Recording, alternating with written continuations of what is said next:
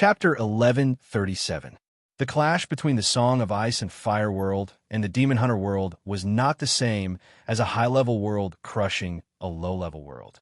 On the contrary, excluding the true gods and the fake true gods who understood the Song of Laws, the Demon Hunter world was far stronger than the Song of Ice and Fire world. The Song of Ice and Fire world's power was stronger. After the cataclysm of Alleglia and before Dani appeared, the Demon Hunter world was overwhelmingly strong. Other times, if there was a plain invasion, the Megalosaurus of Alleglia could easily stop the Demon Hunter world, but it was impossible to invade the other world.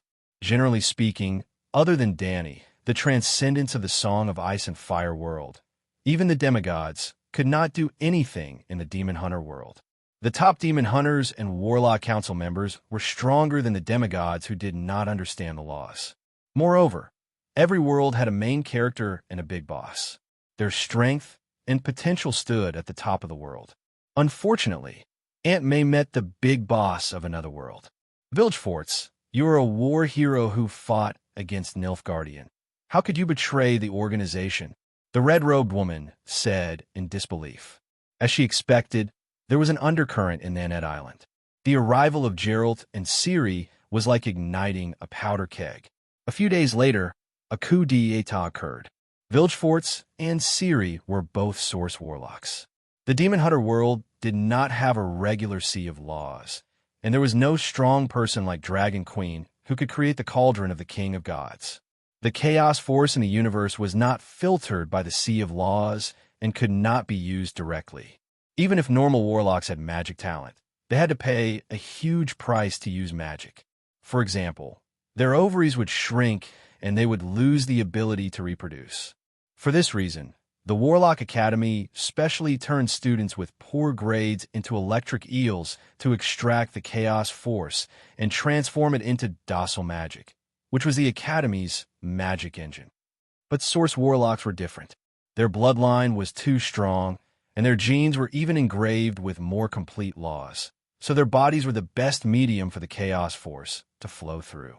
To put it bluntly, they could freely extract the chaos force for their own use, just like the sorcerers of the Seven Gods world. Oh, that's not right. In order to reduce the depletion of the world's origin energy, Dani had also set a limit on the King of Gods cauldron. Extraordinaires would often encounter situations where their water and electricity were cut off. After the celestial convergence, many mages from the Song of Ice and Fire world went to the Demon Hunter world, where their strength was often greatly reduced. Due to the frequent use of magic, their bodies were severely damaged. For example, like the warlocks in the world of demon hunters, they lost their ability to reproduce. The priests were even worse off. As powerful as Dani was, of course, she could forcibly spread the power of the seven gods to another world, but she would not do so. Not only would it be a waste of power, but it would also violate her own taboo, not invading or plundering other worlds. Even Aunt May was seriously affected. Her talent was not bad, but she was not an origin warlock. The Targaryens who were weaker than her were completely fine. They were like fish in water because they were also origin warlocks. Warlocks relied too much on bloodlines. However, origin warlocks also had a weakness. Before their bloodline awakened, their bodies would have severe rejection of magic. Other warlocks, such as Yennefer, could join the Warlock College from an early age and learn the basics step by step until graduation. Before origin warlocks awakened, they could not learn magic at all. But if you did not awaken, others would not know you were a muggle or an origin warlock. Therefore, Pavetta and Ciri only began to learn warlocks when they were old. That was a digression. The origin warlock Vilgefortz had lived for hundreds of years, but he had the appearance of a middle-aged man. He was handsome like an elf, but his body was not as slender and delicate as the elves. Instead, he was unusually tall and strong. During the First Northern War, he was the one who brought Aunt May to the council and persuaded them to unite the northern countries to fight against Nilfgaard. He was also the one who led a group of warlocks to the front line and won the tragic battle of Sodden Mountain. The 14 martyrs of Sodden Mountain, who died in battle, were all his students and old friends. But now, he seemed to have joined Nilfgaard. I am not interested in the Northern War. and Emperor Imhere of Nilfgaard cannot order me around. I'm only doing this for her." The middle-aged gentleman with the cane pointed at the big, lowly Ciri behind Geralt, his eyes greedy. "Give her to me, and you can leave." "Me?" Ciri was a little confused. "I don't even know you, but I know you. The ancient blood, the eternal fire of Targaryen. Do you know, I have been eyeing you for more than half a century." The handsome middle-aged man was almost drooling. "Half a century?" Melisandre's expression changed. "How dare you plot against the Dragon Queen? You know nothing about true power." Vilgefort's face was full of disdain. While the red-robed woman was angry, she did not know whether to laugh or cry. "Have you seen the Long Night? Have you seen the Battle of the True Gods? Or do you know what the true gods look like? I stand at the mouth of the bottle to see the world. The mouth of the bottle is small, but the view is wide. The bottom of the well is much wider than the mouth of the bottle, but you have always been at the bottom of the well. This is the difference between me, Dany Rhys, and you." The Origin Warlock sneered. Melisandre was stunned. "The ancient blood can fight against the Dragon Queen? Do you know how Laura and Dany Rhys met, and why they agreed to deliver the goods in 100 years? Seems like you know a lot." Geralt's eyes narrowed, and his right hand slowly pulled out the sword on his back.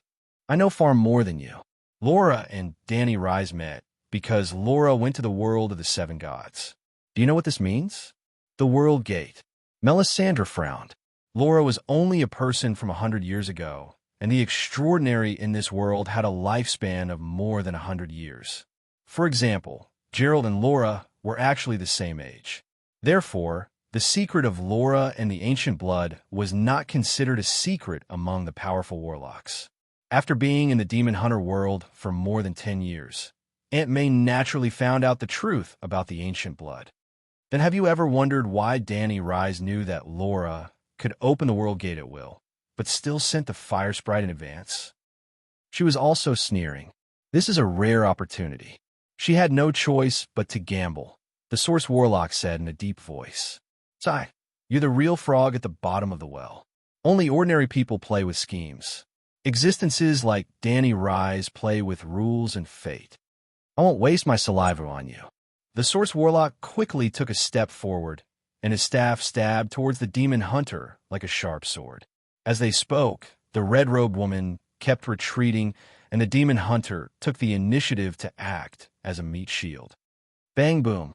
The sword and staff clashed, and the exploding sword chi left inch-deep marks on the walls on both sides of the corridor. Geralt's face was full of shock. "You're also a sword god? How is that possible? You surprise me, Geralt." The Source Warlock didn't look happy, but a trace of surprise and annoyance flashed in his eyes. "Where did you learn your swordsmanship from? Your sword intent is stronger than mine. You're a Source Warlock, but I'm a demon hunter." Geralt's face was full of ridicule. "I'm a demon hunter? I'm just playing with what's left. Before the stars converged, I was the strongest swordsman in this world." The Source Warlock loosened his bow tie, and his expression became even more solemn. This guy most likely made a deal with a sword saint who traveled to another world. Melisandre reminded. "That's right, I used the Cat Sex green grass formula, PS, in exchange for the Casterly Rock City's sword symbol rubbing from a level 8 sword saint, as well as a full set of techniques to develop power points. My swordsmanship was inherited from the first sword god, Jaime Lannister." The Source Warlock said proudly. Melisandre and the demon hunter heard this, and their expressions were strange. "Your talent is stronger than mine." The demon hunter sighed. "Your luck is a bit lacking." After saying this, he swung his sword and stabbed forward. The two people's swords were like dragons, exchanging blows back and forth. Their forces were like two high-horsepower propellers, splitting the walls, collapsing the beams, tearing the wooden door. Boom! The demon hunter was advancing bravely, forcing the Source Warlock to continuously retreat. The blue lightning ball suddenly appeared and directly sent him flying 17 to 18 meters away. "I admit defeat. My swordsmanship is not as good as yours." The Source Warlock's empty left hand flickered with electric sparks. "But I'm a warlock." "You talk too much nonsense." Melisandre snorted coldly. Darkness like a living monster appeared behind her, twisting and rising and pouncing forward. It was like a wave of black mud had filled the entire room and corridor. In the sticky darkness, there were countless undead wailing. Not bad. If this was a few years ago, I would have been helpless. Unfortunately, in the past 10 years, I've collected countless ancient books from your world, including, but not limited to, the shadow, binding sorcery. Lightning flickered like an irregular blue-white sharp blade, slashing here and there, cutting through the darkness. The evil spirits near the source warlock came into contact with the lightning and mournfully wailed, evaporating into rotting black smoke. Gerald, I think we can change our strategy first. This place is too narrow, and it's not convenient to gang up on them, Aunt May said to the demon hunter struggling in the ruins. I'll take Ciri first, you take the rear. Gerald spat out a mouthful of blood, his voice weak. Okay.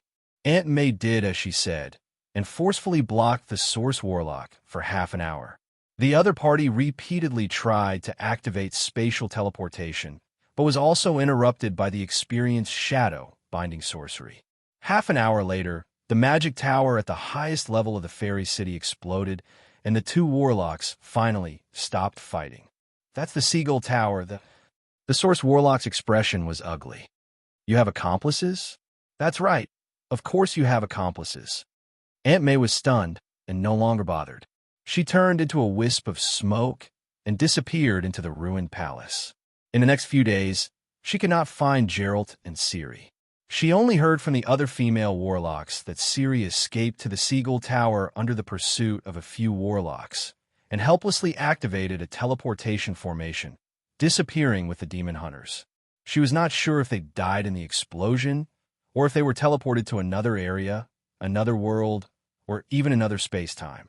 That was not an ordinary teleportation formation, but a cross-world teleportation formation built when the elves ruled the world in ancient times. Because it was extremely unstable, no one dared to touch it in the past. Reality proved that it was indeed very unstable. Melisandre only used divination to confirm that Geralt and Ciri were still alive and did not dwell on the matter anymore. The Dragon Queen did not give her the task of protecting Ciri, and she helped the little girl purely because of Geralt. However, Geralt was not her main goal in coming to this world. She had her own plans and goals. After a small group of warlocks colluded with Nilfgaardian spies to start the Vaned coup, the status of warlocks in the north plummeted. The kings of the north even announced that they would no longer support the Warlock Council. Not long after, the largest warlock organization in the north disbanded. Aunt May's chance came. Chapter 1138. The Warlock Council was disbanded, but there were still warlocks in Nilfgaard. What should they do? In addition to winning over the warlocks who were born in their own country and showed their loyalty, the northern countries began to learn from the advanced experience of the Seven Gods world. First, they vigorously developed the Blade Master Knights. Second, they imitated the universities of the Seven Gods world and refined the extraordinary professions and single attributes. Finally, they tried to introduce the faith of the Seven Gods so that the Church of the Seven Gods could assimilate the Seven Gods. Dany herself had already traded laws and bloodlines with the otherworldly Laura. She had even given away the First Flames trait. There was no need for her to set up a trade barrier to prevent others from selling cultivation techniques to the otherworld. The Demon Hunter world and the Song of Ice and Fire world were not competitors. As long as Dany did not have any bad intentions, they were not enemies. After the Celestial Convergence, both sides went their separate ways, and it was difficult for them to meet again. Therefore, the Source Warlock village forts had broken through to the Sword God realm. In the past decade or so after the Celestial Convergence, the royal family of the Demon Hunter world had already obtained the Blade Master training technique and even created a large number of Blade Masters. Yes, not just one or two, but a large number of them, hundreds and thousands. Especially the northern countries near the Megalosaurus Mountains, they could form a 100-man Blade Master Knight regiment. Before the Celestial Convergence, the swordsmanship of the Demon Hunter world had developed to a level that was not inferior to extraordinary powers. For example, Gerald had killed countless extraordinary monsters and warlocks. The introduction of the Path of the Sword God was like adding wings to a tiger. Countless demon hunters and knights who had reached the peak of swordsmanship found the right direction in the lost path, and naturally advanced bravely. Blade masters were much more reliable than warlocks, because the nobles who had the most resources were the easiest to cultivate blade masters. Blade masters and sword gods were the advanced versions of knights. Most of the merchants in the Song of Ice and Fire world were imperial merchants. While selling the sword god realm, extraordinary spells and meditation techniques, they also obtained many cultivation techniques of the demon hunter world. For example, the nature spells of the druids, the body forging techniques, and swordsmanship of the demon hunters. The exchange of knowledge multiplied the total amount of knowledge. In addition to the path of the sword god, the detailed, extraordinary professions of the Song of Ice and Fire world also made the nobles of the northern countries excited. Since the traditional warlock groups had other ideas, the bigwigs could only helplessly accept it. However, even if the wildfire specialists openly rebelled, it would only cause the industries involved in wildfires to wither. It would not have a fatal impact on the kingdom's political power. In fact, in the second year of the Celestial Convergence, the wildfire technology was also introduced to the demon hunter world. However, those small countries did not have the ability to build railways. At most, they could buy a wildfire steam engine airship or a car from the merchants of the Otherworld. 3 years after Joffrey and Dany traveled through the Otherworld, they got married and set up a small car production line in the Northern Ice Nation. They specialized in producing small cars and small airships to sell to the Otherworld's royalty. Other than earning gold, silver, and treasures, they were also happy to purchase precious metals and alchemy products from the Otherworld. Apart from the true gods, the level of martial arts and magic in the demon hunter world was much higher than in the Song of Ice and Fire world. There were too many treasures that the otherworldly people coveted. Also, because of the countless years of celestial conversions and the fusion of countless world fragments with this world, the quantity and diversity of resources in the world of demon hunters were far greater than in the world of the Song of Ice and Fire. For example, coal. In the Megalosaurus Mountains where the two worlds collided, there was an immeasurable amount of coal stored. Dany chose the Megalosaurus Mountains as the point of collision, not only because it was empty and uninhabited, but also because of the coal resources. She planned to dig out a small piece of land from the demon hunter world and leave after the convergence. This was just a normal phenomenon of the celestial convergence, not a robbery. As for the priests of the seven gods, Dany had always been easy to talk to when it came to faith. As long as the priests of Meritlee's church believed in the seven gods, or continued to believe in Meritlee, but firmly believed that Meritlee and the seven gods were the same gods, she would give the devout and virtuous people divine spells. In just a dozen years, the native priests had gradually spread from the Megalosaurus Mountains in the north to the south in a fan shape. With priests, sword masters, and wildfire bullets, the countries in the north were much less dependent on warlocks. During the coup in Nened Island, even if only a small number of warlocks changed their stance and stood on the side of Nilfgaard because of the ancient prophecy, most of them chose to be neutral. Being neutral without helping either side was also a betrayal.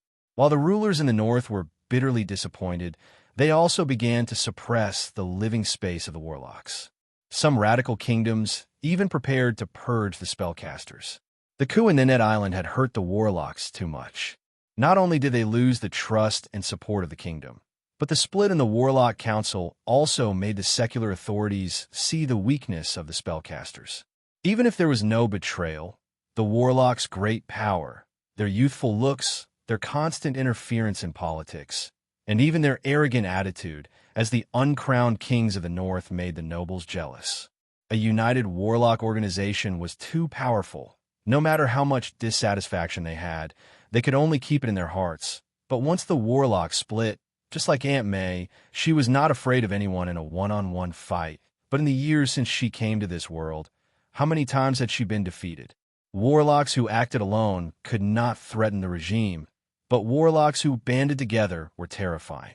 The discord between the countries in the north and the warlocks was exactly what the Southern Empire, Nilfgaard, wanted to see. To achieve this goal, they began to instigate the Second Northern War. Sintra had fallen, and the countries in the north had lost their strongest southern barrier. Sintra had the strongest cavalry in the north, so Nilfgaard could attack everywhere. Aden was the first unlucky one, almost a replica of Sintra in the First Northern War.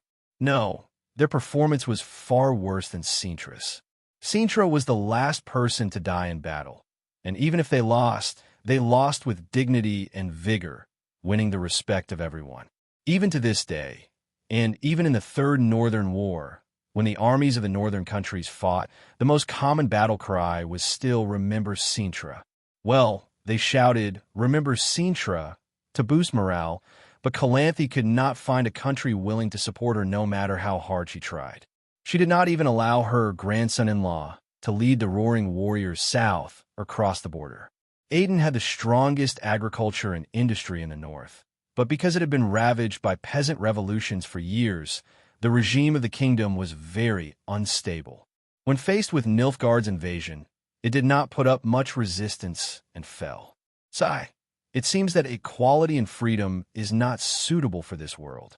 Sakia, come back to the world of the seven gods with me, and bring your godfather and mother. In a mountain ridge outside Ving Castle, the capital of Aden, a dwarf who had just suffered a huge defeat looked at the female dragon, who was equally dejected. Just yesterday, the peasant army that they led, claimed to be 500,000, was defeated by the 20,000 southern troops in a field battle to defend Ving Castle. The dwarf even mounted his warhorse again, raised his axe, and was ready to put on a show of the return of the cloud at the Black River Pass. Unfortunately, he did not have knights of the same strength as the enemy by his side this time. Although the peasants had simple military training, their individual strength was too weak, and their cooperation was far from that of a regular army that had been honed for years. The enemy's 200 sword saints led 5,000 heavy cavalry. Like a sharp knife cutting through butter, with just one charge, they destroyed the army of 50,000. If not for the dwarf's tile steel armor, even if he disregarded his identity and transformed into a demonic dragon, he would not have been able to survive the encirclement of the sword saints and war spellcasters. That bunch of unscrupulous merchants, they even sold tile steel. When I get back, I'll definitely investigate this matter thoroughly. Stroking the fine-cut marks on his breastplate, the dwarf felt a lingering fear, as well as anger. The enemy's sword saints had tile steel swords, and more than one. The marshal of the empire was even wearing tile steel armor with the image of a human face on it. They must have noticed that you were wearing tile steel armor. Thanks to the merchants of the world of the seven gods, your identity was not exposed. The female dragon sighed. "We have failed," Tyrion said. "I don't believe that all 50,000 soldiers will die on the battlefield. When we return, we will regroup and engage in guerrilla warfare like in the early years." The female dragon clenched her teeth. Yes, earlier on, the rebel army was still engaging in guerrilla warfare. With the dwarf's advice, Sakia quickly seized a few earldoms and established a more stable base. The king of Aden, Demavi III, even secretly sent a messenger, intending to use the title of duke to recruit her. Sakia rejected him without hesitation. It was also because the rebel army and the army of the royal court each fought that Aden fell so quickly. When the Southerners first attacked, the royal border guards were at the front, and the rebel army was prepared to take advantage of the situation. In the end, the border outpost with only a few thousand soldiers fell in 2 days. No matter what, the royal court had to leave a portion of their main forces to guard against the rebel army. So as to prevent a revolution, they did not dare to send out all of their forces. With this, the royal court, which only had a total of 13,000 soldiers, fell in a few days. The dwarf was dumbfounded by the tragic state of the royal army. He could only hurriedly call over the peasants in the fields. A total of 50,000 claimed to be 500,000. In the end, they were taken away in one wave at Ving Castle. He did not defend the city. In this world with powerful warlocks, defending the city was equivalent to taking a beating, unless you had a group of warlocks equal in number to the enemy and could defend against the enemy's spell attacks. But with warlocks equal in strength to the enemy, why would they choose their own capital as the battlefield for war spells? You misunderstood me. Reorganizing the army is not difficult, and guerrilla warfare is even easier. I even have the confidence to drive away the invaders. The failure I'm talking about is not the failure of the war, but the idea of equality between races and classes and freedom for all.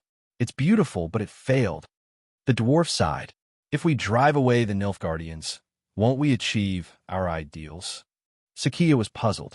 Only the idea of making the country richer and stronger and making the people's lives better is a successful idea. The victory or defeat of a war is only the strength of the means and has nothing to do with the quality of the idea. Now, the facts have proven that absolute equality does not exist in the world of power. You saw how the sword saints and the warlocks slaughtered our peasant army. How can both sides be equal? Forcing equality will only cause greater unfairness. The dwarf said bitterly. Sakia's expression changed a few times and said in a low voice, then fine-tune the idea. Do not pursue absolute equality, but must make this world fairer. Isn't this the freedom of young girls? You want to follow in the footsteps of the Dragon Queen? Back then, you were very disgusted with this false freedom. Tyrion said in a strange tone. Freedom and equality was actually Dany's slogan when she started, and it was also the idea she persisted in until the end. Now, there were no more slaves in the world of the Song of Ice and Fire, and Hell and Heaven could also guarantee relative equality between the nobles and the commoners. Sakia had a very high opinion of the Dragon Queen's action of freeing the slaves, but after understanding the norms of freedom and equality in the Seven Stars Bible in detail, she showed great disapproval. She thought that the Dragon Queen's revolutionary stance was not firm enough, and even betrayed her early ideals in the later years of her life. I was still too young back then, and this failure made me understand that the Dragon Queen was right. Because I insisted that the Sword Saint Knights and ordinary soldiers were completely equal, it led to the peasants and subhumans under my command. The powerful warlocks and sword saints of Aden would rather follow Demavi, king of Aden, who retreated without a fight, than surrender to me, who swore to protect the capital. Perhaps I have to introduce the doctrine of the seven goddesses in Aden. The Mother Dragon sighed. Chapter 1139. The confusion in my memory made me forget Thane's coup. I only saw Vilgefortz as the great hero of Sodden Mountain in the First War in the North. Gerald blamed himself and slapped himself a few times. He said with a pained expression, "It's all my fault." To save me, she broke into Vilgefortz's house. That bastard purposely used me to bait Ciri and set up a formation to prevent space-time travel. It was when I saw Ciri being arrested that I suddenly woke up and recovered most of my memory. I was lucky enough to escape. You're thinking normally now. Tyrion was puzzled. You have no idea how many worlds Ciri brought me through. Just the Dragon Queen alone, we met 3 times. Which 3 times? The dwarf asked curiously. Ciri and I bade farewell to the unicorn and opened the world gate to leave the elven world. We returned to this world, but found the wrong timeline and traveled to a world 500 years in the future. At this point, the demon hunter became very excited.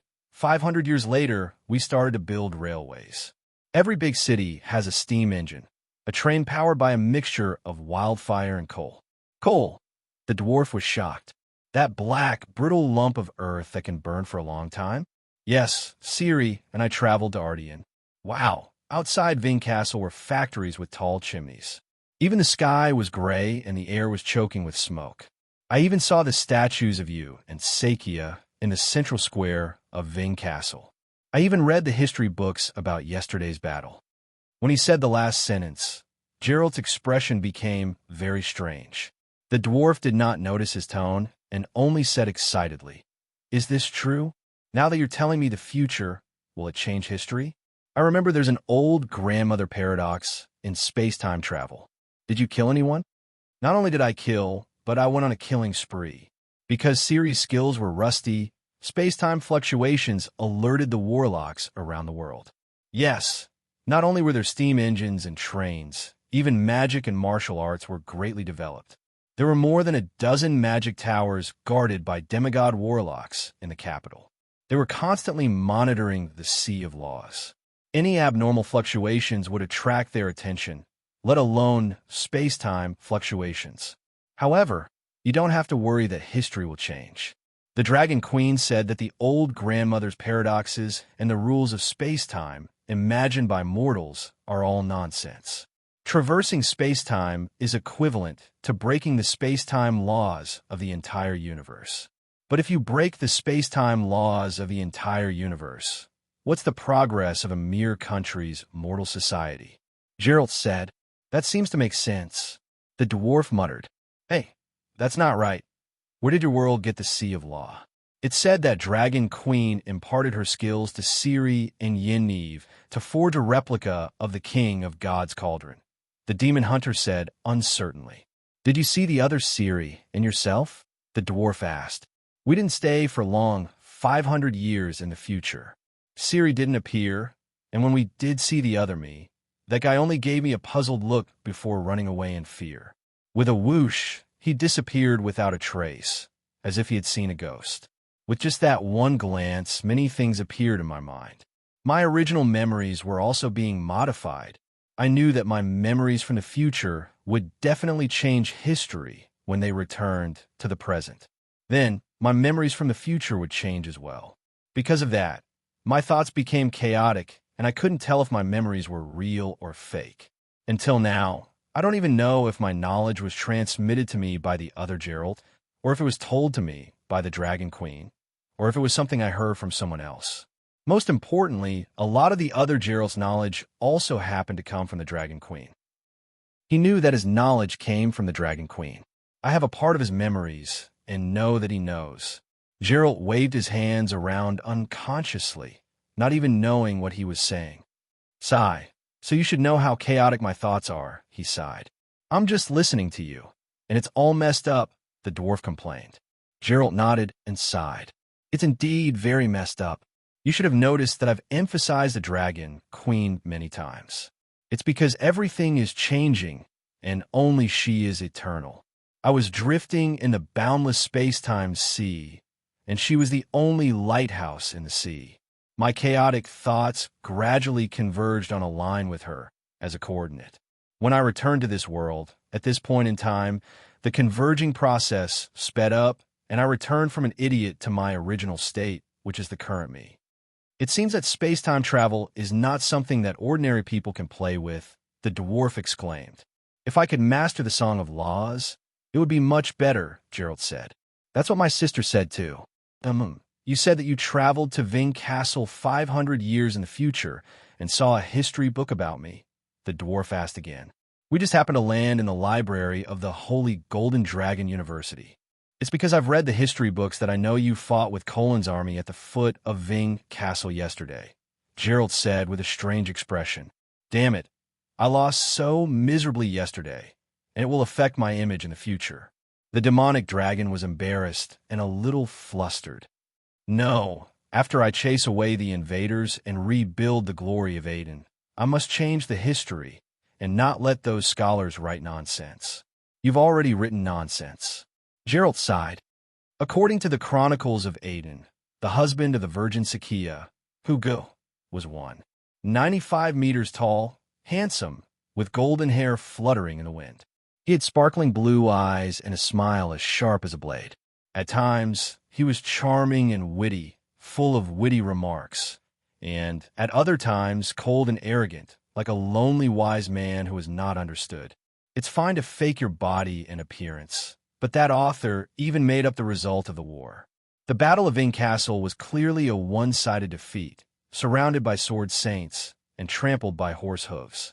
But in the history book, you held a big axe in your hand, rode a tall horse with a silver mane, and fought the god of swords Marshal Colin.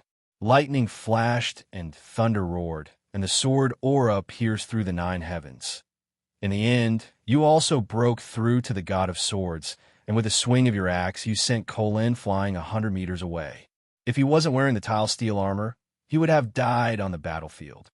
After sending the enemy marshal flying, you led 10,000 rebels and fought with the outnumbered army. Damn it, you claimed that you had an army of 500,000 yesterday, but in the history book, you were outnumbered again. Even though you were outnumbered, you fought with 100,000 Nilfgaardian soldiers for 3 days and 3 nights. You killed more than 50 generals alone, and led 300 soldiers to penetrate the enemy's army more than 10 times. I almost thought that you were Zhao Zilong and Guan Yunchang combined. The end of the battle was inspiring, and because of Demavi III's betrayal, the god of war Hu Ge was tragically defeated. Who's so shameless to flatter me like this? The dwarf smiled sheepishly, but he thought to himself, this historical record is pretty good. I have to remember the author's name and get him to write my history book. Geralt stared at the demonic dragon under him with a strange gaze for a long time, and then said calmly, the history book was compiled by the completely neutral holy monk from another world, Master Tyrion. Because Master Tyrion is from another world, and an accomplished monk, he has nothing to do with Hu Ge. That book's fairness is recognized by historians. Are you confused and remembered wrongly? The dwarf forced a smile. I'm not that shameless. However, with Master Tyrion's credibility, it would be a pity if he didn't write the history book. If I remembered wrongly, how could I find you? Geralt snorted. I still remember that 3 days later, you and Sakia gathered the remnants of the rebel army and held a political meeting in Grob village to seek truth from facts, summarize lessons, and revise the revolutionary program. In the meeting, they decided on a new concept of absolute equality leads to unfairness, and absolute freedom is a threat to the freedom of survival. The dwarf was stunned. Didn't I miss that historic meeting now? It doesn't matter. Since you like to make up history, you can get Master Tyrion to make it up for you in the future, the demon hunter said coldly. The dwarf was speechless. After a long time, he asked again, who are Zhao Zilong and Guan Yunchang? And their names are in the Draconic language. After leaving the demon hunter world 500 years later, Ciri brought me through another 20 times, or 30 times, or even more. I can't remember clearly. Anyway, I just randomly transmigrated. Sometimes I went to another world, and sometimes I returned to this world at the wrong time. Finally, we met her again at a place called Earth by the Dragon Queen. She was forging a sword by the lake. Earth? I seem to have an impression of it, but I don't know who mentioned it, the dwarf muttered. You probably remembered wrongly. Earth is a newly discovered world, Geralt said. The dwarf frowned and thought for a moment, shook his head, and asked again, what sword was she forging? The sword in the stone, a sword to choose a king. Choose a king for whom? She said that the royal family were her descendants, and she had to be responsible for the people on the island. The sword in the stone could choose the best king. I don't quite understand. Isn't Earth a different world? Where did her descendants come from? Tyrion said, it seems. Geralt looked hesitant. I don't quite understand. She said that Earth is a different world, but she also said that Earth was created by her. Maybe it was a transformation. The dwarf recalled the Dragon Queen's transformation of the Song of Ice and Fire world. Maybe the natives of Earth died out, just like the builders of the ancient ruins in the Southwest Desert. And then, the timeline is too messy, and I can't figure out. Could her descendants be called Zhao Zilong and Guan Yunchang? No, at the same time on another continent, a great empire was dying. The new era began, and many heroes were born. Among them, Zhao Zilong and Guan Yunchang were the most famous, Geralt said. Why did they go to another continent? The dwarf was confused. At that time, the Dragon Queen was forging a sword. When she saw Ciri and me, she asked if we needed new weapons. Only a fool would refuse a weapon forged by the Dragon Queen herself. She forged a two-handed sword for each of us, and then suggested that we go to the Great Han Empire to test our weapons. Because England was a barren land at that time, and the Eastern Han Empire had the best civilization and martial artists. So, Ciri and I went to the Eastern Han Empire. We challenged many famous people along the way, including Hua Xiong, Pan Feng, Xing Daorong, Wang Yu Lubu Guan Yinchang, Zhao Zilong. Unfortunately, we didn't find Tong Yuan. The Dragon Queen didn't lie.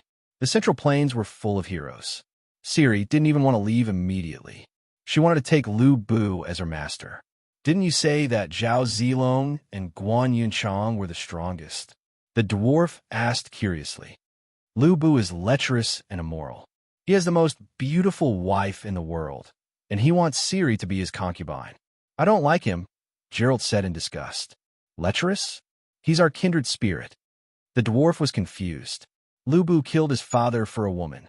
Geralt said disdainfully. Midget, more and more like a kindred spirit. I killed my father for a woman too, snatching a woman from his own son.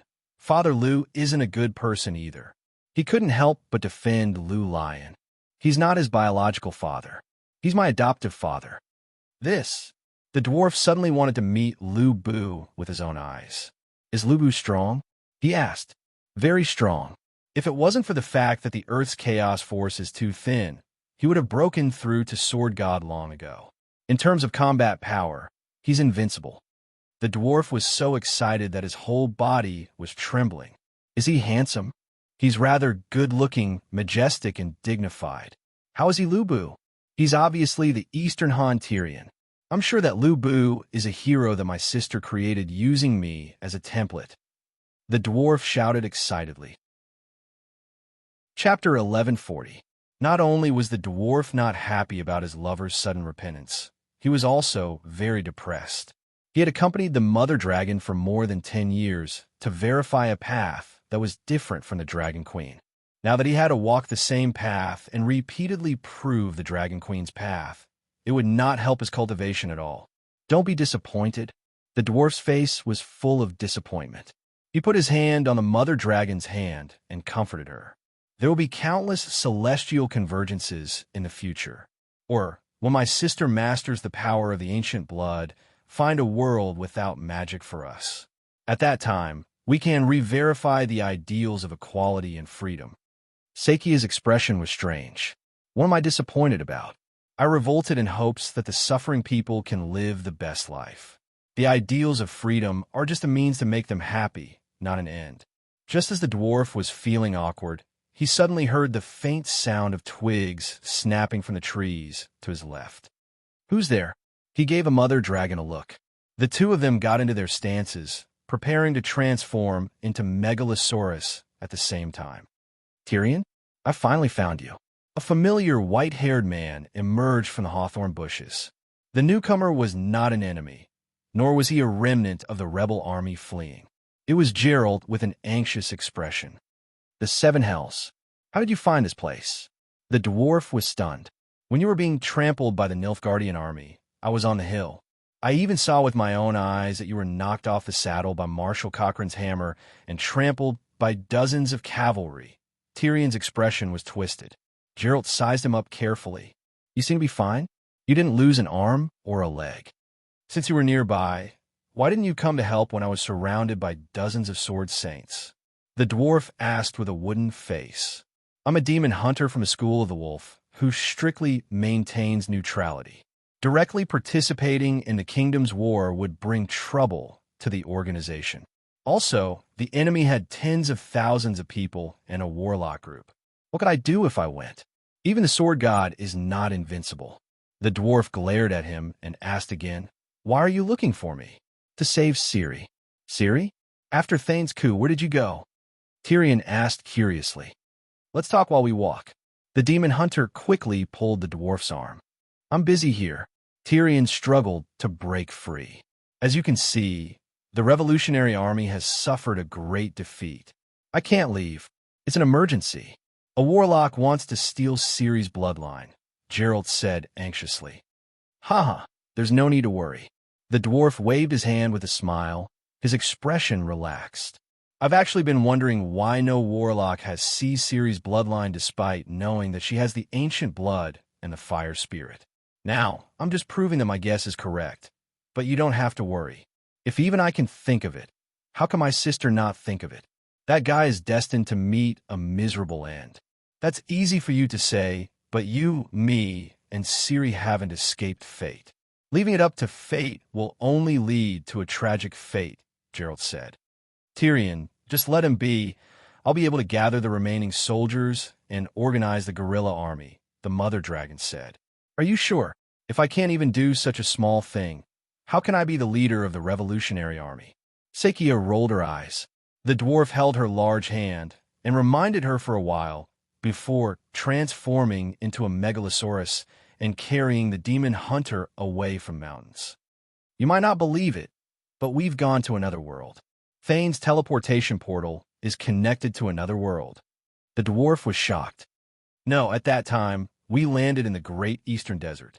After a few twists and turns, we entered an ancient ruin. We accidentally activated the world transmission array and went to another world, the world where the elven Aenair was from. It was the world where Laura and the Dragon Queen had first agreed upon. The demon hunter was excited. The demon hunter world was very large. Mortals didn't know how large it was. The west coast where humans live today was about half the size of the Seven Kingdoms, which was the area south of the next swamp. On the surface, human civilization began 700 years ago, and the elves only had a history of about 2,000 years. However, this world had existed for countless years. Historians believe that the halflings and dwarves that appeared 10,000 years ago were natives, but many ancient ruins prove that there had been civilizations tens of thousands of years ago, or even millions of years ago. Human civilizations of different eras, some historians speculated that the White Frost destroyed the world and killed all living things. When the ice and snow melted, new races migrated in from the intersection of the stars, and civilization restarted. This cycle continued for tens of thousands of years. And under the great southeastern desert, there were countless ancient tombs and ruins buried. Other than the absence of a true god, the demon hunter world was much deeper and murkier than the world of the Song of Ice and Fire. Even the original author didn't know how vast the world he wrote about was and what kind of ancient history it had. How did you come back from another world? Did Ciri's ancient blood completely awaken? How old is she? She's not even an adult yet, right? The dwarf asked in surprise. The ancient blood is too strong. Ciri could only barely open the world gate. After a pause, Geralt added meaningfully, I now understand why the Dragon Queen made a deal with Laura. You can't imagine what we've been through. I'm all ears. The teleportation portal that let us pass through the Tower of Swallow isn't a single existence. There's a corresponding teleportation tower in the Elven world that allows for point-to-point teleportation. That's why we were discovered by the elves as soon as we passed through. Laura's former fiancé found us, the demon hunter said in a strange tone. The elven sage whose wife was stolen by a human. The dwarf had a strange look in his eyes. Yes, he said that the human warlocks stole the elven blood through marriage and wanted Ciri to pay the debt. Did the elven sage want Ciri to have children with him? No, he wanted Ciri to have children with Laura's father. What? The mystic dragon Tyrion almost fell from the sky, and Geralt almost fell off the dragon's back. Fortunately, he used his legs to clamp the dwarf's waist tightly. The elven king Oberon once gave birth to Laura, who had awakened the ancient blood. In theory, she has the strongest bloodline. The elves want to repeat this process. Fuck, the elves are a bunch of beasts. Oberon is Ciri's ancestor. You're a Targaryen. You have no right to criticize others, Geralt complained. And then, the elves used me to threaten Ciri. Ciri could only agree, fuck, which unknown grandson of mine was cuckolded again. However, my sister should be happy to see the birth of a pure ancient blood. In order to please the old ancestor, Prince Targaryen wouldn't be against taking over. The dwarf laughed without any sympathy. It didn't succeed. Oberon and Ciri tried many times, many nights, but he couldn't get hard. In desperation, the elf could only drug their own king, and in the end, Geralt rubbed his nose and said awkwardly, maybe it was fate's joke. The elven king overdosed and died in bed. The dwarf dragon's face was contorted beyond recognition. This is really what the fuck? It's really fucked up. The demon hunter nodded with a contorted face. Ciri had already slept with the Elven King many times.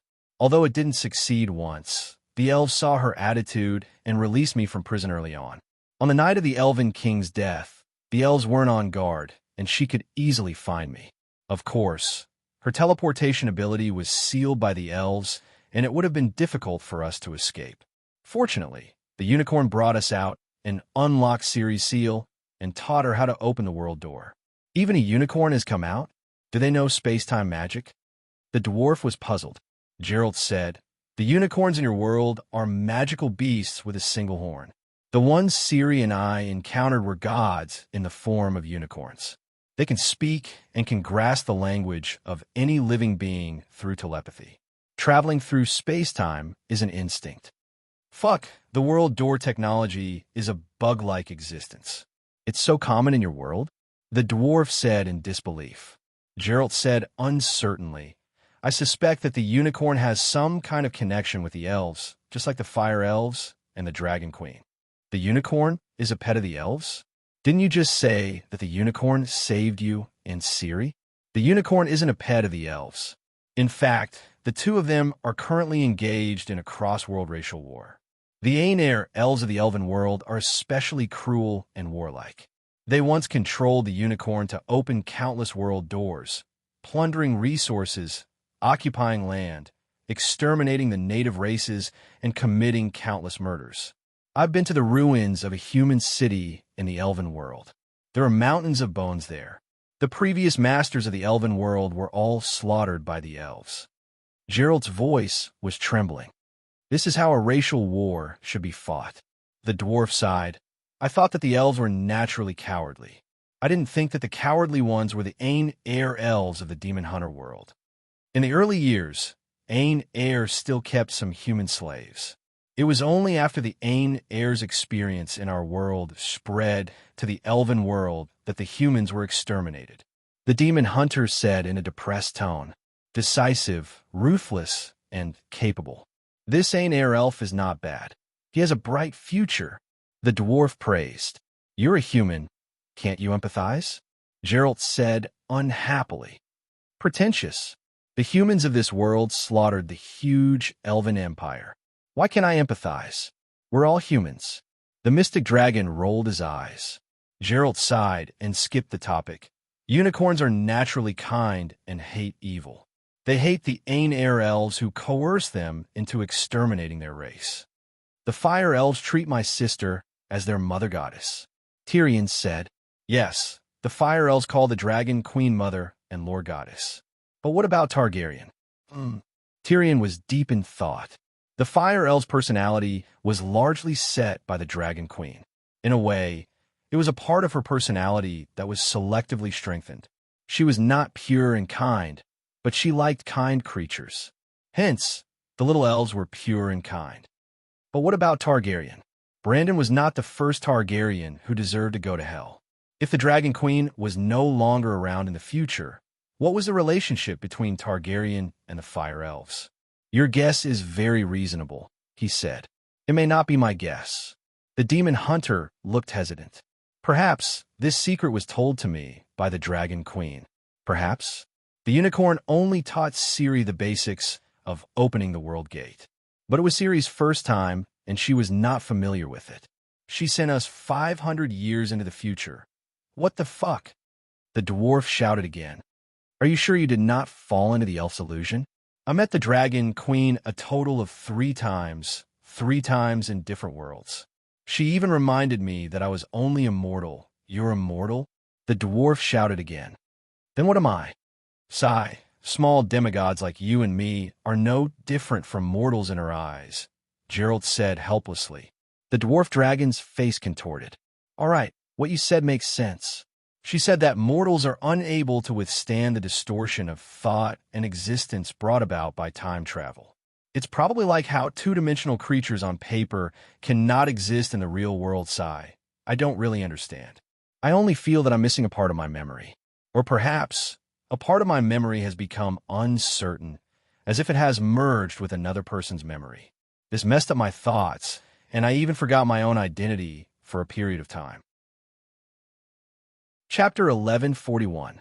Maybe it's because Ciri stayed in Easter Han for a long time. The next time we passed through the World Gate, we didn't leave Earth. However, it was more than 3,000 years before Easter Han when we arrived at Emperor Huang Xuanyuan's era.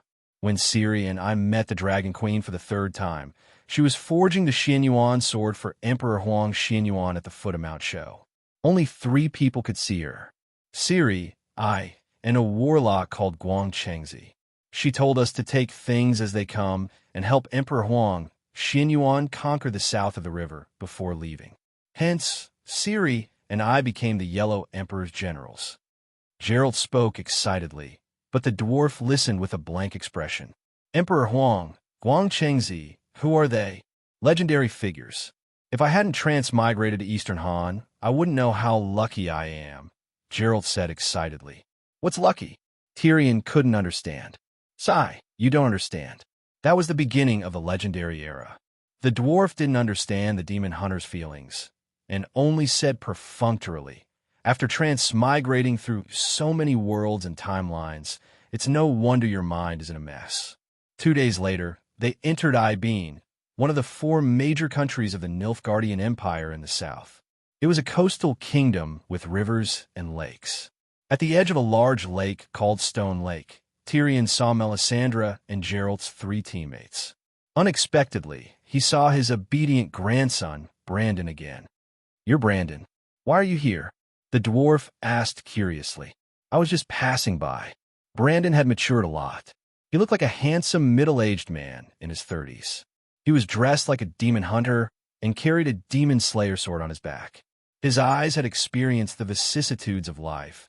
His skin had become rough and dark, and he spoke in the common language of the other world with a local accent. He was definitely a native demon hunter.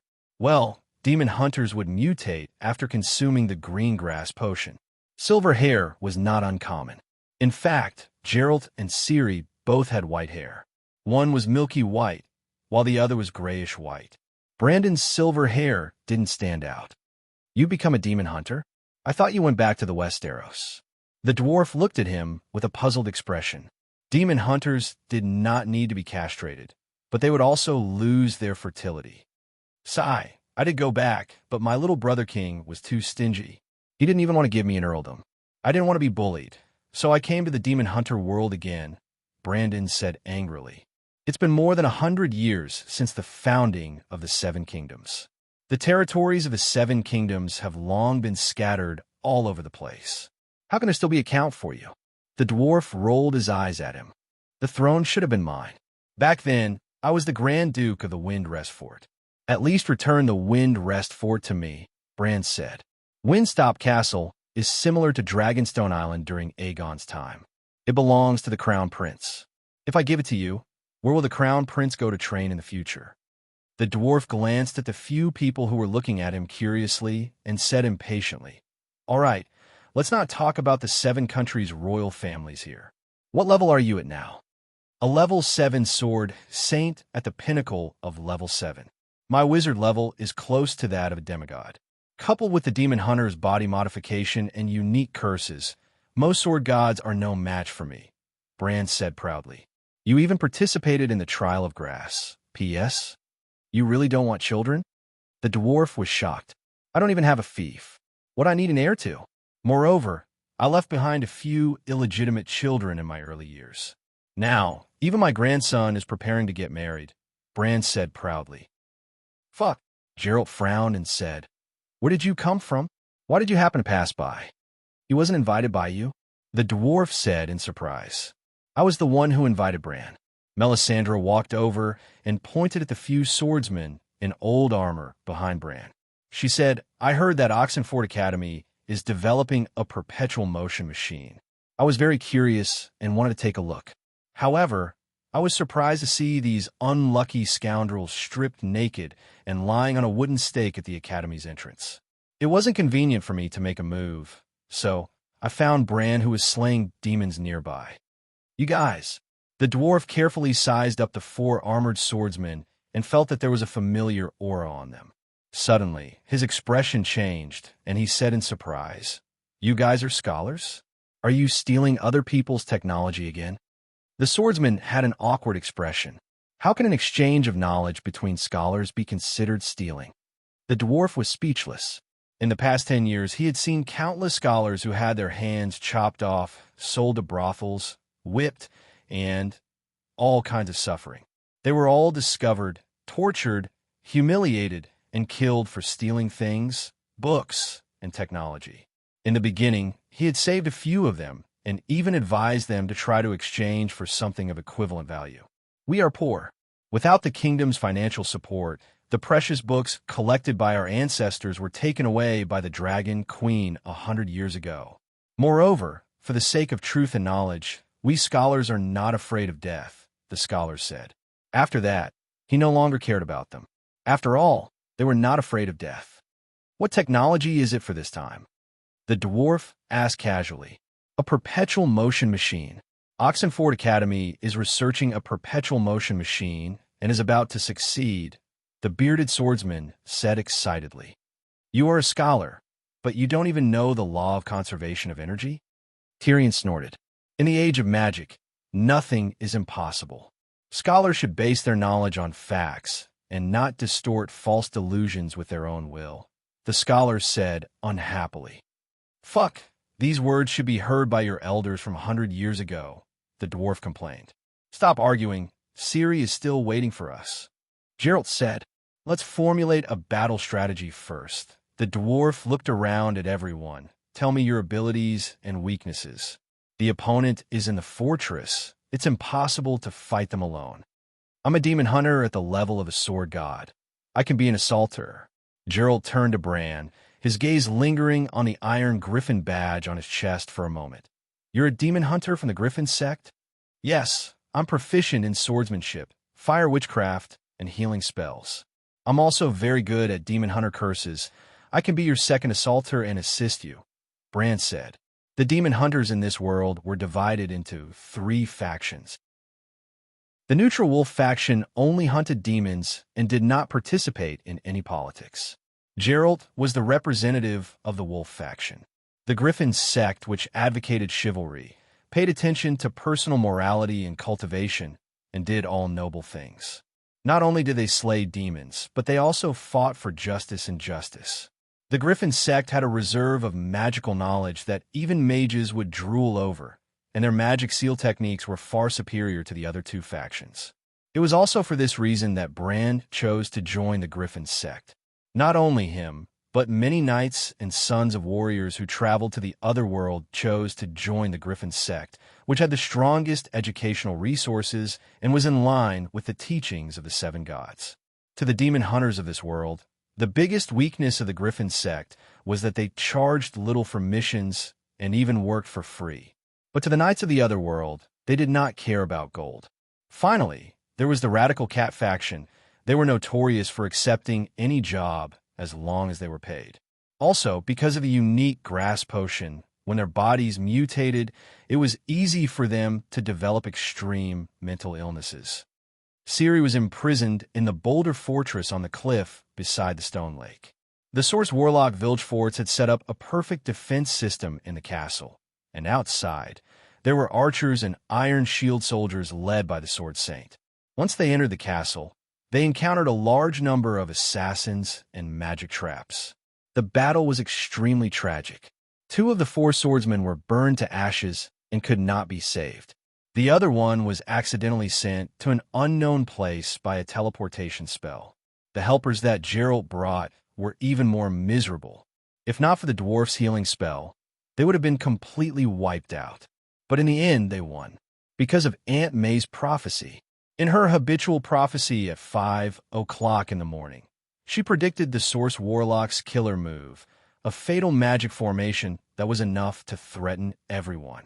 Then, she arranged for the dwarf, who had completed his dragonworm transformation, to block the fatal blow, creating the conditions for Geralt's counterattack. It was basically a replica of the Battle of Winterfell, when she and Stannis helped Dany create a chance to kill the deviant Ghost King. Unlike Thane's coup, it was not the Source Warlock's home ground, and he could not pose a fatal threat to the Red-Robed Woman. Because of this, the Red-Robed Woman did not discover the coup in advance in her prophecy every morning. This time, it was different, In his own nest, the Source Warlock had the ability to wipe out Geralt's rescue team. You call me here just to be a meat shield? After the battle, the dwarf lay paralyzed on the floor of the underground hall, panting weakly. For the holy healing spell. Although Prince Brandon is the direct descendant of the Dragon Queen, he is not a priest. He can only heal himself with the Targaryen's unique dragon tongue magic, Aunt May said with a pale face. She was not in a good condition either. Source warlocks were too strong. In the world of the Song of Ice and Fire, they were not inferior to powerful gods who had comprehended many songs of laws. Other than the songs of laws, many warlocks were stronger than demigods. But Aunt May and Tyrion had not sung their own songs of laws. Thank you. Thank you everyone for coming to save me. For me, so many people died. Ciri was grateful and guilty. For you, it's worth it no matter how many people die. Suddenly, a faint voice came from above. Who is it? Bran turned around, his pupils constricting as he said in shock. Am I seeing things?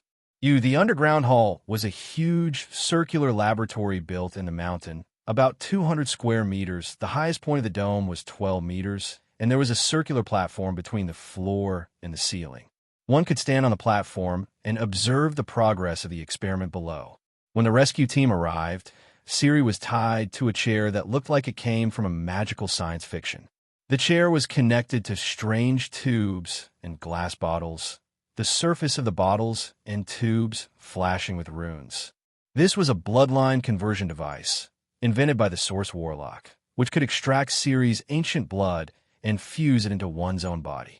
Ciri had her blood drawn many times over the past few days, but there was no strange magic in her blood that could change one's constitution. The Source Warlock had been modifying the device recently, trying to exchange spinal fluid with Ciri when Geralt's group charged in. At this moment, the Source Warlock was lying in a bloody mess in the hall. Everyone looked tired, sitting or standing, slowly recovering from their injuries. The experiment table, instruments, and fragments of bottles were scattered all over the floor. On the observation deck on the second floor, a middle-aged man wearing a black, red sun leather armor and a flaming crown appeared silently. The man looked dignified, and he had a dignified aura about him, but his expression was slightly gloomy. Bran stammered as he looked at the man, his face full of disbelief. Prince Brandon, we meet again.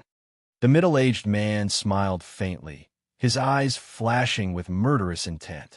Tony, or rather, Emperor Imherse, Geralt's expression was gloomy, but he was not as shocked as Brandon. I really hope that you are here to save Ciri and not Vilgefort's master, who is here to save the day. Vilgefortz is indeed my dog, but he's not very obedient, or we wouldn't be in this awkward situation, the Emperor said flatly. Chapter 1142. 7 Layers of Hell. Tony, how did you become the Emperor of Nilfgaardian? Brandon shouted. He had been a demon hunter for the past decade or so and knew very little about the details of Pavetta's death. However, he recognized the imperial robe with a red face on a black background and the flaming crown. Fuck, I knew you weren't a good person, but I didn't expect the truth to be so cruel. The dwarf cursed. Imherse waved his hand expressionlessly, and dense footsteps came from the passage behind him. In a few breaths, more than 50 sacred swordsmen led 200 archers to surround the hall. In addition, there were 15 great warlocks with strength no lower than demigods standing behind the Emperor, and they began to cast a magic barrier that covered the entire hall. Just outside the castle, there was an even stronger magic reaction. Obviously, the Emperor intended to kill everyone in one fell swoop. Melisandre's face was pale, and she said in a low voice, I didn't predict this situation. Is it the interference of the astrologers, or the influence of different laws in different worlds? Tony, what are you trying to do? Geralt said loudly. Except for Ciri, all of you have to die. Especially you, Geralt. You know too many of my secrets. From the moment you came to Metchet to investigate my identity, you're destined to end up like this.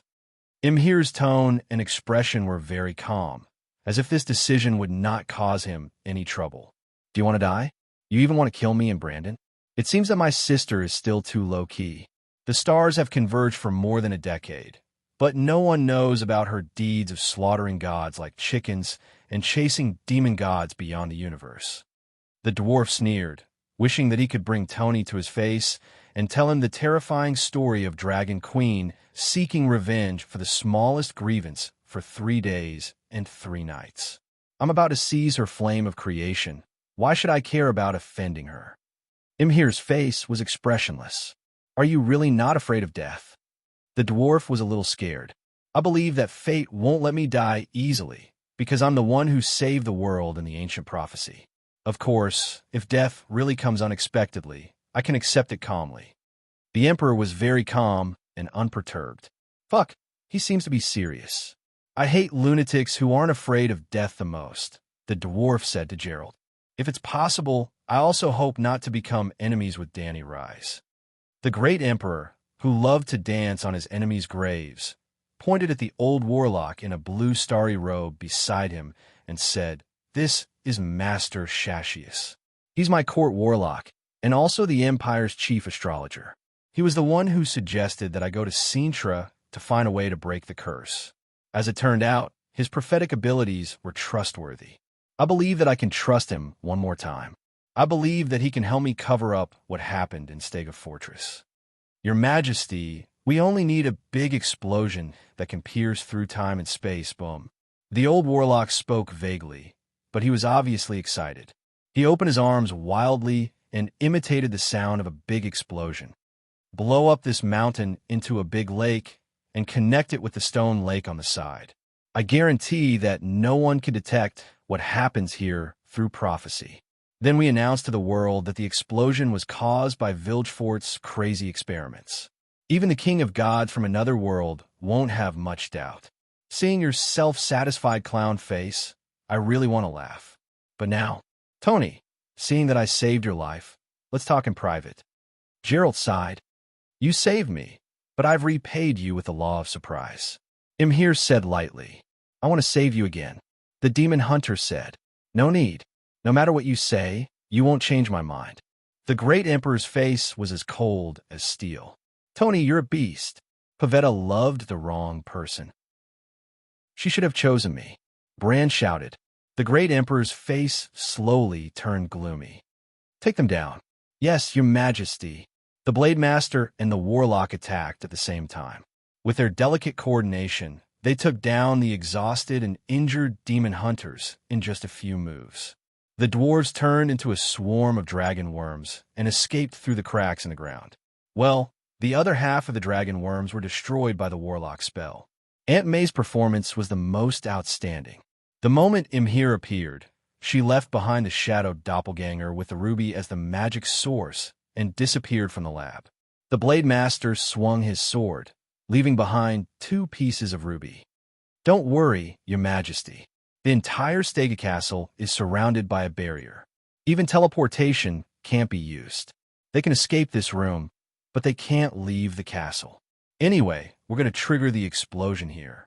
It doesn't matter if we can find them or not. Even time and space will be blown apart. Even the gods won't survive." The Warlock comforted the Emperor. The great Emperor was also a Blade Master. He nodded and suddenly pulled out his sword. 2 meters away, the Blade Master had pinned Brandon to the ground and slashed him in the crotch. It almost cut his hip bone in half. "Ow, wow," Brand screamed in pain. Blood poured out. "Tony, you're too evil. I really regret that I should have let him kill you back then." Gerald's eyes were spitting fire. Imher's face was expressionless. But when he saw the fear and hatred in Ciri's eyes, he couldn't help but feel pain in his heart. This was his daughter. Although he didn't show any love for Pavetta, the scene of Ciri throwing herself into his arms and calling him daddy when she was young really touched him. Imher turned his head and waved his hand to signal the Blade Master, the warriors, and the warlocks to back away. Then he explained to Gerald, "I didn't kill Pavetta. At that time, Vilgefortz found me and told me that the time was ripe to restore the kingdom. I planned to take Pavetta and Ciri back to Nilfgaard. In order to fake my death, I deliberately chose to go out to sea during a storm. I also let Vilgefortz summon a storm to attack our ship. In fact, he was opening a portal to send us back to the mainland. Then why did Pavetta die? Gerald asked. He, Bran, and the other warriors were tied up. Ciri was also handcuffed with Daimo Gold. Well, Daimo Gold was an anti-magic metal. It could suppress magic power. The magic materials in the world of demon hunters were so plentiful that the extraordinary in the world of seven gods went crazy. With a powerful kick, Imher broke the Source Warlock's spine into a U shape. This son of a bitch betrayed me, he said resentfully. On the surface, he submitted to me because of the ancient prophecy, but in fact, he wanted the ancient blood and the fire of creation. Before arriving in Nilfgaard, I didn't intend to tell Pavetta my true identity and purpose of this trip. But Vilgefortz helped me on the surface, but secretly told Pavetta at this point. The Emperor paused for a moment and glanced at Ciri from the corner of his eye. A trace of pity was immediately replaced by coldness. He said in a stiff tone, as if he was telling someone else's story, "It wasn't an accident that I went to Sintra. When I was 13, Nilfgaard had a habit of usurping the throne. In order to make my father submit, they used all kinds of methods you can imagine and can't imagine to torment me. My father still refused to submit to the usurpers. The warlocks turned me, who was traumatized, into a hedgehog-like monster. My father had a heart made of steel and ice. Perhaps I inherited this. Seeing that my father still refused to acknowledge his identity as emperor, the usurpers tortured and killed him in front of my eyes. They laughed and threw me into the wilderness to be hunted down like a monster. After many hardships, I was lucky enough to survive. While hiding, I met the astrologer Shaz. At the cost of my future great rewards, he helped me to divine once. In Sintra, I would meet someone who could lift the curse for me. I wanted revenge. I want to take back the throne that was rightfully mine. Tony the Hedgehog would never be recognized by the nobles and people of Nilfgaard. I needed to lift the curse. So, I went to Sintra. In Sintra, I couldn't meet anyone. I could only hide in the wilderness until I met him. The Emperor pointed to the remains of Vilgefort's body and said indifferently, he had his eyes on the Calanthe family for a long time. On a rainy night, he guided me to save the king of Sintra, who was in trouble, in exchange for the law of serendipity. And one night, 14 years later, he let me see Pavetta, who was supposed to be my child. He glanced at Ciri again and hardened his heart to tell the truth. My heart was filled with the flames of revenge. There was no room for love. Vilgefortz said that Pavetta was the one who could lift the curse for me. I was the crown prince for 13 years and received the best education. I honed myself in the wilderness for 17 years. My swordsmanship was extraordinary. With sweet lies and some arrangements of fate, I succeeded in making Pavetta fall in love with me. I admit that even when I hugged her, my heart was still as calm as a stone lake in winter. But I swear to the gods that I was willing to treat her as my only wife for the rest of my life. In fact, to this day, there has never been a woman more attractive to me than Pavetta. The Emperor frowned as if he had encountered a difficult problem. He knew that he didn't love her and didn't care if she lived or died. But if he had to marry and choose a wife, he would choose Pavetta if it didn't involve other interests. But this thought was difficult to describe in words. What Pavetta pursued in this marriage was different from what I pursued. When Vilgefortz told her the truth, she collapsed. She quietly took Ciri off the boat and confronted me with a resolute attitude whether I loved her or not, and how much of the sweet talk in the past was true. She asked me that on the boat. Pavetta had power close to that of a god, but she didn't have the state of mind to control it. She lost her mind and lost control of her magic. The storm was actually caused by the leakage of her magic. When he said this, there was a faint disdain in the Emperor's tone. You don't understand love. The deeper the love, the more despair she felt. Brandon murmured, Don't think that I don't know your background. The Emperor didn't hide his disdain. You used drugs to bewitch your female swordsman classmate. You have no right to talk about love. Bran's face was pale and his breath was weak. He forced himself to say, I was crazy in love with her, but I couldn't ask for it. It's my fault for having a bad reputation back then. It's only right that she didn't like me. I was wrong. When I saw her flirting with another man, jealousy burned my brain. I only wanted to force her to be my queen and use the rest of my life to make it up to her. Idiot, you deserve to lose the throne. The emperor didn't feel anything and only despised him more.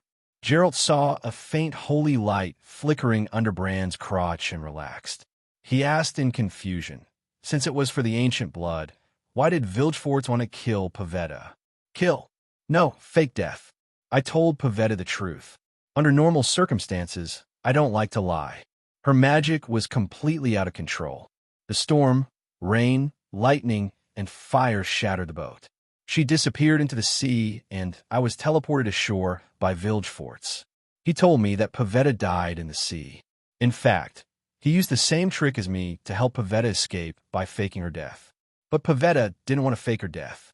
Just like with Ciri, he wanted to extract her ancient blood. Helping me fake my death was also a pretense. His real goal was to take Pavetta away without attracting attention. It was for the ancient blood. Sigh. I should have found Melisandre earlier, Geralt said with regret. When Aunt May used Calanthe's blood to prophesy, it had been almost 5 years since the shipwreck. At that time, Pavetta must have been tortured to death by the Source Warlock. Chapter 1143. Year 149 of the Draconic calendar, the end of winter, December 25th. The old year was over, and Christmas had arrived. Christmas was the first day of the first month, the birthday of the Holy Celestial Emperor Dany Rise. Her birth was the beginning of the year, the first day of spring, the spring festival of all races and countries. On the Sword God airship flying towards Slaver's Bay, the deck under the magic barrier was calm and windless. Men and women in luxurious clothes held wine glasses and whispered to each other, laughing heartily as the symphony orchestra played at the bow. Is the effect of the spring potion that good?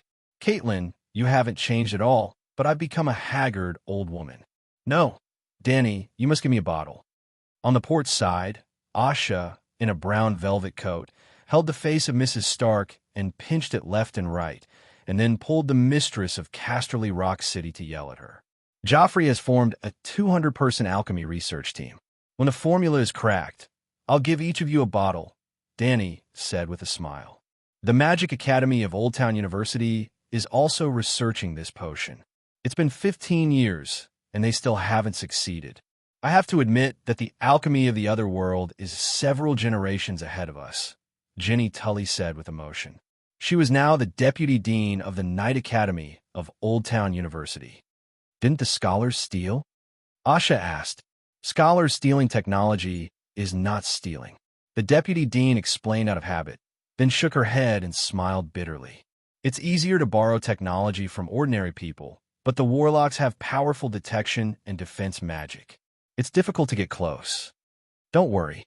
Looking at the situation, the celestial sphere will not end in a short time. Asha raised her chin to the distant sky and said with a smile. The ladies nearby also looked to the north. The huge celestial body had covered a quarter of the sky, and they could even distinguish the sea and land on the planet with telescopes. There are now 2 suns in the Demon Hunter world. One is bright, and the other is just a faint disk. The dim one is our sun, Dany said. Caitlin pointed to a small but obvious black dot in the sky in the west. That seems to be a planet too. Dany nodded. That's right, the 3rd star is also here, and there may be more stars after that. But don't worry. According to the history of the Demon Hunter world, the convergence of many stars is a normal phenomenon. 1,500 years ago, planets of all colors and sizes completely covered the sky. Many supernatural creatures fell like rain, entering the world of demon hunters from all corners. Ghouls, gargoyles, bloodthorn corpses, they all appeared at that time. Can monsters enter our world at will? The Countess of Derry City covered her mouth and exclaimed, No, our world only has one entrance and exit, and that is the North Pole. No one can break through from other places, Dany said. Mother of God bless us. Mother of God bless us, the Countess said. Pop, a crisp sound like a bubble bursting suddenly came. 2 kilometers in front of him, a purple-black gap in the shape of a mouth could be seen with the naked eye. Anyone on the airship with a bit of magic talent could feel the strong spatial fluctuations. Everyone was dumbfounded. Whoosh, whoosh, whoosh. Several figures fell out of the crack. Ah, ancestors bless us. We have crossed into the world of the 7 gods. One of them screamed, and a pair of light golden wings of holy light popped out from his back. It was Meng Zotzi, and he quickly caught up with his partners below, holding one in each hand. Wings of holy light, it's a paladin.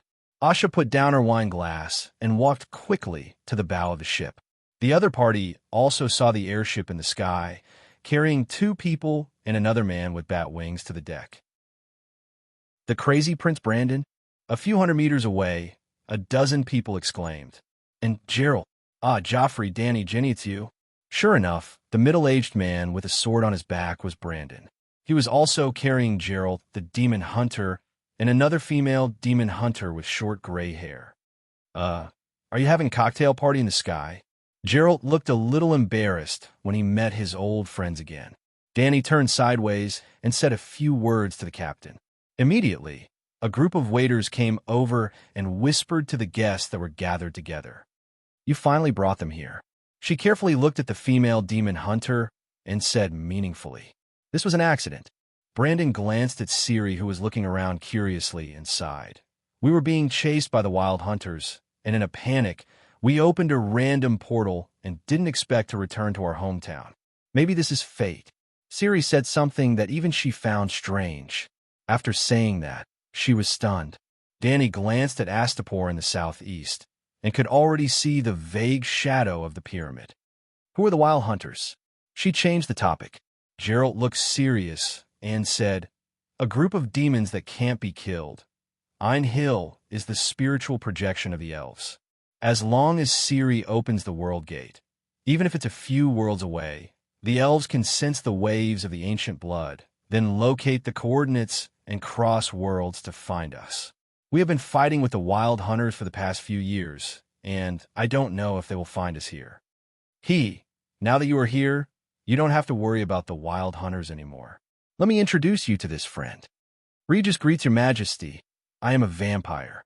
In the palace at the top of the Great Pyramid of Astapor, a thin-faced man with a severely receding hairline bowed elegantly to the young woman on the throne. He's a vampire? Vampires don't go to hell, but dare to meet Her Majesty, the Celestial Emperor. Many guests in the hall exclaimed softly. Danny glanced at the people below and smiled. Arrogance and prejudice are the major flaws of humans, and I can't avoid it. Vampires like you who are upright enough to comprehend the power of holy light are the best propaganda for the doctrine of the equality of girls. What? This vampire is a priest of holy light. The guests in the hall almost dropped their jaws. Greetings, your majesty, demon hunter Gerald of Livia. Hello, Gerald. Danny smiled and nodded. Greetings, your majesty. Ciri's etiquette was also very standard. Ciri, we finally meet. Danny was smiling, but her eyes were very complicated. In front of her was not a female demon hunter. Through time and space, there seemed to be several shadows talking to her, including Laura. Haven't we met before? Ciri asked, puzzled. Is that so? Danny frowned and thought, maybe you have seen me before, but this is the first time I've seen you. All the guests were at a loss when they heard this. Ciri, I think you should introduce all your titles to everyone. Let them know that you're not an ordinary person. Danny continued. Ciri did not understand, but she bowed again and said with her head held high, I am Nilfgaardian and Sintra, Princess Brugg and Countess Sodden, the successor of Skellig Island, Lord of Atri and Abriara. Greetings, your majesty, the Celestial Emperor. Ha ha!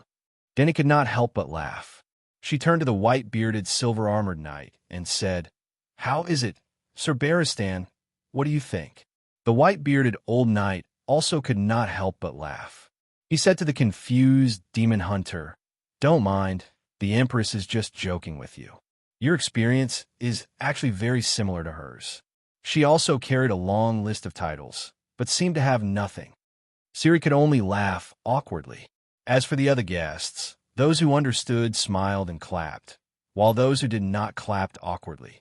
Ciri stepped back, and the last demon hunter took a step forward. Ancestor, I am the eldest grandson of Scar Yimont, Brandon. Do you still remember me? Brandon was so excited that his cheeks were red as he looked at her eagerly. Danny frowned slightly and sighed. Bran, you have to work hard. Do more good deeds while you are alive, and accumulate more merit. Only then will you not go to hell after you die. Bran was stunned and said awkwardly, I am now a level 8 sword saint at the peak, about to break through to sword god, and my fire witchcraft is half a step away from demigod. I didn't expect the Mad Prince to have such achievements, a dual demigod in swordsmanship and witchcraft. If that's the case, among Yimont's grandchildren, he is the most promising. His younger brother, King David, passed away last year when he was only 62 years old. I heard that he is not married yet. Excluding the 20 years he was in a coma, he is only in his 40s now, a young talent. Sigh. He impregnated my aunt and gave birth to an illegitimate child, should we? The crowd whispered, and the way they looked at Bran gradually changed. After the convergence of the heavenly spheres, a large number of swordsmanship, witchcraft, and alchemy manuals from other worlds entered our world. In just over 20 years, the number of demigods has increased by dozens, and the growth is getting faster and faster, far from reaching its peak. The burden of the world is a little heavy. So, I have decided to set a threshold for the cultivators a test. Ancestor Danny said with a smile. Brandon had an inexplicable feeling that this test seemed to be very disadvantageous for him. What test? He asked carefully. Heavenly tribulation. Upon hearing the name, Bran shuddered. I'm not afraid to tell you the truth. Danny glanced at the cultivators who were looking at her attentively. Our world has entered the lower universe, and there are not many resources to be wasted on people who do not contribute to the world. She raised 2 fingers. There are only 2 kinds of people who are useful to the world. First, you have great merit, and merit itself represents your contribution to human society and the world. Merit can greatly reduce the power of the heavenly tribulation, and even reduce it. Second, you are a heavenly god who has comprehended the Song of Laws, and become the pillar of the Sea of Laws. Naturally, it is beneficial to the world. Your Majesty, what is the heavenly tribulation? Someone asked loudly. Lightning strikes, in fire burns the body, astral winds corrode the bones, lust demons bewitch the heart. It mainly tests your heart towards the path and your protective means. When you become a demigod, there is a heavenly tribulation. After you become a demigod, Danny said hesitantly, after you become a demigod, there will be a heavenly tribulation after a while. How long is a while? Someone asked again. I have to calculate how many years it takes to comprehend a rule on average, Danny said. Heavenly Emperor is merciful. Under the dumbfounded gazes of the people from the other world, a large group of demigods knelt down and looked up at the Empress on the throne. Heavenly Emperor is merciful. Please don't use yourself as a reference. It comes once every 10 years. We can't survive at all. There were quite a lot of demigods here for the 150th birthday celebration this time. There were about 100 of them, and the scene was spectacular. Don't be agitated. I said it has to be evenly distributed. Danny comforted them. It's useless to be evenly distributed. A demigod from the 7 kingdoms howled. The houses in the King's Landing are so expensive, but once the commoners are evenly distributed with the nobles and rich merchants, they can get 2 houses per person. Your Majesty, why don't we use the former first true god as a reference? Danny looked up and saw that it was her old subject, the god of whip, Hattar. Hattar's physical body was sanctified, and he was the punishment officer of the underworld. Not only him, even the impermanence Arya was here today. You mean Lalo? Danny had a strange expression. Yes. The god of whip looked at her eagerly. Lalo is the first flame in the world. He didn't take long to comprehend the Song of Fire back then. Danny reminded him. Use the time he took to comprehend the Song of Shadow as a reference. The god of whip smiled sheepishly. Why don't we use the time he took to comprehend the Song of Water as a reference? Danny was stupefied. Lalo comprehended the Song of Water? The god of whip was confused. he won't be able to sing the Song of Water in his lifetime. The duration of your heavenly tribulation is naturally infinitely long. Danny smiled coldly. Ugh.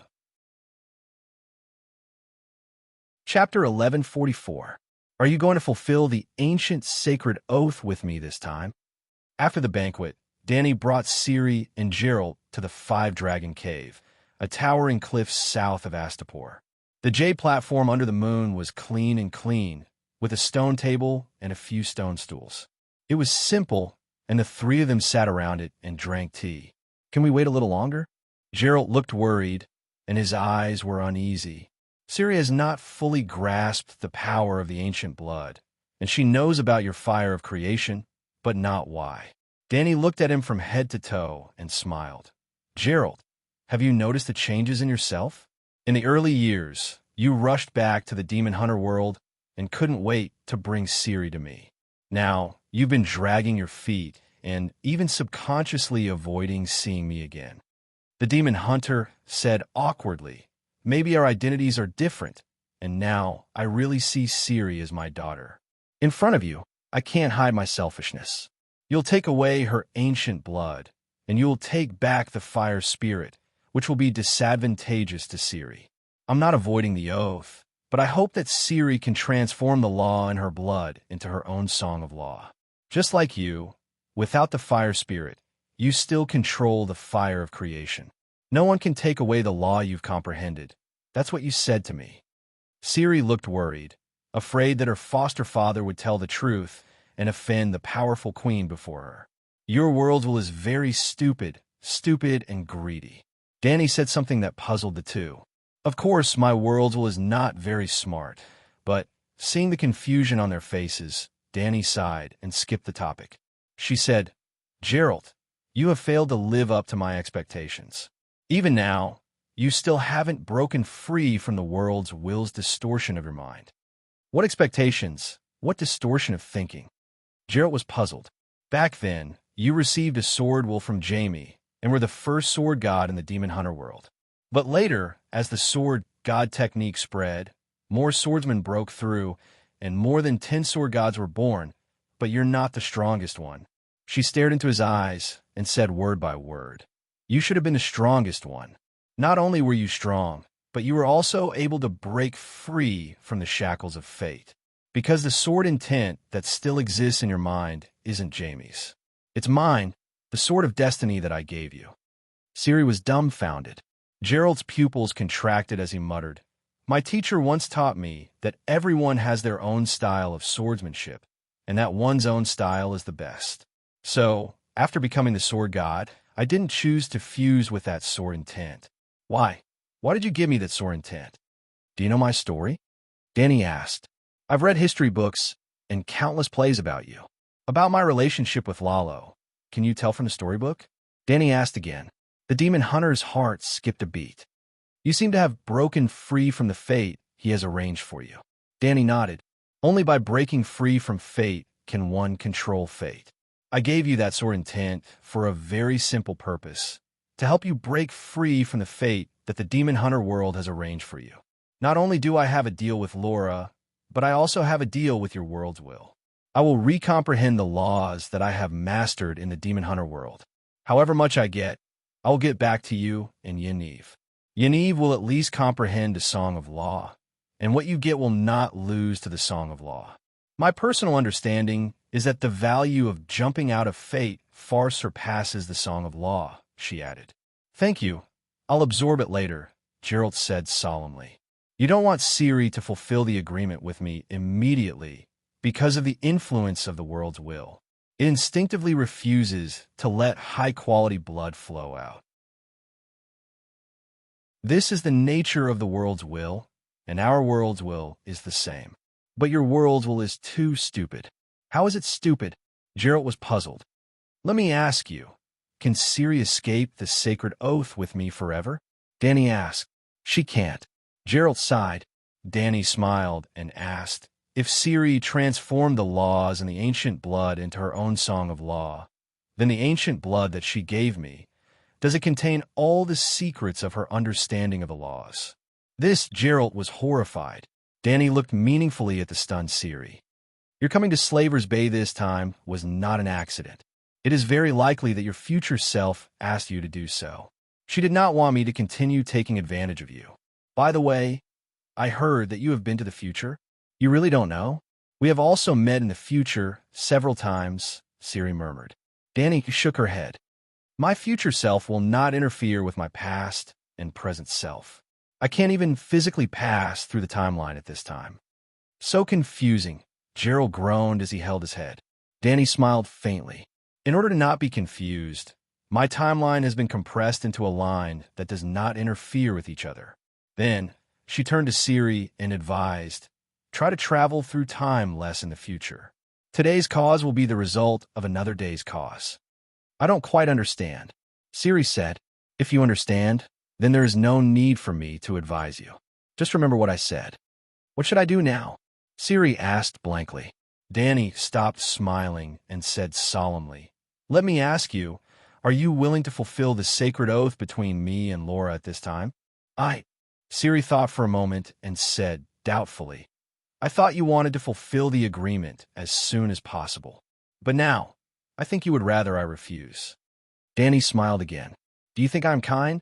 The two demon hunters mumbled. You are kind as the Virgin Mary. Danny smiled. You are wrong. I am not kind, nor am I evil. The Virgin Mary is the kindness that I wish for the world to have, but that does not mean that I am kind. Do you understand the difference?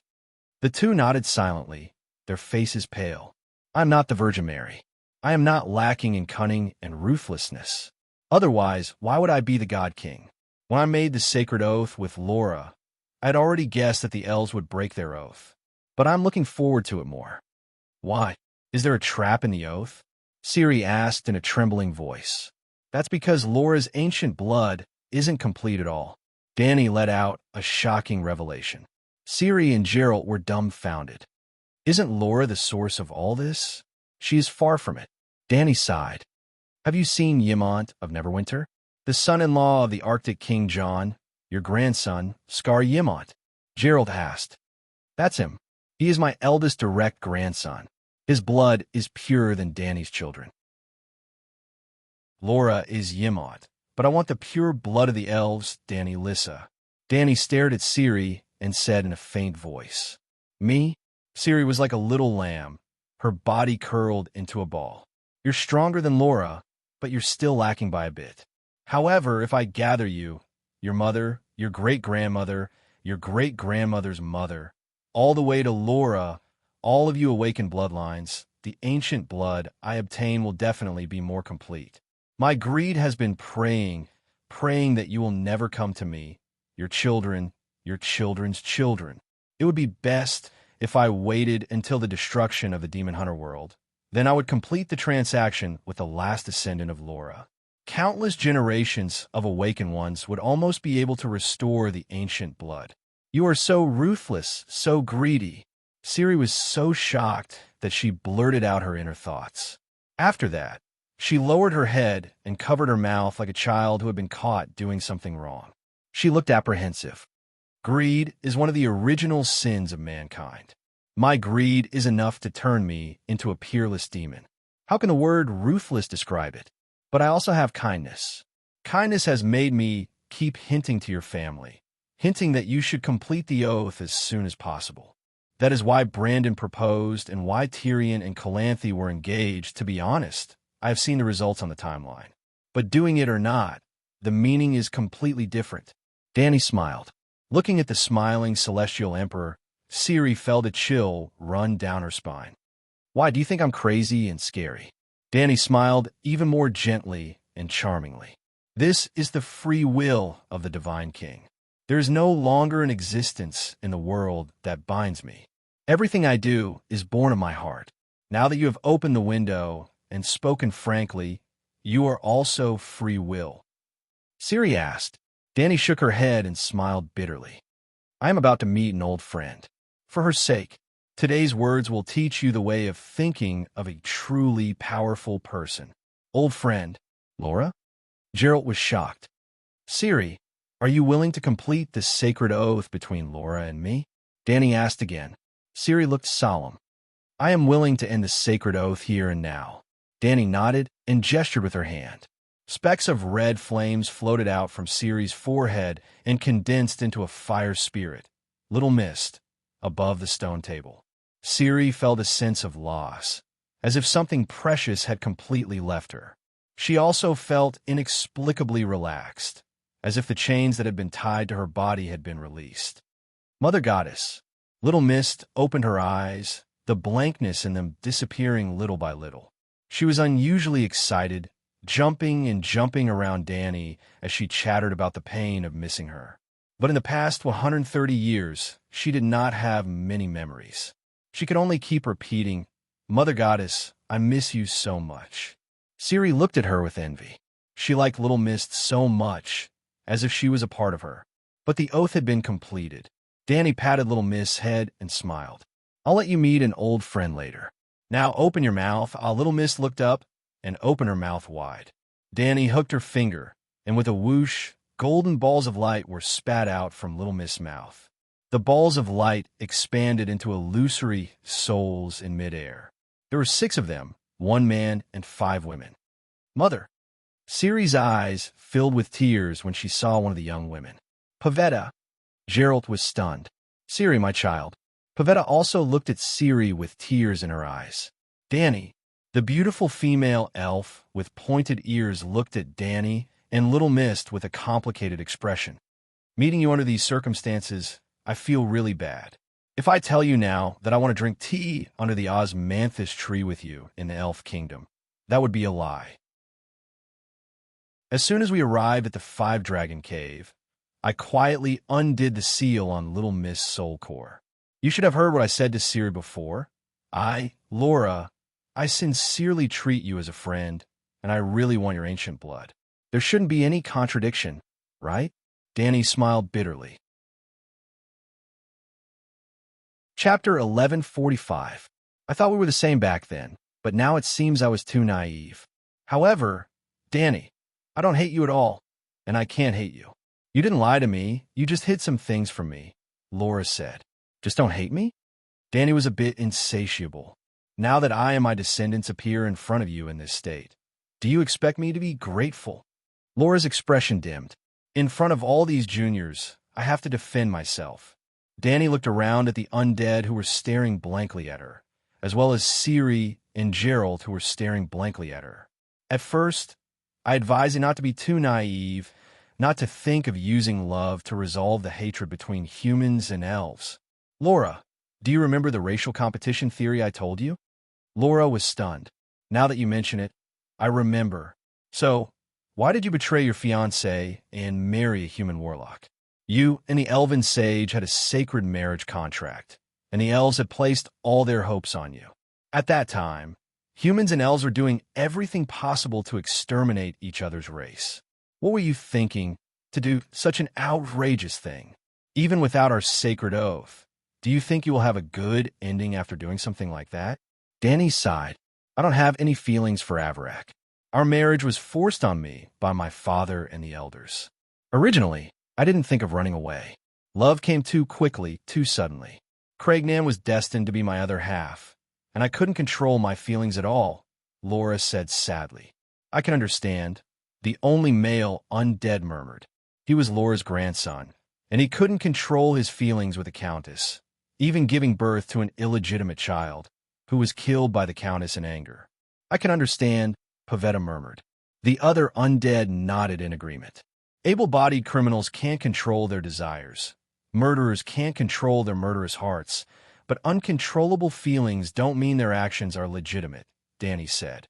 Glancing at Laura and her family's ugly expressions, she said, I'm just saying I don't want to, and I don't have the right to judge you. But I hope you can understand that the world has its own rules, and you can't do as you please. No matter what choice you made in the past, don't blame others when you face the consequences in the future. As a friend, I advised you and explained to you the meaning of the sacred oath and the consequences of breaking it. I didn't want to go back on my oath. It was Father and the sages who thought that our realms were different. If we were to comprehend each other's laws at the same time, I would suffer. Therefore, they sealed Little Mist in my soul. Laura argued. Danny smiled faintly and reminded, Laura, do you remember why I gave Little Miss to you in advance?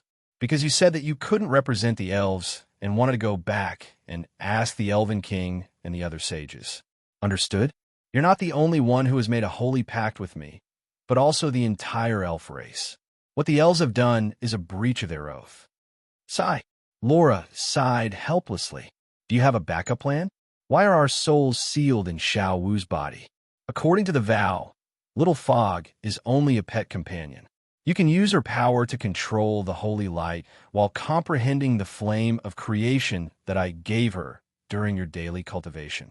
In return, she will analyze your ancient blood at all times. 100 years later, when the heavenly spheres converge, you will return Little Fog to me. How much each of us can learn will depend on our abilities. At this point, the oath is complete.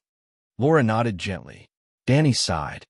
You elves didn't want the ancient blood to leak out, but you couldn't give up on my creation flame. Therefore, they decided to seal Little Mist's consciousness and let her fall into a deep sleep. This way, she won't be able to analyze your ancient blood. Next, the elven sages began to study how to perfectly utilize Little Mist's power under the premise of ensuring her deep sleep. She looked deeply at Laura, who was frowning. I can give you a ball of creation flame or give you a part of the song of fire law with the polarity of creation. But I gave the creation flame to Little Mist. Of course, if I directly gave the creation flame away, then I would be a fool. The elves would even be suspicious and suspect that I have a conspiracy that they can't discover. What's so special about Little Mist? Laura was surprised. Little Mist isn't a life at all. She's the fusion of the child of the forest and the raven, the fusion of two life imprints. At that time, I hadn't grasped the technique of artificially modifying life imprints, but I was very lucky. Before I met you, I just happened to have the real first flame. Danny's expression changed. You've seen Asha, haven't you? She died in the first flame, and her life imprint was burned away. In theory, she can't be resurrected, but now Asha's son is about to get married. I don't understand, and I don't know Asha. Laura was a loss. I'll introduce you later. You're very similar. Danny looked at the undead with a smile, as if she was admiring a peerless work of art. After the Battle of the Smoke Sea, I was still infinitely far away from creating the first flame. In fact, at that time, even the Song of Fire wasn't complete. But after comprehending the first flame for more than a month, I understood the characteristics of the first flame very well. At that time, I knew that in the future, I would be able to resurrect Asha and the souls of the Time Men who died in the first flame. Danny gestured with her little finger. I left a small remnant of the first flame. It didn't have any life imprint, but it completely recorded all of Asha's information. Everything. She emphasized meaningfully. Laura's pupil shrank. We weren't sealed in Little Mist's body, but turned into information and recorded in the first flame. Danny nodded first, then shook her head and sighed. When I first met you, I still hadn't grasped the first flame. I just asked the world will for a very small remnant of the first flame. Obviously, the first flame was given to it by me, but when I asked it for the remnant, it was very unwilling, which made me a bit annoyed. Later, when I became the Divine King, I simply let the world will go and used my will to control the Jade Book of Fortune. Well, the Jade Book of Fortune was created by the world will. Everyone was stupefied. After a while, Laura asked, "What's the use of the remnant of the first flame? I wasn't burned into nothingness. If I directly gave you the remnant of the first flame, you wouldn't be able to pick it up. People who could pick it up would just run away. I fused it with Little Mist's soul core, and Little Mist underwent a strange evolution. Little Mist is the fusion of two life imprints, but the fusion can only happen once.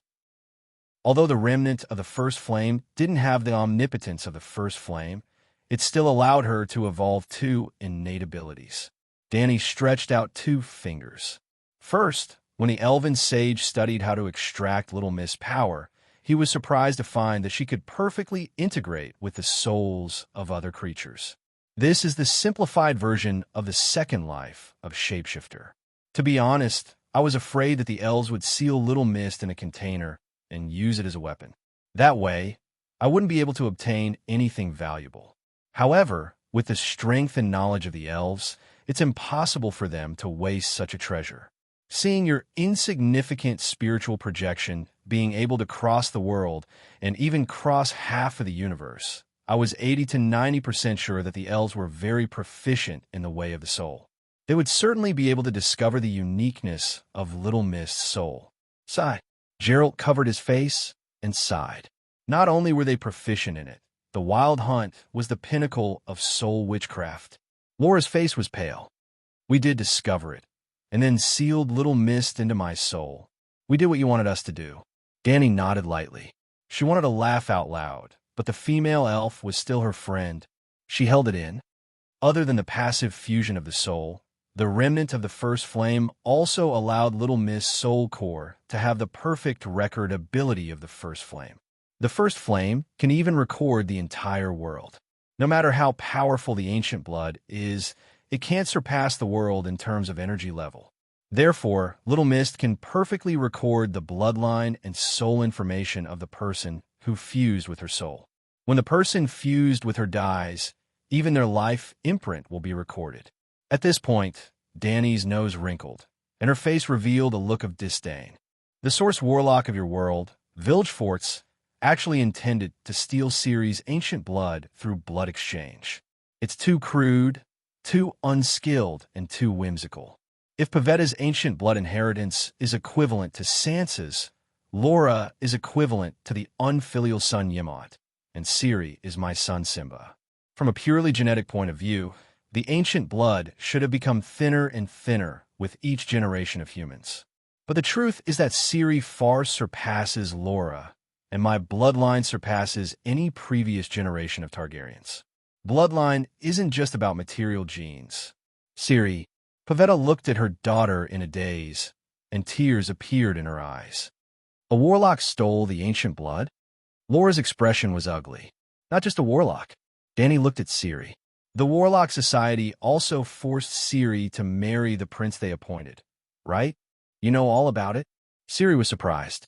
As long as I want, I can tell anyone in your world how many times they've peed in their bed in their lifetime. Danny smiled faintly. I thought that humans and elves would be able to coexist peacefully. I didn't expect humans to covet the noble bloodline of us elves, as father said. Laura's expression was pained, more pained than when she learned that good sister Danny was plotting against her. It has nothing to do with race. When I, the God King, was still alive, there were dark wizards who tried to steal the true dragon's blood. A powerful bloodline visible to the naked eye. As long as it's a creature with desire, whether it's a human, an elf, or a god, they will all be greedy. Danny sighed. Everyone is greedy, but there are very few people like your majesty who are principled and trustworthy. The oldest of the undead, a graceful woman, said respectfully. She was Calanthe's mother, Queen Adalia. Unlike the other mortals who only had powerful strength, she was also a prophet. A prophet naturally didn't lack experience and wisdom. She could do the right thing and say the right thing at a critical moment. Laura glanced at her great-granddaughter and seemed to understand what she meant. However, she wasn't as cautious as her and directly said to Danny, "What do you plan to deal with us? The choice is in your hands. I can extract your life imprints and resurrect you into a heroic spirit. I can also resurrect you directly. Those who are tired of the world can choose to be completely silent.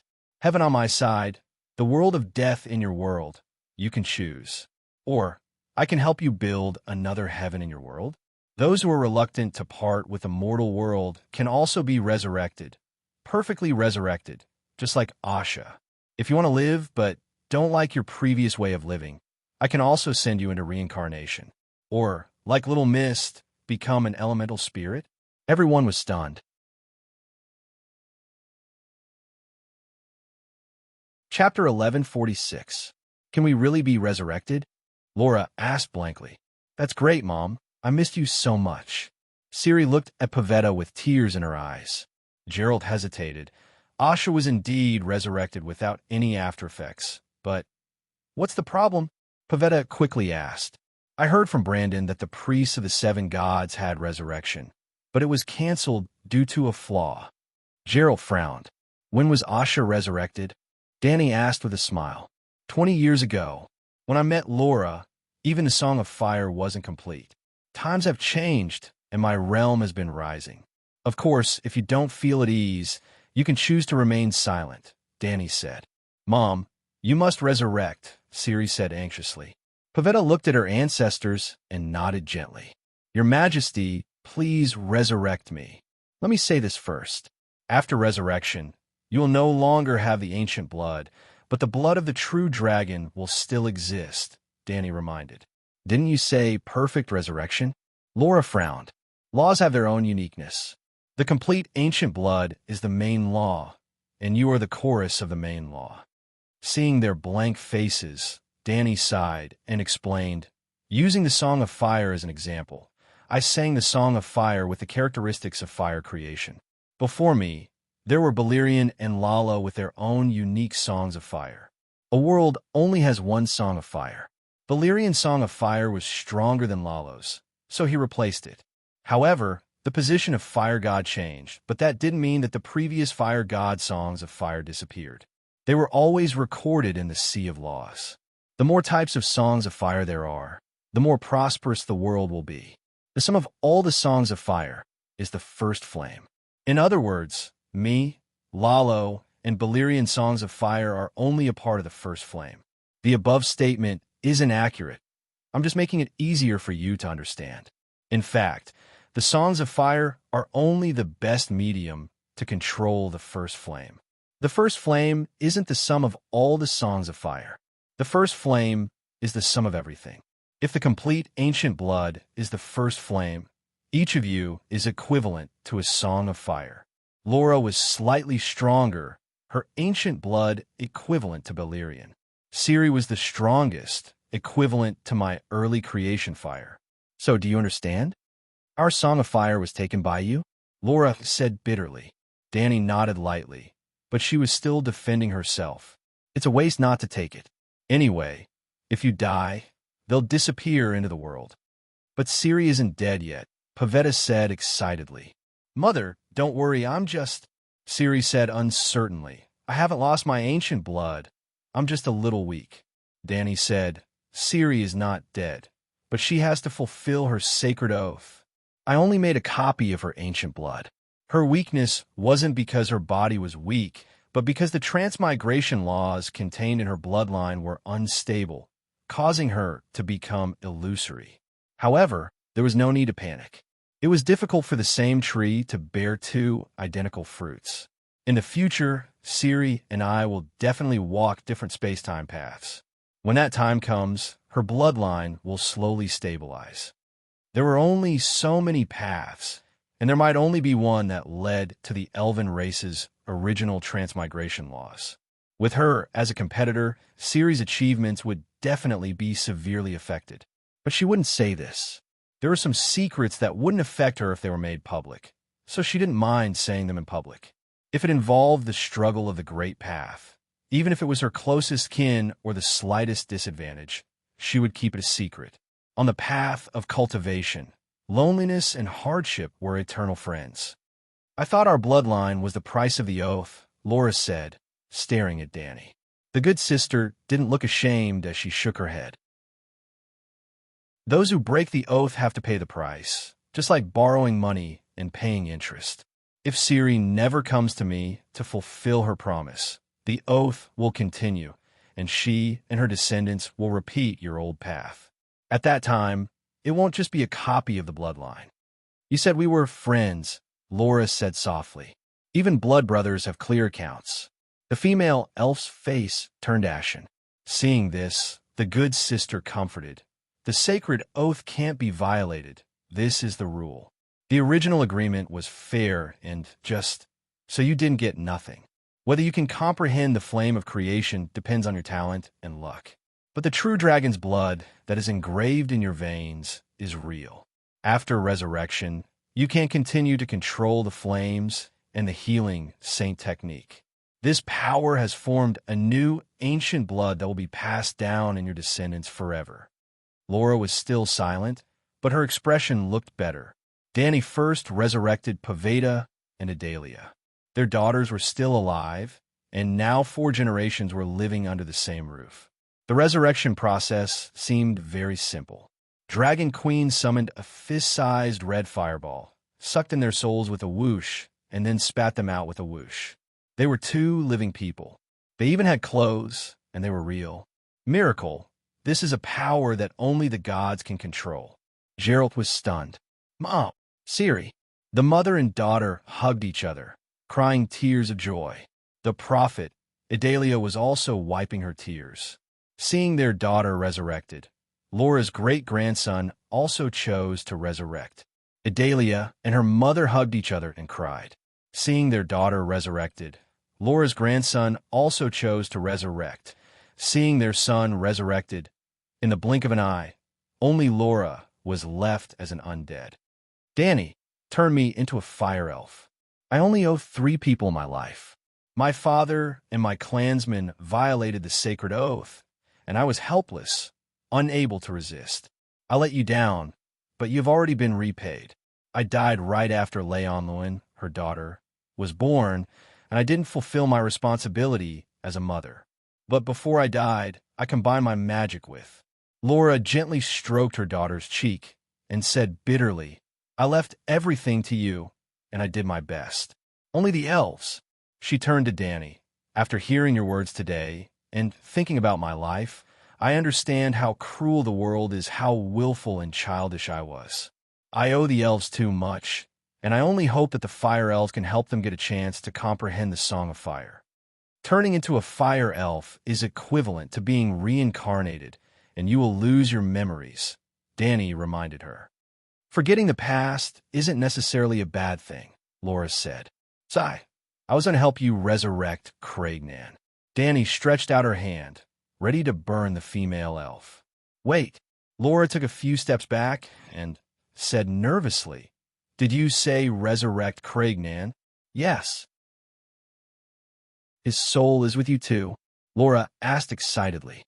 His soul has already dissipated into thin air, but Danny glanced at Little Mist, who was sitting on her shoulder. Once I absorb the ancient blood, it shouldn't be difficult to travel through time and space to retrieve his soul. Laura fell into deep thought. I can travel through time too. Can I go back to the past and bring him back alive? Ciri frowned. Danny laughed. Have you ever tried to go back to the past and save your mother? I haven't thought about it. Can I? Ciri was stunned. You could go back to the past, but it's difficult to go back to your own. Laura said in a deep voice, Ciri, the biggest taboo of our race is to travel through time, and the biggest taboo is to bring back living things from other points in time. Why? Ciri was puzzled. Laura shook her head. The sage taught me this since I was young. I'm not as good as you, so I can't travel through time. Think about it. If time travel is really possible, why would the Aemir elves leave their mother world? Why didn't they open the world door before White Frost arrived and bring their race to 100,000 years ago? Why look for a new world? Geralt pulled out the 2-handed sword on his back. We've brought this sword to different points in time on Earth. Danny carefully looked at the iron sword and said in surprise, This sword is a bit interesting.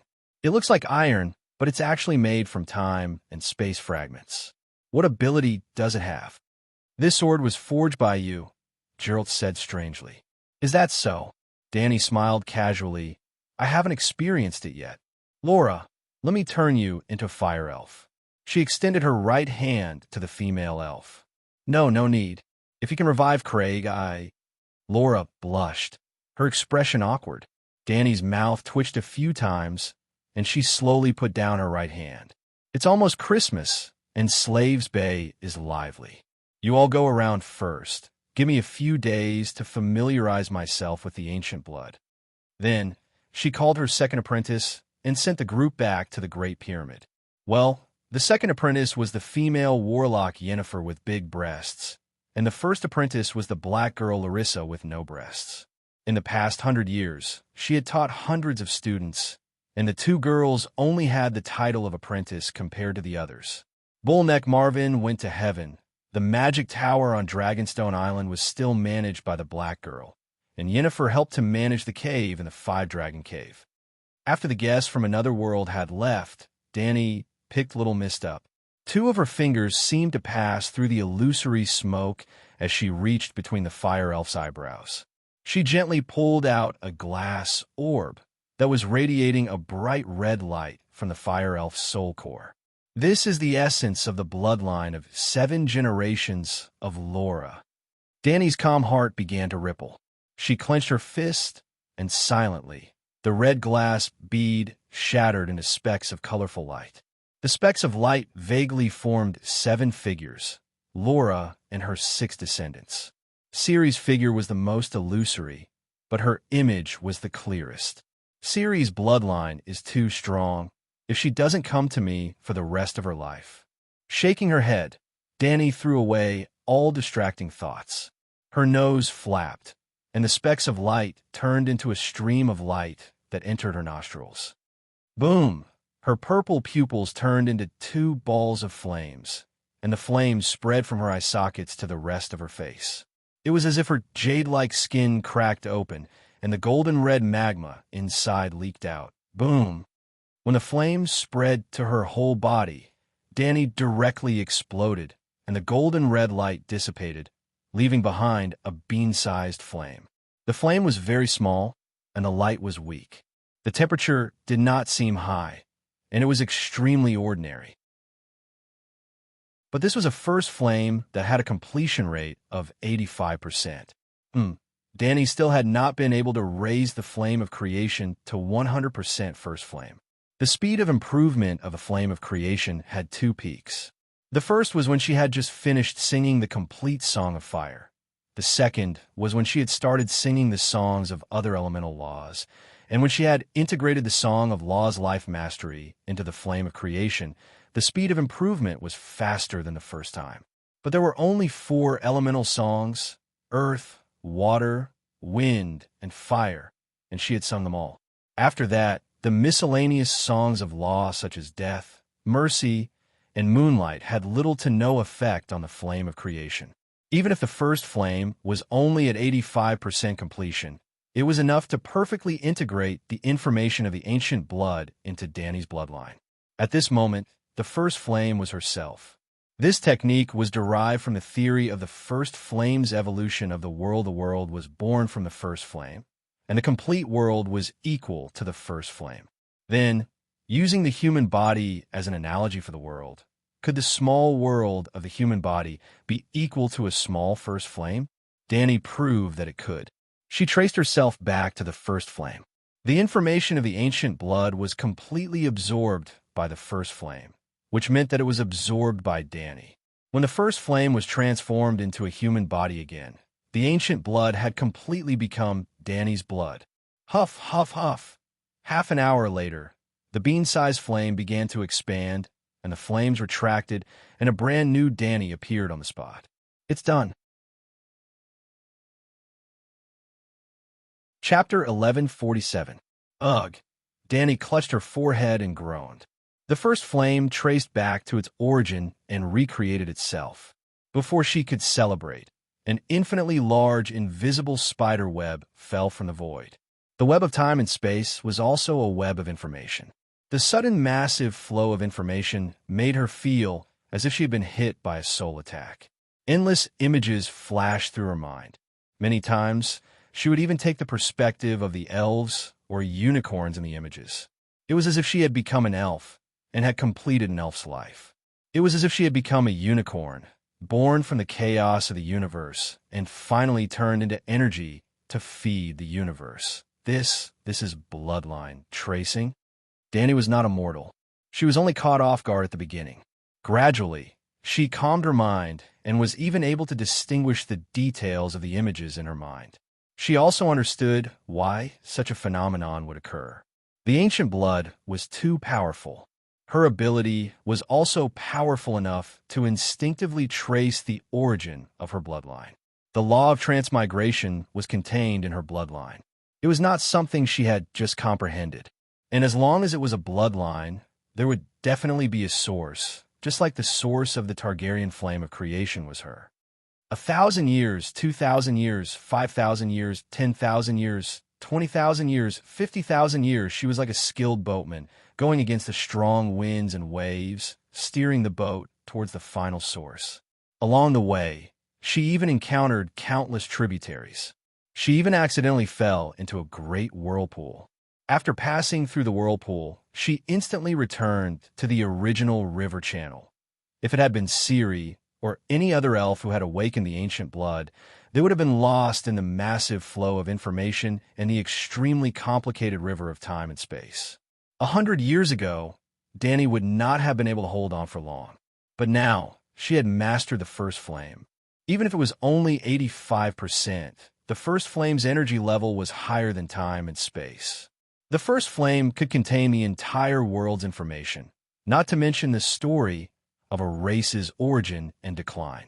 Until Christmas morning, the Targaryens had yet to see the 150-year-old grandmother Dani. But the birthday celebration was still held on time. When the fireworks in the Great Pyramid's garden shot into the sky and exploded into a lifelike image of the Megalosaurus, Astapor was immediately shaken by the cheers and drums. The small buildings with colorful flags on both sides of the street threw flower petals onto the street and into the sky. To find the eternal fire, a voice said softly. This was the last scene. The female elf with long golden braids and pointy ears leaped with her back facing down. She stared at Dani as she fell into the abyss that was emitting bright white light. Crack! Crack! The white light froze the chaos, energy, time, and space. The female elf's body seemed to have blurred, flickering continuously in the white light as she teleported downward. The image froze from time to time, and every time it froze, time would either fast forward or rewind. The long-braided female elf was jumping through the timeline. Every time she traveled through time, it was as exquisite as an antelope's horn. Just by looking at her movements, Dani could faintly sense the aura of the Song of Laws. What is she doing? Why does she have to go down?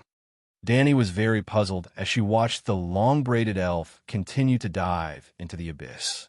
Roar, at some point in time, a roar that shook the dimensions of space and time erupted from the bottom of the abyss. She wasn't sure if it was the roar of a beast, the airflow brought out by the white light, or the sound of space and time being torn apart like cloth. In short, after a soul-freezing roar, the endless white light expanded violently and instantly became more than 10 times brighter. It was obviously a glaring white light, but it didn't have the warmth of the sun. Instead, it was terrifyingly cold. The white light was like a tsunami that drowned the agile female elf. Dani followed her line of sight and was instantly covered by the white light as well. Crack! Crack! Crack! Crack! With Dani as the center, frost spread rapidly in the air and on the ground. Huff! Huff! Huff! The entire Five-Dragon Cave was frozen. The intense temperature difference formed a huge tornado that penetrated the heavens and the earth in a short period of time. The cold air spread like a white spot from the Five-Dragon Cave in all directions. It's suddenly snowing? It's already early spring, and it's still so cold? Astapo, the wanderer who was immersed in the celebration, was at a loss. Bam! The extreme cold caused Dani to explode into a ball of flames of creation. The bean-sized flame melted all the frost in the world in an instant. The snow stopped and the temperature returned? Is the weather in Slave Bay that strange?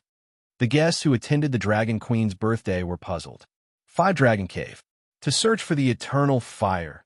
In the state of the first flame, Dani saw the scene in the white light clearly again. The female elf had finally failed. Like an insect in amber, she was frozen in the white ice crystal. Her breath of life had completely disappeared, and only a trace of her will remain. She went to the top of the abyss and entered the river of time, waiting for her descendants to track her down and obtain the information in her will. To search for the eternal fire, only this sentence was left. The scene disappeared, and Dani woke up from tens of millions of years of backtracking.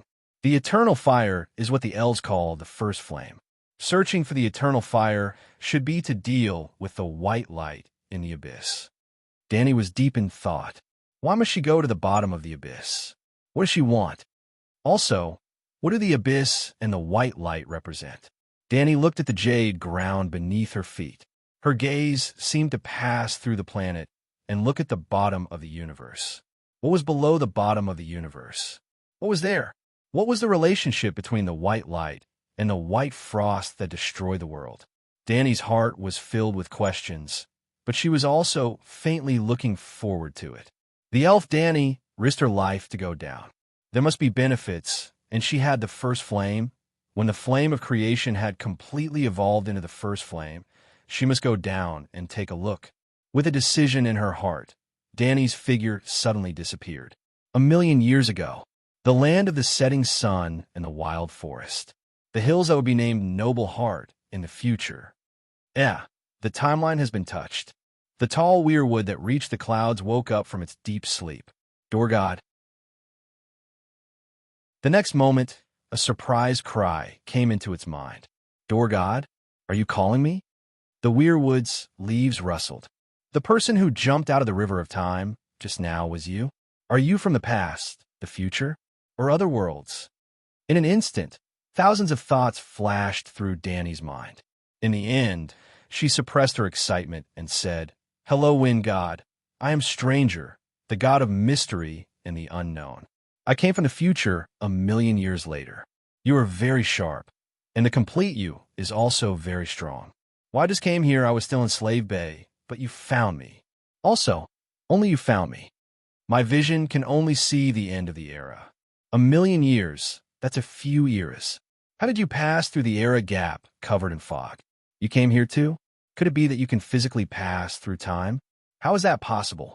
The weirwood asked. I thought I could physically pass through time, but I failed. Danny said dejectedly. The world 1,000,000 years ago was still in the higher universe.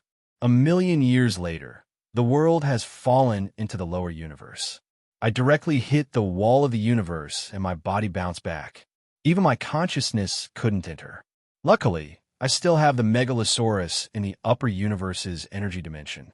I barely managed to project a thought and float above time. This information was too much.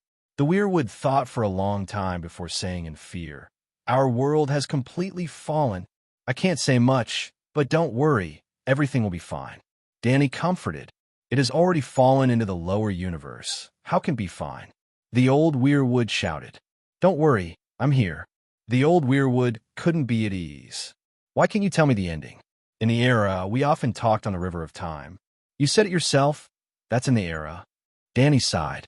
A world that had fallen into the lower universe no longer had the era of world change. It would always be in the same era. Time travel was relatively simple.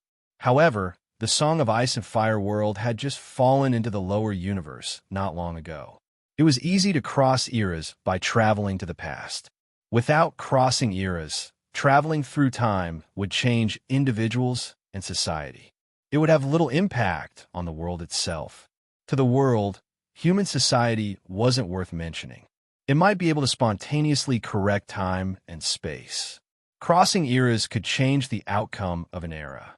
If the change was too great, the world wouldn't be able to repair time and space, or the price would be too great. You're called Redleaf? I heard Wind God call you that. Danny asked the child of the forest beside her in origin language. The green-eyed squirrel person knelt beside Danny and placed a horn cup on the tree stump in front of her. It said in origin language, Your Majesty Stranger, I'm Redleaf. This is the blue flower water I've prepared for you. Danny was currently wearing a huge hooded cloak. The shadow completely covered her face and figure. She had been invited by the old weirwood to exchange cultivation experiences with it. The squirrel person sleeping on the weirwood's branch brought her fruits and tea. Danny glanced into the horn cup. A flower that looked like a golden chrysanthemum floated on the surface of the water. It was a bright blue color. The water in the cup was blue and emitted a refreshing fragrance. Thank you. Your tea smells good, but I'm not a physical body. She smiled. Tea. The squirrel person's red eyes were somewhat puzzled, but it still retreated obediently. I'm not too sure about the theory of crossing eras. I've just comprehended the ability to travel through time and space. I need to slowly explore it. Maybe it's just because our world is special. Sometimes I really want to tell you something, but the next moment, Danny said uncertainly, it seems like someone is warning me not to say anything. Also, I seem to have forgotten something. Since you can travel through time, then I'm guessing that there should be a higher level existence guarding our world's timeline. If it allows it, you'll come. If it doesn't, you won't be able to come, the weirwood said faintly. Hee hee, that's impossible. No one is higher than me. Danny shook her head and smiled. After a moment of silence, the old weirwood said, since you can travel through time, your realm must be higher than mine. Can you answer some of my cultivation problems? For me, the future is still uncertain. I want to work hard to change the world's tragic fate, no matter the price. His tone was very heavy. I don't think the world's fate is tragic. Forget it. If you have any questions, feel free to ask. Danny only wished she could be more generous to the old weirwood. Time passed, and Danny sat under the weirwood for a whole 2,000 years. I have to leave. The longer I stay in a time point, the greater the world's rejection of me. I've reached my limit. Danny stood up from the tree stump. Her expression under the hood was very complicated. If my efforts can change the future, I swear to you that I will use my life to make the future you're in better, the old weirwood said solemnly. Good luck. Danny did not agree, but she did not want to dampen the old weirwood's enthusiasm. Your Majesty, stranger, are you leaving? The green-eyed, chestnut-skinned squirrel man brought her another cup of flower tea. Ever since she said she could not drink but could smell the tea, the squirrel man brought her a cup of flower tea almost every day. There were all kinds of flowers and leaves. Red leaf, thank you for your hospitality for the past 2,000 years. Wait.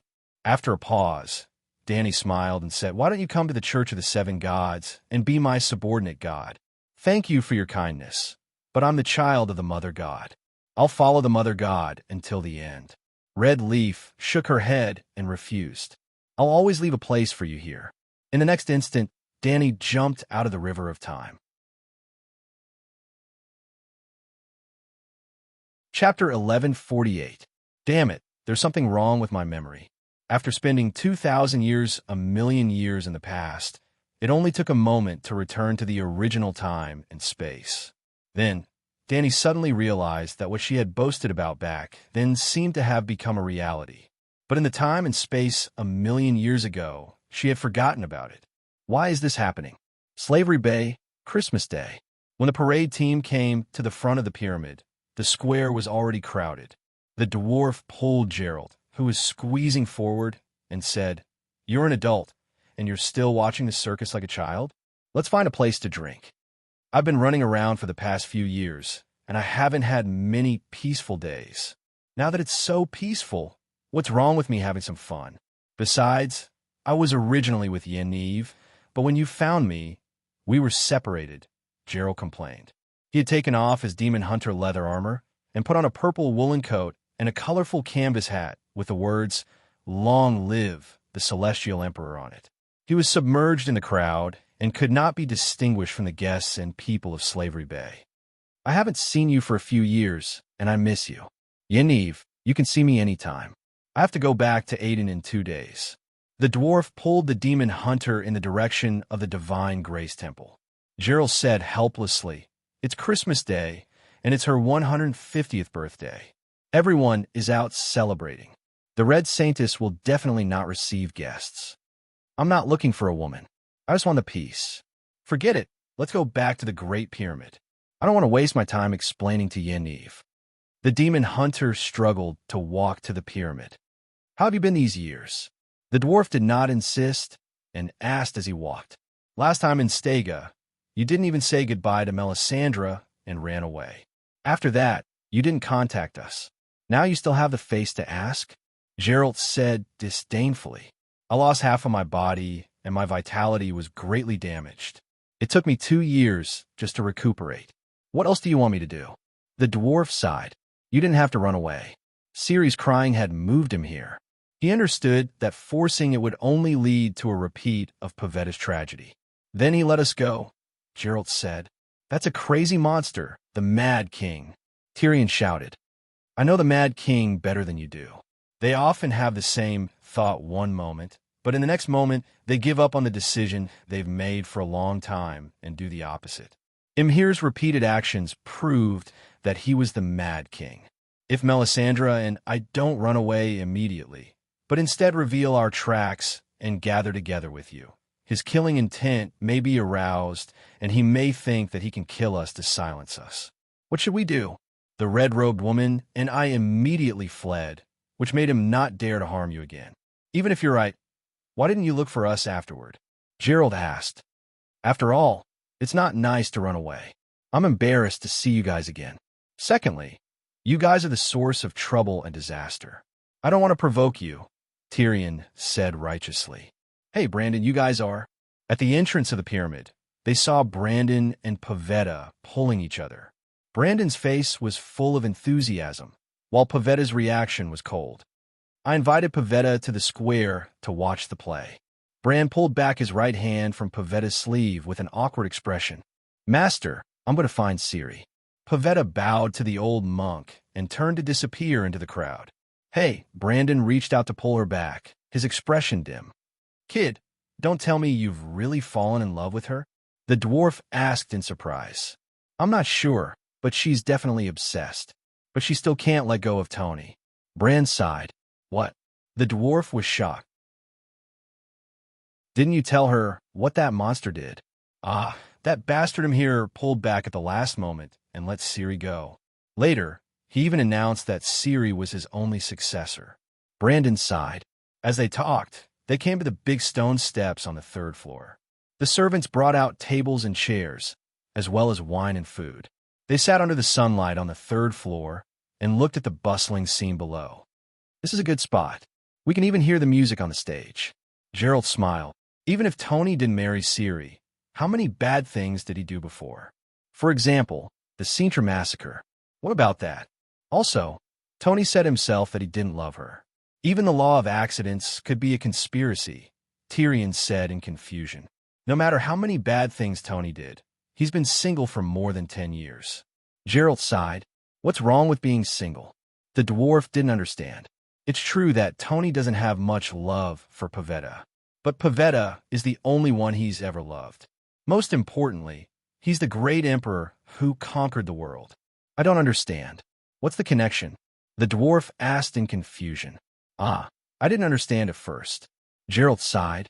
Then Yennev showed me a romance novel called The Overlord Fell in Love with Me. The demon hunter's expression began to twist. Ah, reading that book was more painful than fighting Wild Hunt. But I've more or less figured out Pavetta's situation.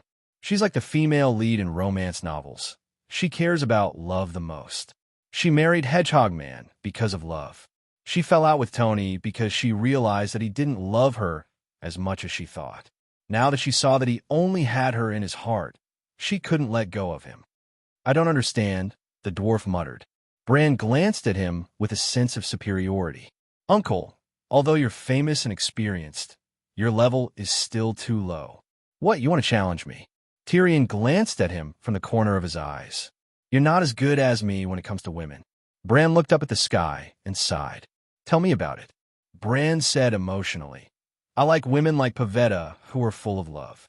After living with you for a while, the only thing on a normal woman's mind is life and career. Household chores, daily necessities, children's education, they'll gradually turn from lovers to family. But I already have a mother and father, grandparents, son and daughter, brothers and sisters, a whole family. I don't lack family at all. What I need is a soul mate who can keep my mind and body in an excited state. Everyone says I'm fickle in love, but I'm only chasing after the person who fills me with excitement. I don't want to live like a brick of society. I don't want to be a pillar of family. I'm a person with rich emotions, not a brick. It's a waste if I don't live well after coming to this world. Uncle patted him on the shoulder and said earnestly, we weren't wrong about you. You do have the potential of our ancestor, the Mad King. I just have different thoughts from you. Why are you slandering me? Bran said unhappily. Mad King Dad isn't stupid. He just has a different way of thinking. But a different person is a crazy person.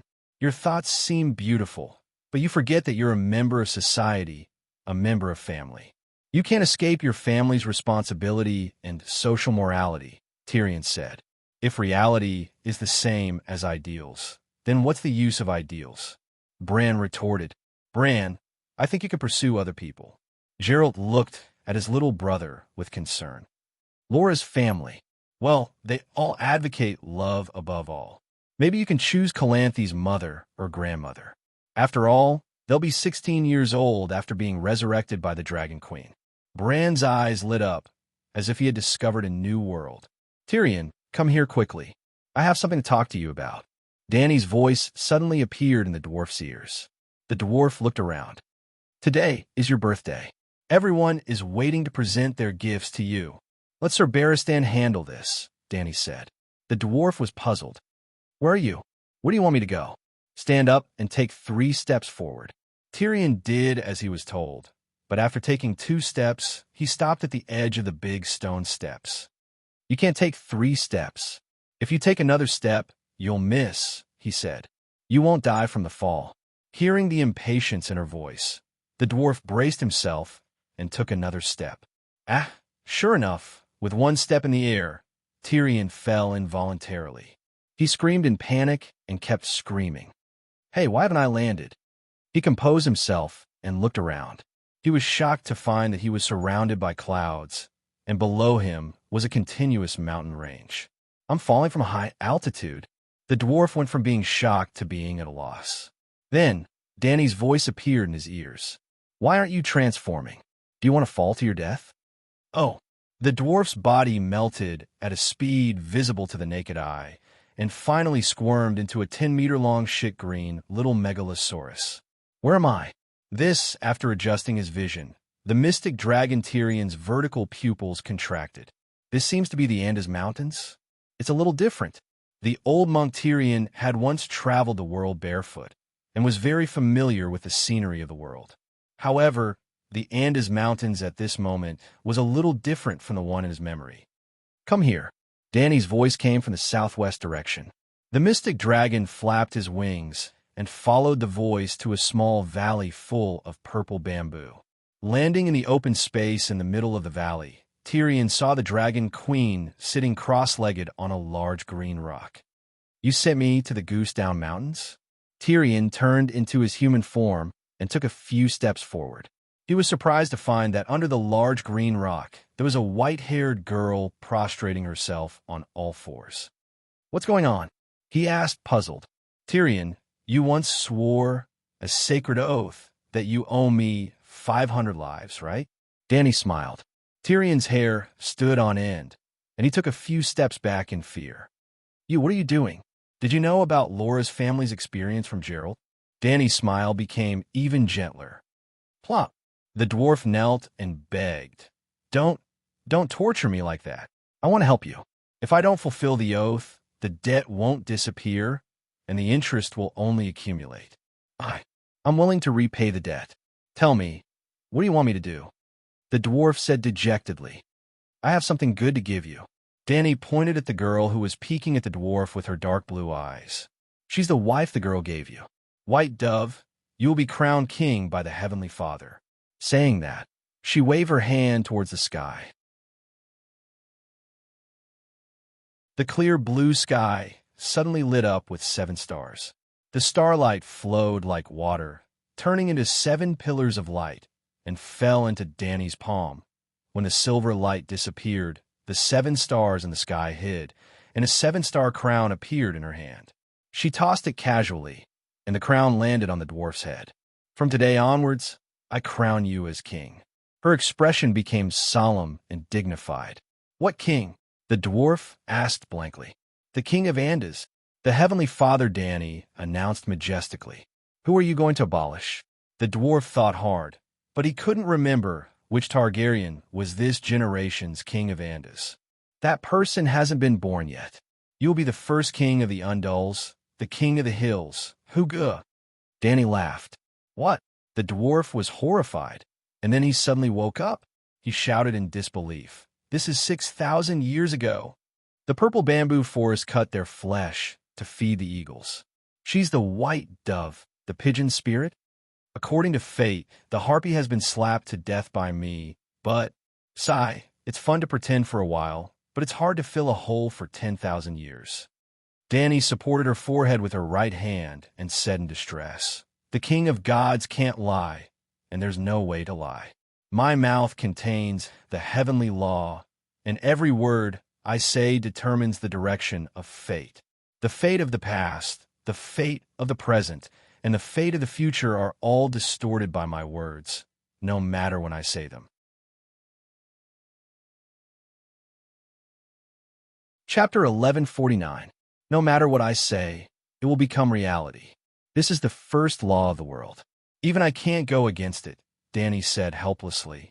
The old monk Tyrion could recite the seven saints' scripture backwards now. He quickly understood what she was trying to do. "Can't you find the real king of the hills, Hugo?" "Why me?" he asked in confusion. "You're the real Hugo." Dani smiled. "That can't be right. Hugo isn't a rare name. If you shout Hugo, your mother is calling you home for dinner in Lannister Harbor. 2 or 3 Hughes will appear at the same time," the dwarf said. "Before me, how many girls in the Westeros were called Dani Rise?" Dani sighed. "Not a single one. It was only 100 years ago that Targaryen had a princess called Dani Rise, who married into Dorne." Am I the historical Hugo?" the dwarf asked in surprise. "I don't know. You can try. But I can't have children. Where did Hughes' 44 sons come from?" The dwarf smiled bitterly. "It's all right. The 7-star scripture only says that the white dove brought you 44 sons. They might not be your own. Aren't you Tywin's son?" Tyrion's expression twisted. "Go. You people are waiting for you. Only you can lead the Undulls to survive on this land." Dani waved her hand. The dwarf and the white dove disappeared. Soon, Hugo, the king of the hills, understood why Mother of Saints had sought him out. It was because the living conditions in Ursos 6,000 years ago were too harsh. "King, this is bad. The Loyner Rangers have massacred our Lannister town at the Upper Lone River. All the men have been killed. The women and children have all been enslaved." A soldier in bronze armor reported. "Bastard, bring me my axe. Prepare the army for revenge." King Hugo gritted his teeth. "King, this is bad. An evil god has come from the north. He has already sacrificed 18 villages in the Andros Plains." "What? It's the evil god again? Do those bastards not learn their lesson? Quick, go and bring my axe over. I want to use their skulls to pave the floor of the ballroom." King Hugo roared. "Your Majesty, it's not good. The fact that we sent scholars to secretly learn Loyna's iron-smelting techniques has been discovered. Prince Godot is leading 5,000 knights here." A soldier hurriedly rushed into the palace and reported. On the low couch, King Hugo was entangled with a few blonde and blue-eyed Undul beauties. Hearing this, he suddenly stood up, the muscles on his right arm bulging. "Call the 7 princes over and fight with me. I want to defeat Godot." Soon, a handsome young man with blonde hair and blue eyes arrived at the palace. "Father, don't be so agitated. The Duke of Loy knows of your bravery. This time, he specially invited the old man in the river to hold the line. You have to be careful." "The old tortoise in the river? Bastard, I have spared its life many times. Doesn't it know?" King Hugo smashed the stone lion at the gate of the palace with his axe. The soldiers were in awe and admiration. "The old man in the river has a true god behind him," the first prince advised. "Sigh, in this fucked up world, the true gods are still alive." King Hugo slumped down his axe and waved his hand. "Prepare gold and silver to bribe the prince's court officials. Also, go to the prison and behead those slave traders. Send their heads to Godot and say that they are scholars. The scholars secretly learning iron-smelting techniques has nothing to do with our royal family. Father, William and the others are all lords with military merits. Just because of a few foreign slaves? Isn't it too much to kill them? Which country in Ursos doesn't sell slaves?" The purple-haired and blue-eyed second prince said. King Hugo went up and kicked the second prince right in the chest. With a bang, the second prince flew back more than 10 meters.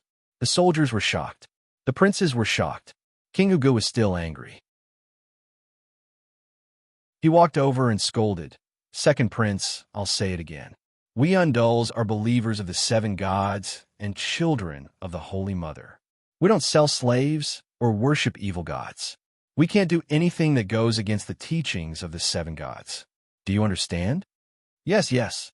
The second prince was a descendant of the gods and had an extraordinary bloodline. He didn't even spit out blood after being kicked. He got up and apologized profusely. "Great news, my king. Blessed by the Holy Mother.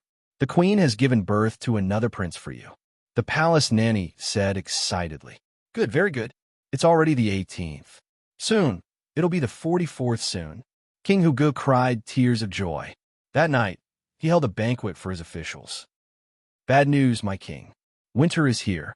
The long-haired men in the east don't have any food. The entire tribe, more than 30,000 strong men, broke into the Andros plains. Many of our people have died." King Hugo, who was sitting by the fire and drinking wine, pushed away the woman on top of him. He stood up naked and roared, "Bring me my axe. The eldest will be the regent. The 2nd to the 22nd will follow me into battle. I want all the women in the Norfoss Mountains to cry for their husbands and sons." "Father, please calm down." After we drove the long-haired men into the Norfoss Mountains, they were quickly taken in by the God of Clock. "The God of Clock is a powerful god who has comprehended the law," the 7th prince said. King Hugo raised his fist and punched the 7th prince's face. He said angrily, "You suspect the 7 gods and me? It's just a stupid bell. It's just a sound wave law. Do you think I'm afraid?" Half a month later, in the Norfoss Mountains near the upper Rhone River. "Save me, Holy Mother." King Huji's helmet was askew, his horse and axe were gone, and his left iron boot was nowhere to be seen. With his dozens of sons and hundreds of defeated soldiers, he staggered to the border post of the Kingdom of Hill in the west. "Father, don't be afraid. Mother and I are here." The first prince led a group of men to meet them. "Prepare the arrow formation. Bless the 7 gods. Kill the demons." Queen White Dove commanded loudly. Seeing the reinforcements, King Hugo stopped running. He turned around, pointed at the black clouds in the sky, and cursed, "Black Goat, you are the god of death, but you don't have any morals. You sneak attacked me, a mortal. Do you have any shame? One day, I'll kill you and use your golden horn as a pedal for the latrine." Dawn the bell and the sky shook. The Undulls threw down their weapons and howled in pain. "Stupid bell, fight me one-on-one if you dare." King Hugo found another axe and stood firm in the sound wave attack. "King, we're no match for the evil gods. Let's retreat first," the queen said. King Hugo turned to his sons and scolded, "It's all your fault. I've taught you the way of the knights, but now you don't even have Sword Saint.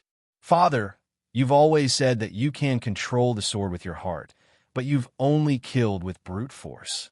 The first prince couldn't help but retort, "Yes, yes, we have 8,000 cavalrymen, but none of them have reached the Sword Saint level." The other princes agreed. The dwarf was speechless. "King, this is bad. Megalosaurus. There are so many Megalosaurus in the sky." A guard ran in and yelled. King Hugo hurried out of the palace and saw more than 30 Megalosaurus of different colors circling the city. Valeglia's Dragon King battle team? King Hugo didn't panic. Instead, he felt a sense of familiarity and excitement. But soon, he became even more excited. "What? You want me to give you the Velvet Plains in the south?" King Huji's face turned red. He wanted to punch the arrogant, silver-haired man's head. "Not give it away. Sell it to us to build a trading city," the messenger of Alleglia said. "What if I don't sell it?" King Hugo said in a low voice. "If you don't sell it, then give it away," the messenger said casually. "Give it away. If we lose the battle, of course we have to give it away as compensation," the messenger said matter-of-factly. King Hugo was about to fly into a rage. The eldest prince beside the throne quickly pulled him back and whispered, "Father, there are 30 Megalosaurus in the sky. We can't defeat them." Fuck. The messenger smiled and said, "Your Majesty, we Valeglia are not unreasonable. Sell the land to us, but the Undulls don't have to leave. We can even choose a few princes to marry the noble descendants of the 14 Fire Peaks and rule the new Pentos together. Pentos? King Hugo was stunned. You want to build a sea city beside King Huji's bathtub? The messenger frowned and thought for a while. I think that after the new city is built, King Huji's bathtub can be renamed to the Sea of Pentos. King Huji's eyes turned.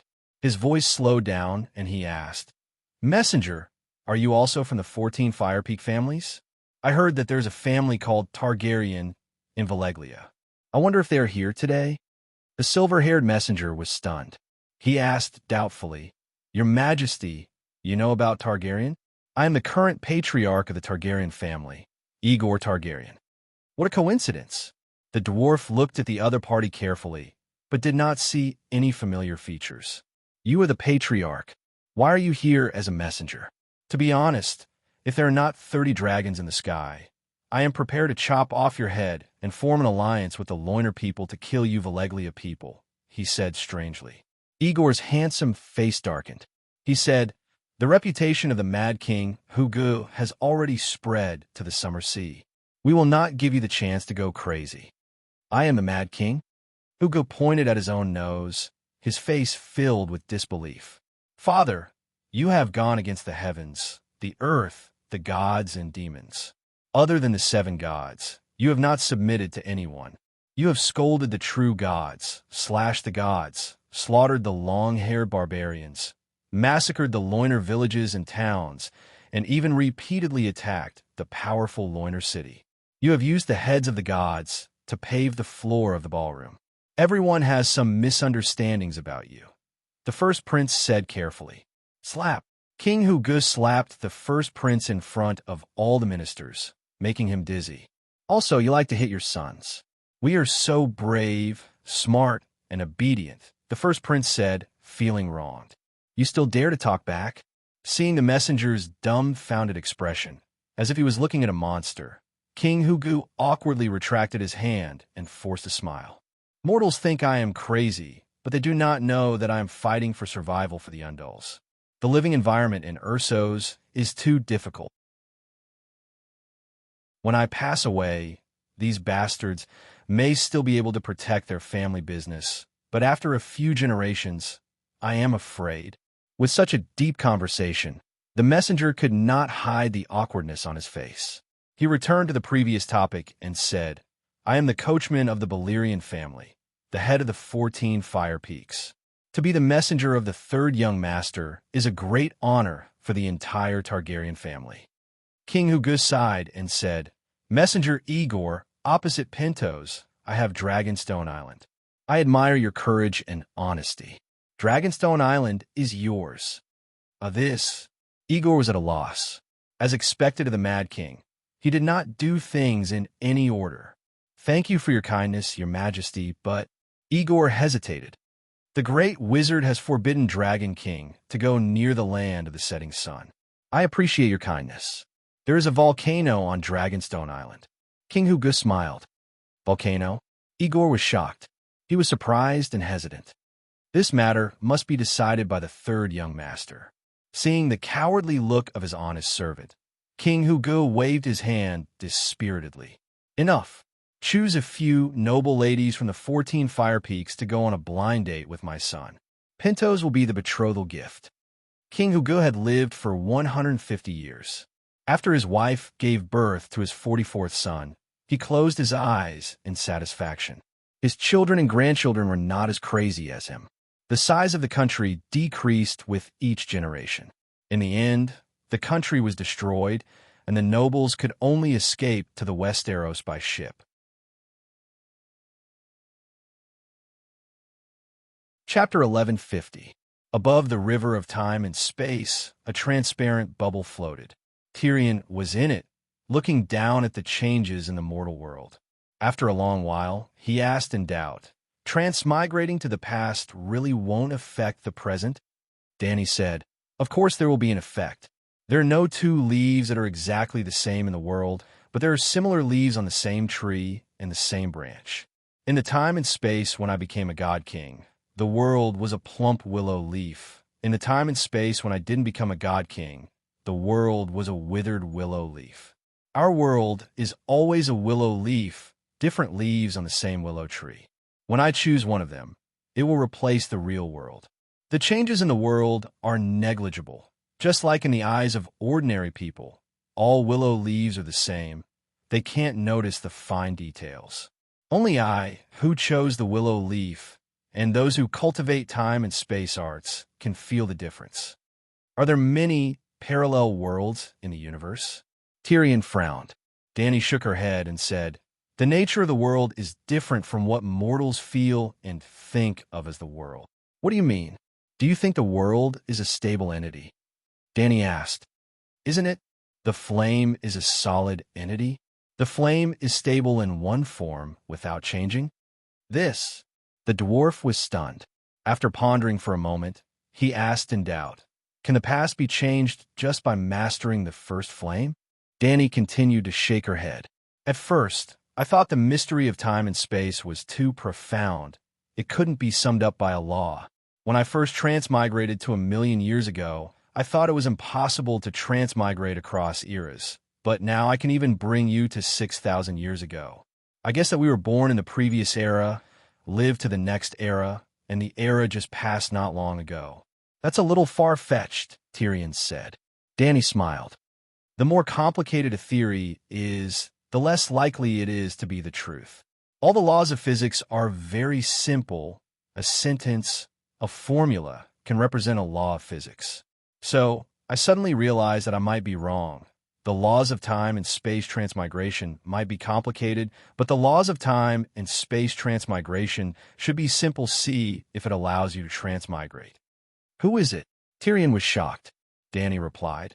It could be a space-time manager or a unique law of the world. At this moment, I was 100% sure that transmigration would bring about changes, and changes would come at a price. If it doesn't want you to transmigrate, it must be because the price is too high and it can't afford it, or it doesn't want to pay for you. At this time, Dany was vaguely aware that there was a space-time manager above the time of the world of ice and fire. She couldn't even see his shadow, but she could feel a familiar aura. It could not have been her. She would not have confined herself to one world forever. The most likely possibility was that she was one of the 5 Megalosaurus, followed by the goddess of faith. How is that possible? Or did you secretly do something? Tyrion cried out. 800 years had passed since the time of King of the Hills of Gu, and 500 years had passed since the first batch of Undulls crossed the narrow sea and entered the Westeros. The Undulls had completely taken over the valley and were now fighting with the king of the first people for control of the river. Both sides had victories and defeats. Then, St. Moses and the fugitive Undull slaves appeared. Dany showed her divinity among the first people and gave Moses a holy sword that split the river of the Trident. Only then did she return above the river of time and said, "You are the cause, and he is the effect. Through you, I made him a reality. There was no Moses in history, but I have spoken, and Moses' deeds were even written in the 7 Stars Bible, so he must be real." Huji's appearance caused the river of fate to change its original flow. After thousands of years, there were no major changes in history. But Tyrion also noticed that there were colorful stars flowing from the world below into Dany's palm at every moment. At the same time, her body was also emitting golden stars that fell into the world. What is this for? He asked curiously. As the only Bible of the Church of the 7 Gods, it must be true. So, Tyrion didn't understand. The souls of all believers of the 7 Gods must be judged by heaven and hell. Believers of great merit and practicing the path of the 7 Gods go to heaven, and sinners go to hell to be punished. Ordinary people go through the ancient cycle of reincarnation, which is to dissipate between heaven and earth. The soul is made up of 2 parts, spirituality and life imprints. Every time I collect a soul, I will replenish the world with the same amount of spirituality. In terms of energy level, the influence of the souls of the dead on the past has been minimized. Dany said solemnly, "You let me transmigrate, so bold and unrestrained, but now you are so calculating. What are you doing? The dwarf complained. I said that changing the time and space of this world must come with a price. Everything I do is to minimize the price. Danny said, even you're trying to minimize the price, so the price itself must not be small. Is it worth it to show off? Tyrion asked. At first, I thought it was a facade project, but now I realize that no matter the price, it is worth it. Why? Because the seven gods are the gods of faith, and the biggest enemy of faith is falsehood. No one can give faith to false existences. You might not have noticed, but in the past 100 years, early angels like Matthew and Big Sparrow have not improved in their realm. The stronger they are, the more they know. The more they know, the more doubts they have about faith. Thus, they have reached a bottleneck in their realm. If I don't change, a level 9 seraph will never be born among the believers of the seven gods. It involves the future of the seven gods church and the seven gods. So no matter how great the price of changing the timeline is, it is worth it. Tyrion was shocked. Is that so? The Seven Stars Bible is the foundation of the seven gods of faith. At first, I thought that as long as the doctrine is perfect, there will be no problem with faith, but Danny sighed and thought of her previous life. The new generation that was born under the red flag and grew up in the spring breeze had almost received the most red education. The red theory that their teacher taught them was a truth that was almost perfect, but after entering society and being beaten up in reality, would they still believe in the completely correct doctrine? The doctrine of the seven gods was very humane and beautiful, but if the seven gods themselves went against their doctrine, how would the believers make themselves believe in them? So, Danny had to make the seven gods real. Now, do you think that I am a fake seven god? Danny looked at Tyrion and asked, You are the most genuine fake. The dwarf smiled bitterly. Before me, did the Undulls have the concept of the seven gods? The doctrine of the seven gods was not passed down by me. The seven gods church was not established by me. Yes, but you changed the past. In the timeline, there's only one past. All right, you are the seven gods, the real seven gods. Tyrion sighed. Danny was satisfied. All right, be careful.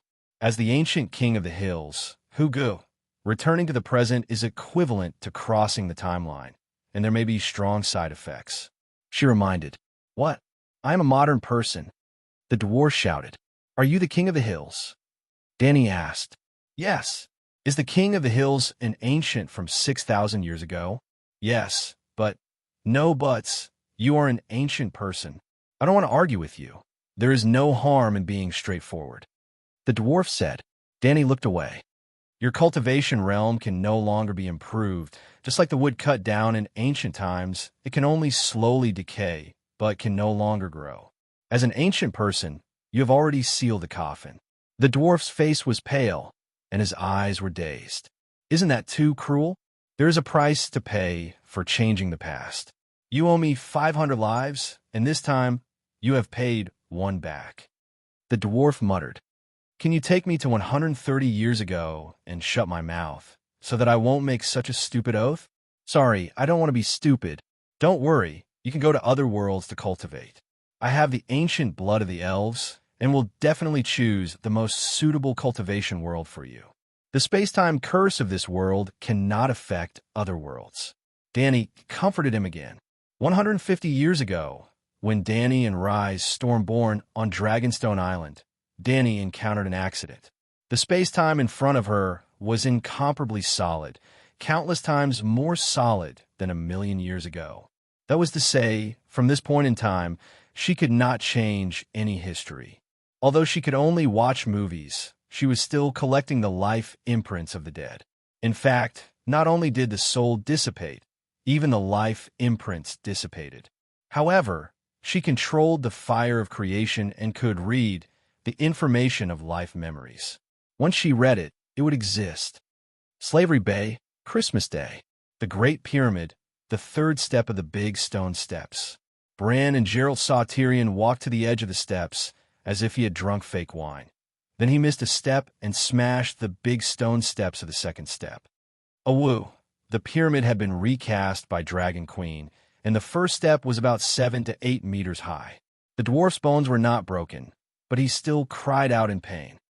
Are you drunk? Bran poked his head out to look. The dwarf touched the broken bridge of his nose and leaped onto the third step platform. He sat back in his seat, picked up the bottle of wine, and gulped it down. What's wrong? After a fall, you've suddenly become much older, Geralt said, puzzled. The dwarf did not speak. He put down the bottle of wine and closed his eyes to meditate. A moment later, he wailed with a sad face, "It's not an illusion. My cultivation base is even more stable than this great pyramid. It's not moving at all. You're really drunk. What nonsense are you talking about?" Bran asked strangely. At this moment, Dany's voice rang in the dwarf's ears again. "Tyrion, your father Tywin, and Aerys have returned as vengeful ghosts. Remember to save up more merit and redeem them. Forget about Father Tywin, but Aerys is your father too." The dwarf wailed indignantly. "Nonsense. We separated long ago. I'm the daughter of Queen Layla, the Penishade Dragon Targaryen. You're the direct descendant of the three-headed Red Dragon Targaryen, Aerys's super illegitimate son. That's right, Brother Way is also yours. He's your brother. Although Rhaegar is also in hell, he has Jon. Brother Way is alone and can only enter your temple," Dany said with a faint smile.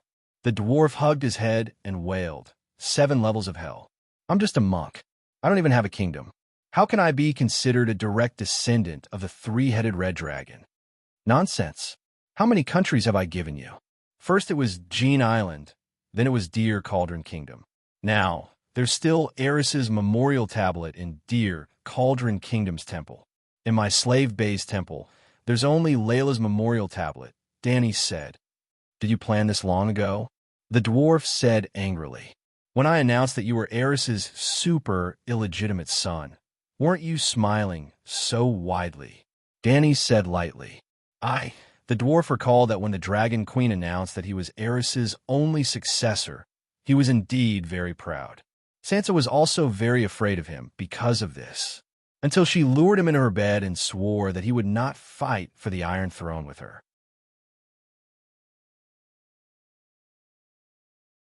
Chapter 11:51. After practicing in the Song of Ice and Fire world, Dany immediately went to the Demon Hunter world and used the same method to collect the life imprint of Laura's human husband. She also studied the timeline of the Demon Hunter world. A previous conjecture was verified. The space-time rules of each world were different. The Song of Ice and Fire world had just fallen from the upper universe, and it was the first time the celestial sphere converged, which basically guaranteed the integrity and independence of the timeline. In other words, the River of Time was really like a river. The Demon Hunter world had countless celestial sphere converges. When a pile of cow dung and a pile of horse dung collided, a part of cow dung would be missing and a large piece of horse dung would be stained. As a result, the River of Time had broken and large tributaries. After many celestial sphere converges, the Demon Hunter world's River of Time was like a 1,000-layer cake with countless holes drilled by insects. Each layer of cake represented a different world's space-time fragment. Each hole represented a space-time tributary. In that world, space-time travel was very difficult, but also very simple. It was difficult because space-time was chaotic. It was almost impossible to comprehend the law of space-time travel through cultivation with an ordinary bloodline. It was also easy because space-time was chaotic and there were no strict rules. As long as your bloodline contained the innate law of space-time travel, you could travel freely, but the price, if space-time travel in the Song of Ice and Fire world was like buying a ticket to enter, the ticket was paid by the traveler. Then, the Demon Hunter world had no strict space-time rules and time guardians. There were no guards at the gate, and one could enter at will if they found the right way, and the price was paid by the world's origin. Traveling freely in the Demon Hunter world, changing history and the future, the world's origin would be damaged, space-time would be more chaotic, and even more riddled with holes. Perhaps, the worlds would punish the traveler through fate? After Dany brought back the human warlock Craignan, Laura and her descendants were ready to leave. "You don't want to settle here?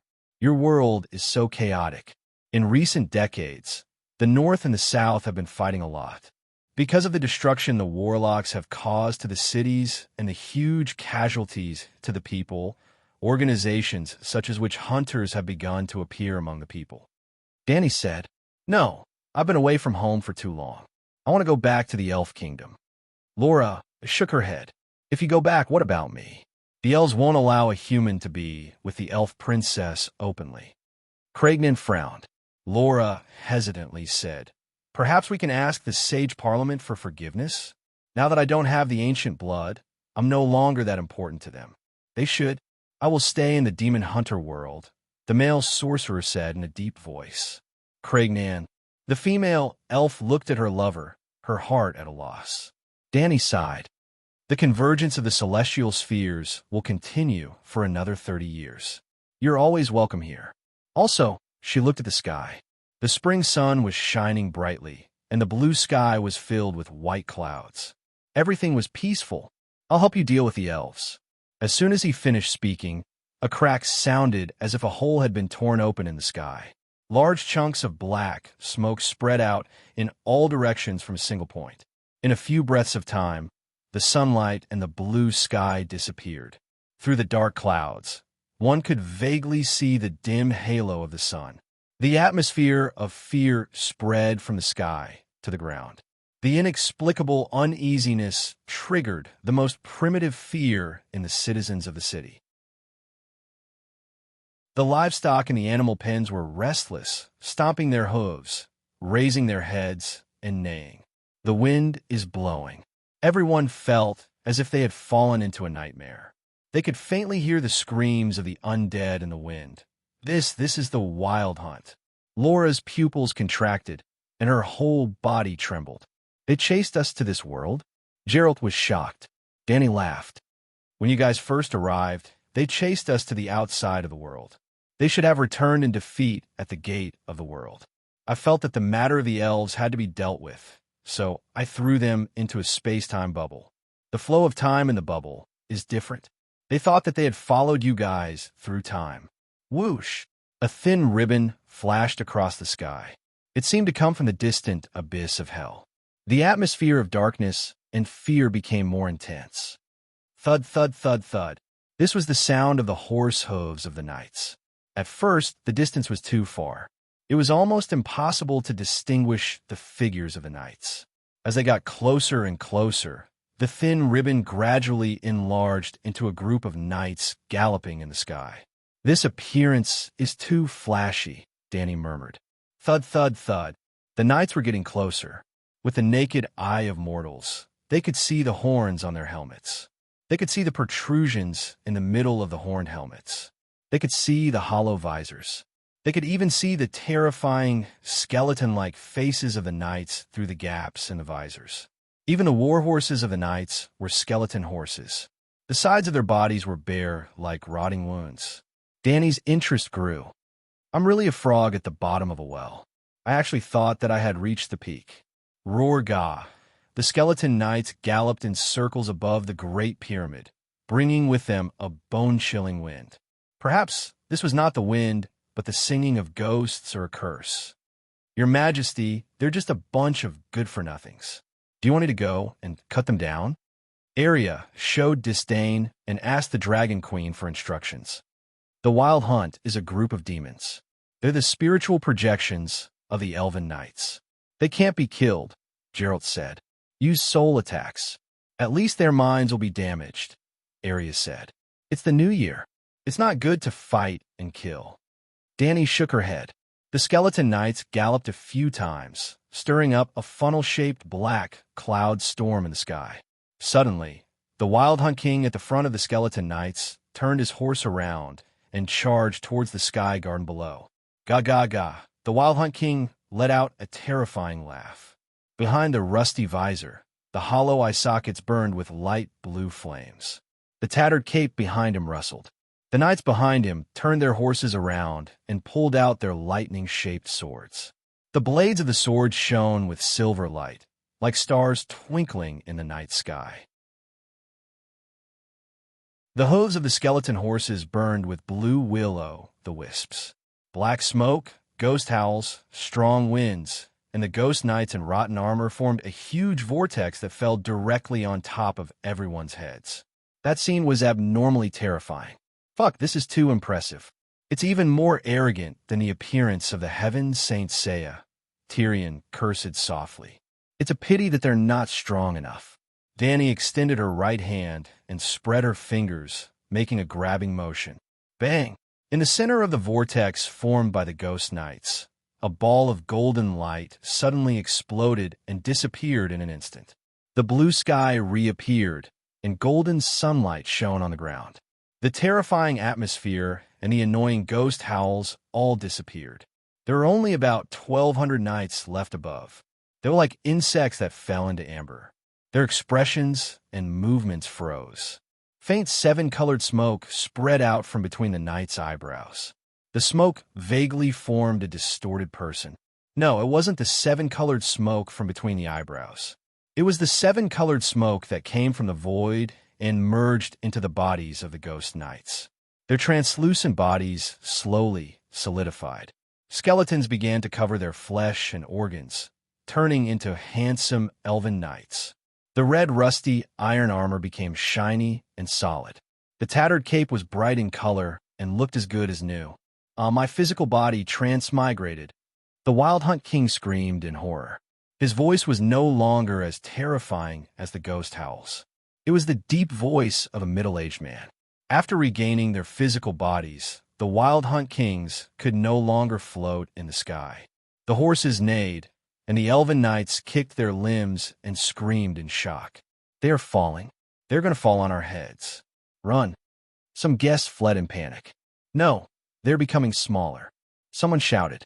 The lower the altitude of the elven knights and their war horses, the smaller their bodies became. They were free-falling, and the speed of their fall increased. They shrank visibly. The tall knights became half-humans, little elves, finger-headed people, ant-men. In the end, the 1,200 knights and their war horses all fell into the hands of the Dragon Queen. Everyone was dumbfounded. Such a flashy entrance, and such a tragic ending. Tyrion smiled bitterly and shook his head. Bran looked at the palms of Grandmaster Dany. He was shocked to see the little people getting up dizzily, looking for their war horses and swords. They even regrouped under the yelling of the Wild Hunt King. Ha ha ha! He couldn't help but laugh. Then he saw a gust of wind in the palms, blowing the little people around. Hey, this is fun. He purposely blew at the Grandmaster's palms. The elven knights floated up like goose feathers in the wind. Because he was too close and too excited, he spat out some saliva. The world of the palms started to rain heavily. Go away. Disgusting. Grandmaster Dany looked disgusted. She pushed her unfilial grandson to the side. Then, she raised the hand with the little people and made a grabbing motion towards the sky. Boom rip. 100-meter-long crack appeared in the sky. Then an exquisite city built by the lake in the forest rose from the ground. Like a sesame cake, it spun and fell from above. Ah, the elven royal city? Laura exclaimed. The sesame cake city expanded to its original size in the sky. It covered the whole of Astapor with a radius of 100 miles. The residents and guests of Slave Bay could even see the rippling lake beside the elven royal city. The elves running in panic in the streets of the city, and the elven sages casting forbidden spells with their staffs. It was like colorful fireworks exploding in the sky above the elven royal city. The effect was just fireworks. As the elven royal city fell, it started to shrink rapidly, just like the elven knights before it. The people in the sky garden looked at the queen's palms in a daze. They saw a city model the size of a broad bean. Do you admit defeat? She said. Yes, yes, the people nearby said in a daze.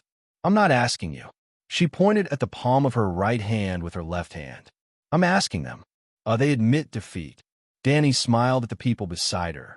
Why don't we go to the elven royal city for a walk? It's more exquisite than my Astapor. It's more natural. Jump into your palm. Geralt muttered. Try jumping on the spot. Geralt tried, but he didn't land. He disappeared on the spot. The elven royal city was so small, but they still saw the demon hunters in the square in front of the palace. Everything was clear. Even the blank expression on Gerald's face could be seen. As the guests in the Sky Garden disappeared one by one, Dany also entered the elven royal city in the palm of her hand. A group of defeated elven sages knelt on the ground to welcome her. Dany didn't go overboard. She didn't face them with the attitude of conqueror. She didn't even sit on the seat that represented the Elf King. Instead, she accepted the elves' hospitality as an honored guest. Well, it was mainly because Laura was beside her. If she humiliated the elven sages in a domineering manner, it would be a slap to her own face. She had previously vowed that Laura was her friend. She couldn't slap her friend's parents in front of her friend, right?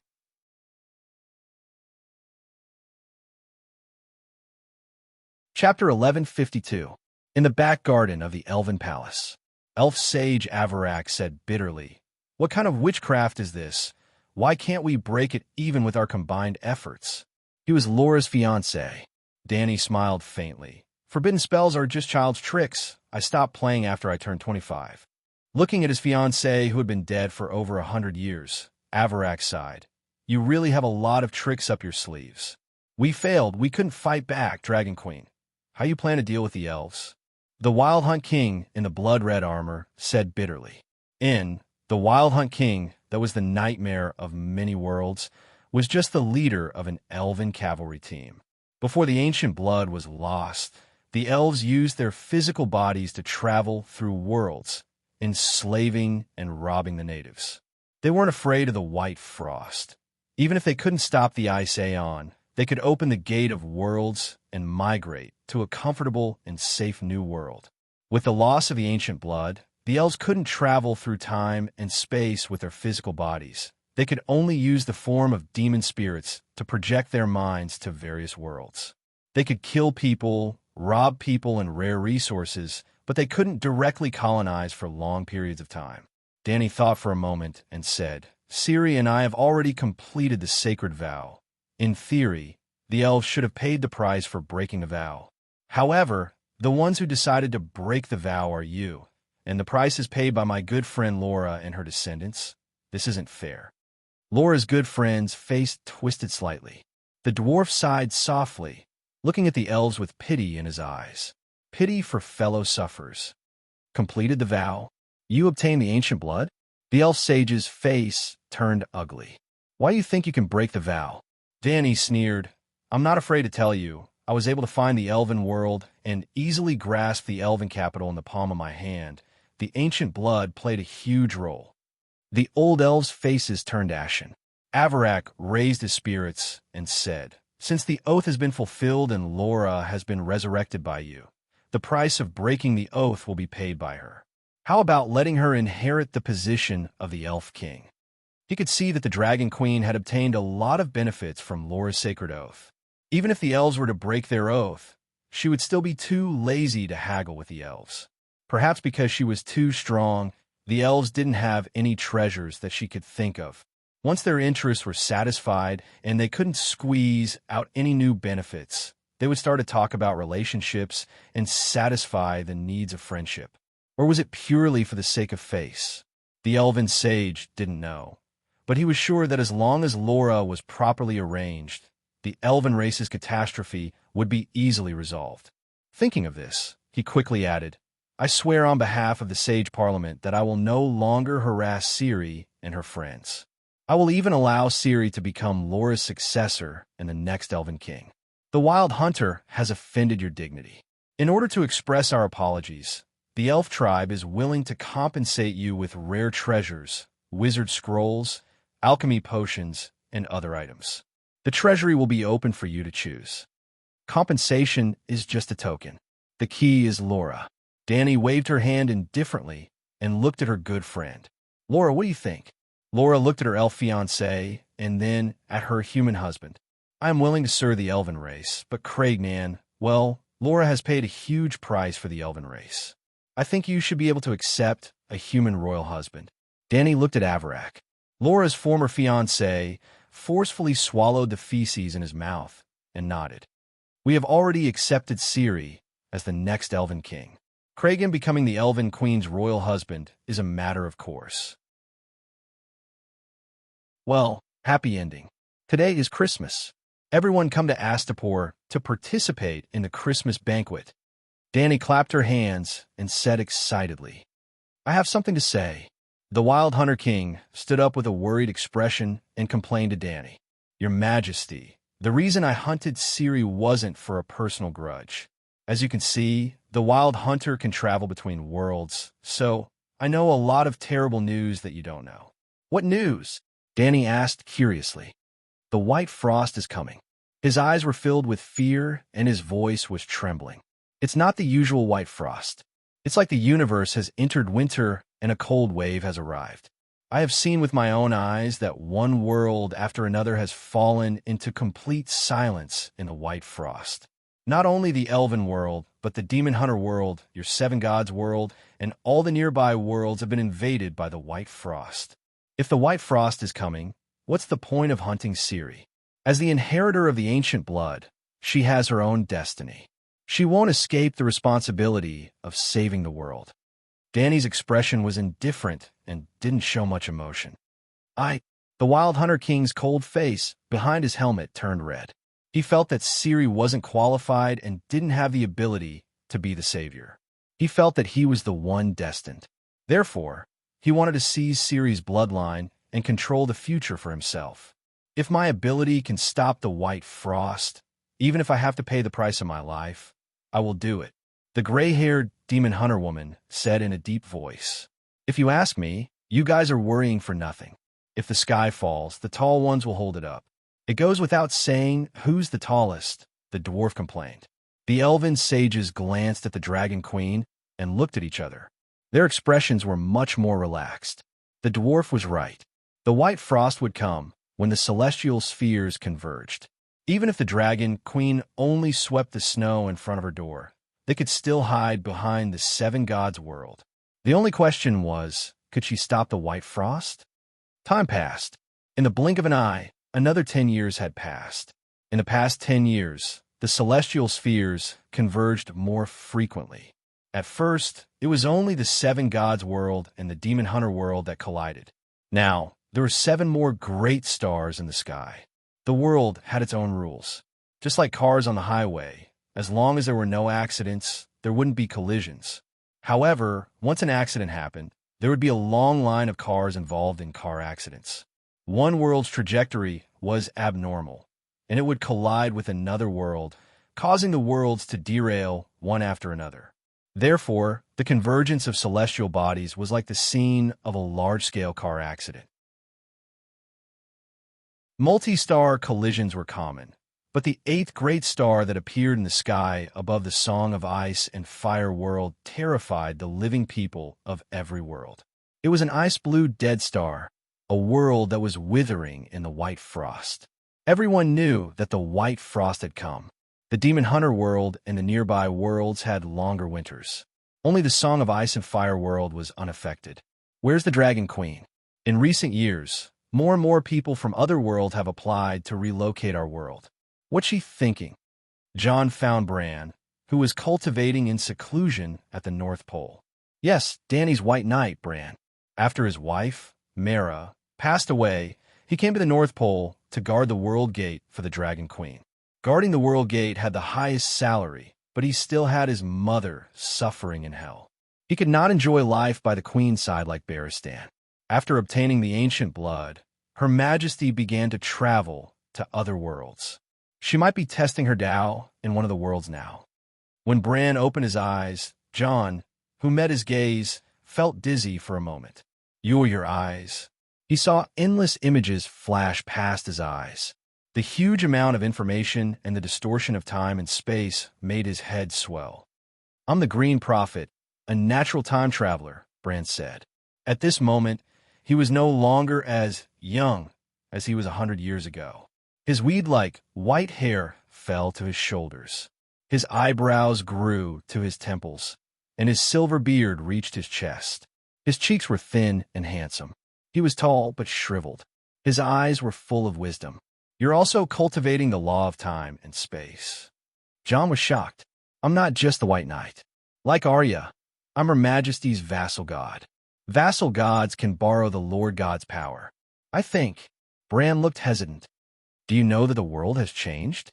After the celestial bodies converged, the world changed every day, Jon said. No, I mean some things have changed forever, Bran mumbled. Be more specific. Jon was getting impatient. You've seen Legger? Bran asked. Jon was silent. After a while, he asked in a muffled voice, Say, is the Dragon Queen my aunt or the reincarnation of the seven gods? Both. Bran sighed. What do you want to do? Jon asked. I'm thinking, what should I do for Robb and Father? Bran said, they've returned to the world and will enjoy eternal peace.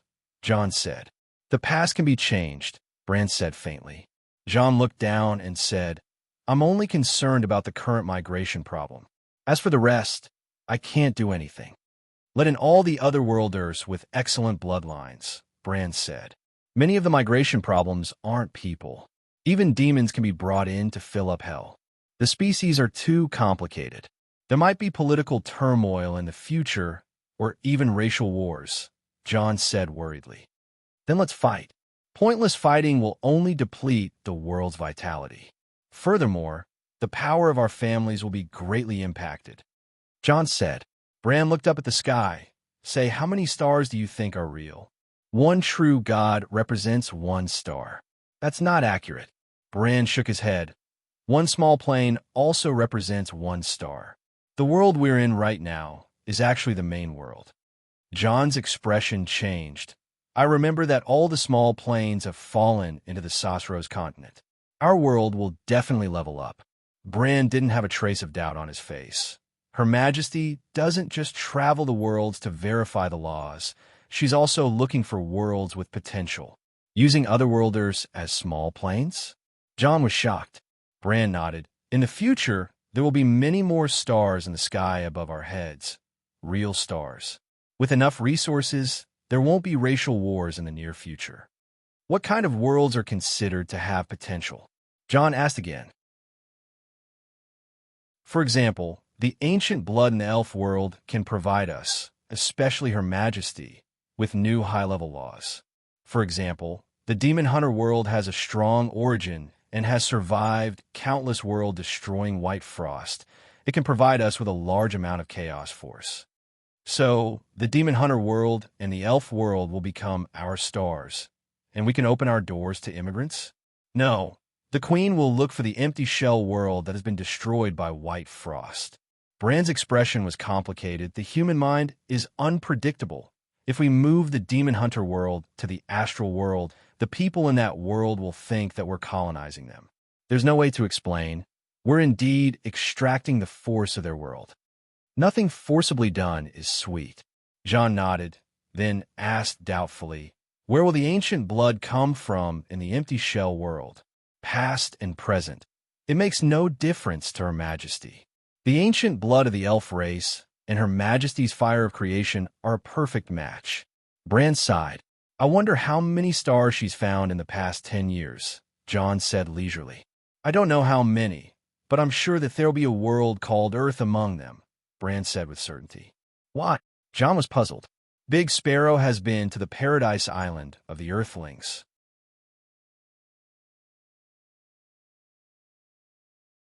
Chapter 1153. Dany did find Earth.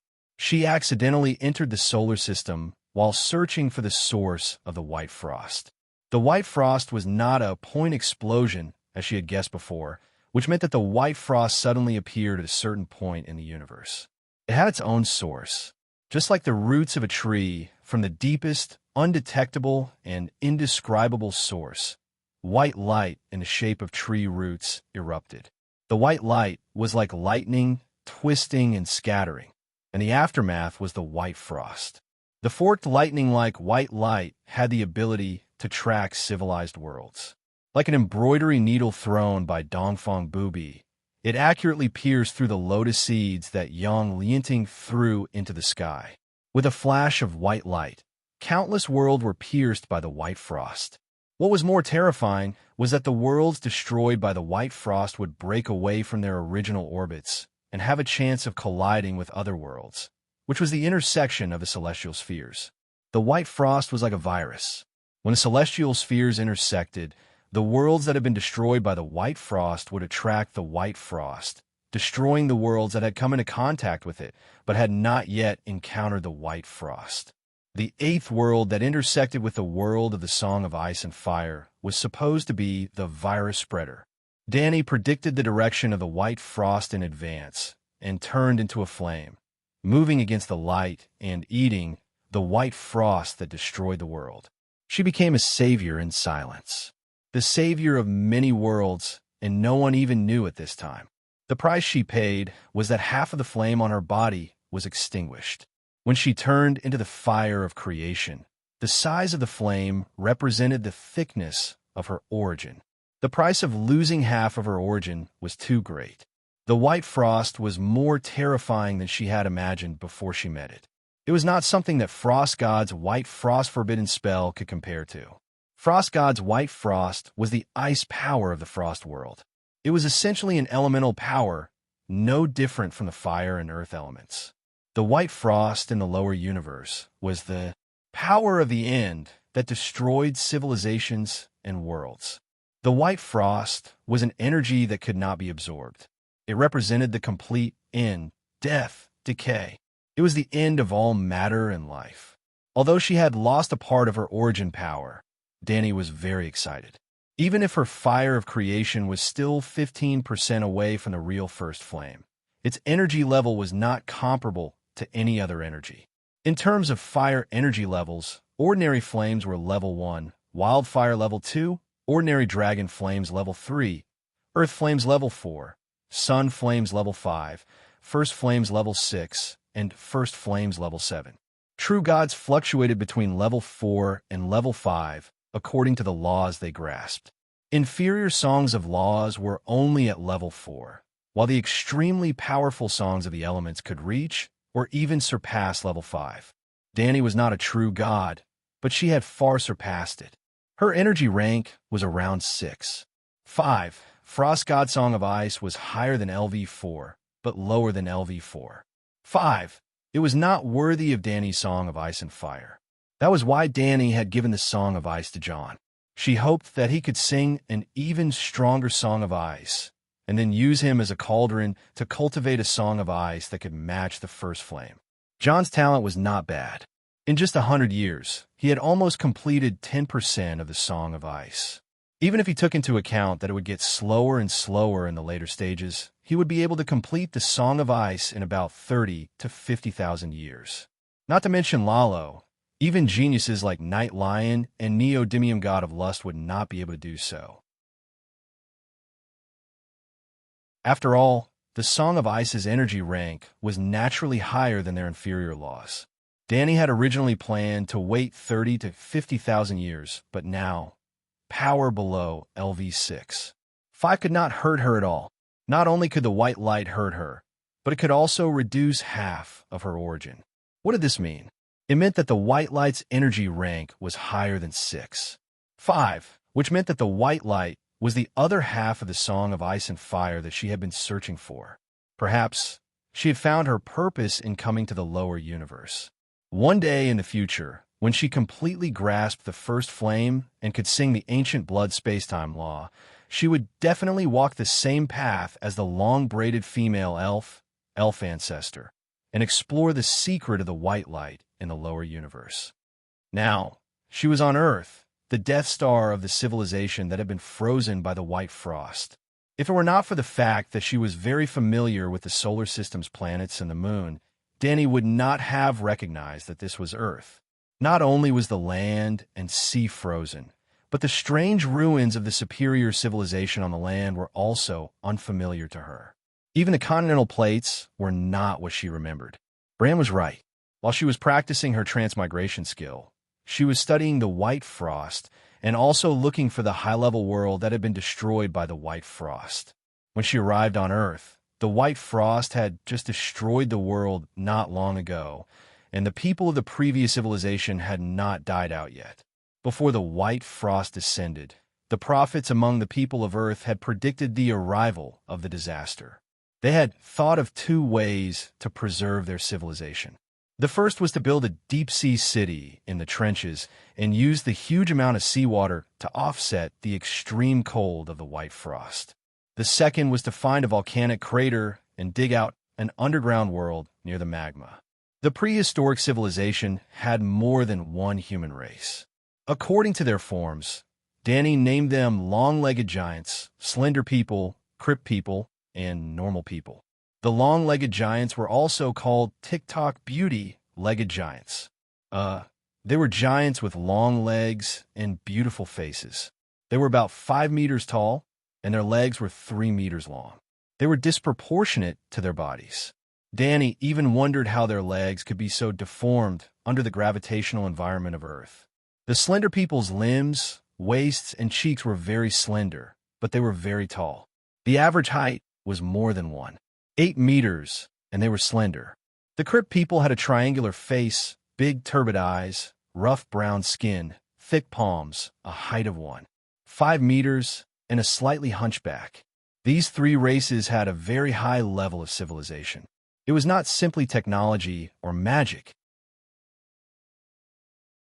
At this time, the Earth's chaotic force was very rich, and the people of Earth had developed an advanced interstellar civilization. That's right, they could travel within the stars. In fact, the crypt people came from Mars. The long-legged giants came from outside Pluto. When the celestial bodies converged, they migrated from another world. Many years ago, their civilization was destroyed in the white frost. Perhaps in the billions of years of history of the solar system, countless civilizations have been born and countless civilizations had migrated. When Danny arrived, the normal primitive people had already died out. Long before the white frost arrived, the giant civilization, like the elves, had experienced a great decline. At this time, they had lost the ability to migrate across planets and could only hide in mountain cities to survive. The hope of survival was very slim. The slender people built cities at the bottom of the sea and prepared a full set of space launch systems in advance. When the white frost cold air covering the entire solar system dissipated, some of their people would escape from Earth by spaceship. The crypt people did not choose to evacuate. Instead, they dug holes in the ground and prepared to build an underground world. Whether it was the crypt people or the slender people, it should not be difficult for them to survive this cold wave. According to the rules that Danny originally set for herself, as long as the civilization was not completely extinct, she would not interfere with that world. She would not save, plunder, or destroy. But after landing on the surface of Earth, Danny was shocked by two things on the spot. First, the will of the world of Earth was like a child welcoming home. It could not wait to accept her and even directly gave her the control of the heavenly axiom. Even if she gave the Song of Ice and Fire world the first fire, even if she ended the long night and became the savior, even if she sang the Song of Fire, even if she became the God King, the will of the world of Song of Ice and Fire was not so affectionate. Danny forcibly extracted the will of the world from the depths of the world's origin with her strength and cast it into the book of fate. After being crowned the God King of Earth without knowing anything, Danny immediately discovered another amazing secret.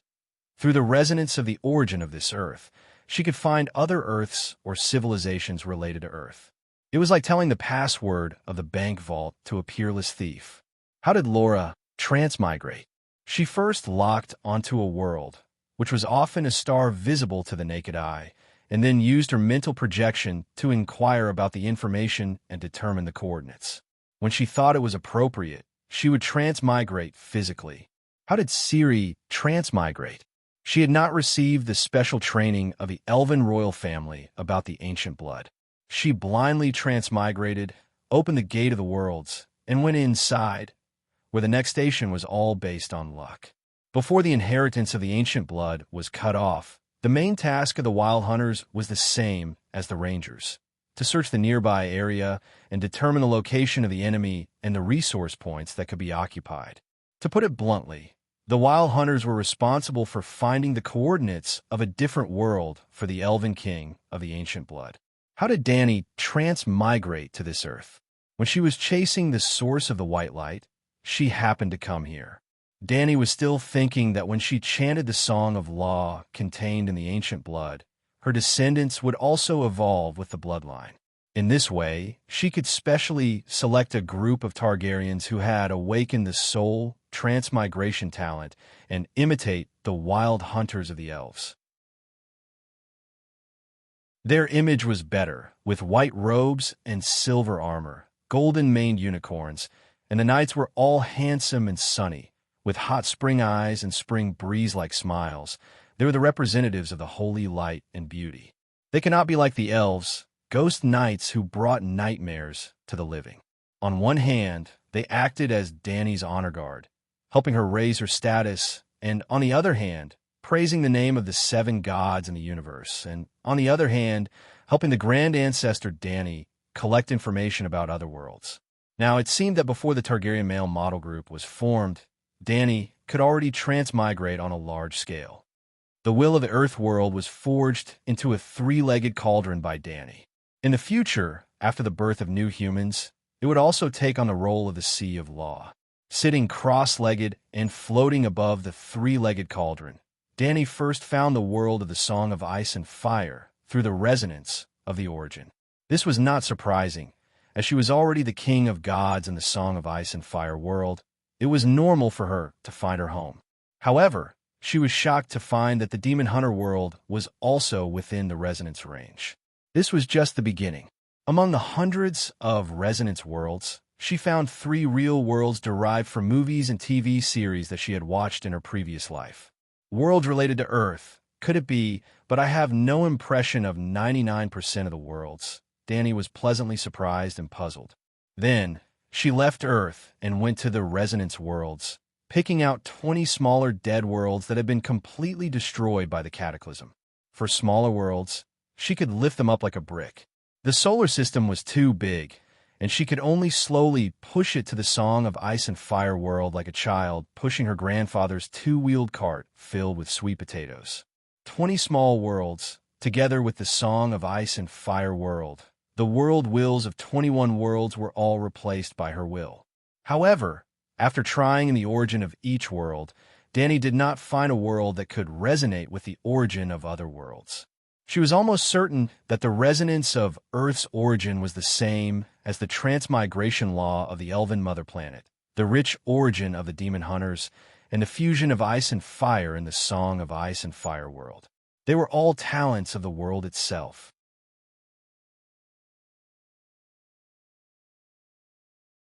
Chapter 1154. There was only one thing that Dany was unsure of. Could this Earth, which made her feel like she was returning to her mother, be her home planet before she transmigrated? If she was born in this world, when she returned with the first flame, the will of the world would naturally cheer. Just like a family that was poor to begin with, and the father happened to be seriously ill. Suddenly, the daughter who was lost in the early years returned as a billionaire. Now that Earth had just been covered in white frost, and civilization was on the verge of extinction, Dany returned with the first flame and the ancient blood, and the will of Earth leaned over. Did it seem reasonable? But the problem was that the time did not match and the location did not match. When Dany transmigrated, Earth had already entered modern human civilization, millions of years ago. When she transmigrated, the world of Song of Ice and Fire was in the upper universe, and Earth had already existed in the lower universe for many years. Transmigrating across dimensions. No, transmigrating across dimensions and time. Dany looked at the frosty Earth below her, and her expression became solemn. Maybe, for the rest of the time, I have to stay here until that moment comes. With this thought, Dany stopped moving the solar system to the world of Song of Ice and Fire, because there was a difference of 100 times in the flow of time between the two worlds. Another 20 years later, the convergence of the spheres between the world of Song of Ice and Fire and the world of Demon Hunters ended. But the communication between the two worlds was not cut off, and Ciri often opened the gate of the worlds to come to the world of Ice and Fire to practice the laws. Later, she simply used the technology of the elves to build a permanent gate of the world between the two worlds. The gate of the world was built on the sea. The world of Demon Hunters was on the coast of Sintra, and the world of Song of Ice and Fire was on the Bay of Sorrows. Well, in the end, Ciri did not marry the crown prince of the true dragon Khanate because she liked women. Ciri did like boys when she was a lowly, but a series of later experiences had greatly changed her worldview and personality. It was said that she had relationships beyond friendship with several female mages in the world of the seven gods. Although the marriage with Ciri did not succeed, the true dragon Khanate still supported Calanthe's restoration. Because Queen Calanthe's mother, the seer Adalia, had married a Targaryen prince. It was not Bran, but the Bran's reputation was too bad, and no one was willing. Dany did not interfere. They were free to fall in love. To be honest, Dany was far more satisfied with Adalia than Ciri if she did not consider the ancient blood. Ciri was not suitable to be a daughter-in-law. She was the space-time prodigal, a demon hunter with a big sword on her back, a female version of Geralt. The marriage partner had changed from her granddaughter to her mother. Calanthe was very confused and inexplicably sad. A few years later, her mother gave birth to a few more Targaryen brothers for her. On the 50th year since Dany obtained the ancient blood, she had finally separated a brand new song of laws from her bloodline. From that moment on, faith transcended time and dimension, and the glory of the seven gods spread throughout the universe. For example, in the world of demon hunters, 50 years of convergence of the celestial spheres allowed the Church of the Seven Gods, whose doctrines perfectly fit the three views of human beings, to flourish in the northern countries. Especially the war in the north that lasted for decades, affected millions of people, and was hated by the entire continent. It could be said to be the booster for the development of the Church of the Seven Gods. In the world of demon hunters, the one who contributed the most to the development of the Church of the Seven Gods was none other than Ciri's father, Imherse. Although he was a heretic who did not believe in the seven gods, through the oppression of the northern countries and the instigation of the relationship between warlocks and royalty, he made the royal families of the various countries turn to the economical, safe, and efficient priests of the seven gods. The priests and paladins of the seven gods also lived up to expectations and successfully helped the various countries to stop the brutal Nilfgaardian army. The Nilfgaardians believed in the sun and did not have priests of the seven gods. During the war, the medical disadvantage was too great. The world of demon hunters never lacked devout believers. In fact, before the appearance of the Church of the Seven Gods, Meritley already had a church organization all over the northern continent. They were all public welfare organizations such as orphanages, hospitals, shelters, and the like. The three views and behavior of the people in charge were often very consistent with the teachings of the seven gods. When they changed their faith or slightly adjusted their doctrines, believing that the seven gods and Meritley were the same gods, it was very easy to change their profession to a priest. After 50 years of development, the seven gods became the mainstream religion of the northern countries. But with the end of the convergence of the celestial spheres, the distance between the two worlds grew farther and farther, and the priests and paladins began to lose levels, and their power gradually declined. Fortunately, the seven gods had always stood at the top of the lonely peak, and there were no competitors. Or rather, there was no one who could fight. No matter how weak the priests of the seven gods were, they were still stronger than the priests of other churches who did not even have divine spell slots. For example, Aunt May's New Sun religion. When she was there, she really developed a group of extraordinary priests who could borrow her power. But when the convergence of the celestial spheres ended, the priests instantly turned back into muggles. When Dany began to understand the law of space-time travel, the believers of the seven gods in the world of demon hunters once again clearly felt the power of the seven gods. Their power was even stronger than when the celestial spheres converged earlier. The islanders' goddess Freya is also Meritley.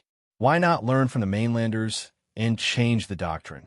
No, not change, but replace the slightly backward doctrine of the three goddesses with a more complete Seven Stars Bible. Perhaps we can remove the seven stars and only revere the Bible. The Prince of the Skellige Islands said to the nuns on the island, "We could try." The old nun had long been envious of her counterparts on the mainland. The human's merit lay is our faith in Blow Magda. Why should they be the only ones to understand divine spells? The dwarf king in the corner of the mountain was unbalanced.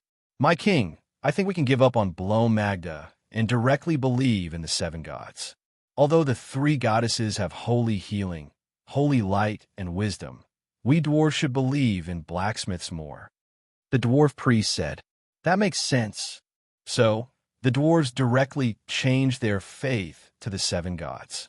After the dwarves, it was the elves because the elves believed in Dynamita, the three goddesses of the maiden, the virgin, and the crone. In the beginning, only the elves in the world of demon hunters used the Bible as their doctrine. The effect was so good that it was not long before the elves in the world of elves used it. 50 years after the convergence of the celestial spheres, the Seventh Northern War broke out, and the people of the world saw for the first time the legendary palm of the Virgin Mary. The demigod Archbishop of Sintra used only one move, earthquake, and directly slapped the hill 2 kilometers away, where the Nilfgaardian warlocks were, directly into a large lake. Such terrifying power, even Dany was shocked. When the celestial spheres converged, more than 10 planets collided, and Dany quietly helped them resolve the White Frost disaster. The civilizations did not go extinct, and they also came into contact with the teachings of the seven gods, and also introduced churches and priest systems on different scales. When the law of space-time travel was first understood, the faith of the seven gods was no longer limited by space-time, and almost without exception, the seven gods became the mainstream faith of the world in just over 10 years. In addition, Ciri and Dany often sent some believers of the seven gods to travel to other worlds, and the faith of the seven gods had already spread in that void domain. At least 30 worlds provided Dany with the power of faith. Unknowingly, the believers evolved, and there was a qualitative change. When the believers used the palm of the Virgin Mary again, they could borrow a part of the physical power of the Virgin Mary. It was equivalent to the clone of the Virgin Mary personally attacking, and that power, after resurrection, the Virgin Mary's palm became the second forbidden spell to be restricted by Dany. In the early years, as long as one was promoted to a level 4 great priest, there was a certain chance of understanding the Virgin Mary's palm. After the long night, it was changed to a level 5 demigod. At this time, angels below level 3 could forget about it.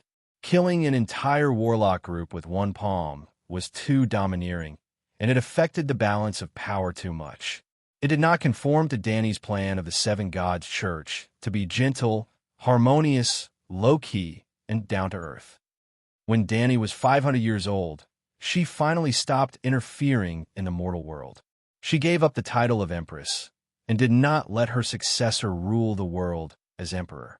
In fact, when Dany was 100 years old, the world's population had recovered to 60% of what it was before the Long Night. In fact, she had gradually given up her rule of the world. When she was 500 years old, the Celestial Emperor was no longer around, and she was only the Divine King. Even Slave Bay and Astapor's hometown were handed over to her nth Crown Prince. From then on, Christmas was really Christmas. If one wanted to celebrate Grandmaster Dany's birthday, they had to have the ability to go to the astral world. Another 500 years later, the Dragon Queen completely became a legend, and there was no trace of her in the world. In this 1,000 years, the celestial spheres converged twice in the Song of Ice and Fire world. The first time was very small, and the worlds only approached without colliding. It lasted for a few months, and a group of otherworlders migrated in. The second time was huge, and dozens of worlds collided. Dany even took action again and quietly blocked the destructive white light for the many worlds. At this time, the faith of the seven gods had spread to thousands of nearby worlds, and the number of heavenly angels had exceeded 10,000. After 1,000 years, Yennefer finally started with the Song of Fire, and Ciri started with the Song of Wind. The two women joined forces with 3 angels of the seven gods who could use the Holy Mother's palm, and successfully blocked the second White Frost of the Demon Hunter world. The first White Frost was blocked by Dany. The Holy Mother's palm has a miraculous effect on white frost. This news was spread by the Lady of Space and Time, Siri, and the seven gods' missionaries to various worlds. With the first time, there was a second time, and when the second interception was successful, more and more worlds summoned level 3 angels to save the world when the world was in danger. Not all civilizations could summon angels to save the world. First of all, they could not do it at the last minute, and had to have enough power of faith. Second, the world had given birth to angels before, and it was best if they were level 3 middle angels or above. Lastly, the white frost could not be too strong. The world, the church, and even the lower universe. Everything seemed to be developing in a good direction. Dani, however, encountered the first cultivation bottleneck in her life. Her progress of the flame of creation was stuck at 85.7%, and no matter how she tested the songs of the 4 elements in hundreds and thousands of worlds, she could not advance any further. For a whole 500 years, the progress bar did not move at all. If it were Lalo, he might have been able to encourage himself with precision down to 9 decimal places, but Dani could not help it. She did not lack patience, but she had a vague feeling that she would never be able to master the first flame in the lower universe. But the first flame was incomplete, and she was not qualified to explore the secret of the white light. Here came the problem. To master the first flame, she had to leave the lower universe. But if she left the lower universe, she would lose the opportunity to understand the ice of destruction. It's time for me to start a new journey. Dani looked at the sky, and her gaze pierced through the dimensional fog and saw a sea of bright stars. There was something there that made her flame of creation restless.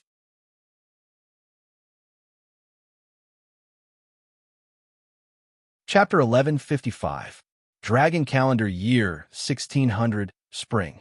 In the 5-Dragon Cave south of Astapor, the originally spacious white jade square seemed especially small today. It was packed with people, shoulder to shoulder. There were more than 1,000 people, all of them Targaryens. There were leaders of various families, kings of kingdoms, and demigods who had long escaped the danger of their lifespans. Brandon, where have you been? I haven't seen you in a few hundred years. The dwarf pulled the former crazy prince, his face full of enthusiasm. My third tribulation is coming soon. What else can I do but work hard to earn merit? Bran said dejectedly. Once they heard about the tribulation, a group of demigods of Targaryens surrounded him. There were 400 to 500 of them. So soon? Bran, didn't you just go through your second tribulation 500 years ago? Yeah. Why are your tribulations so frequent?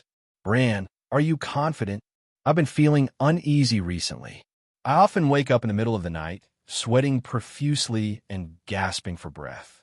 Is the tribulation coming soon?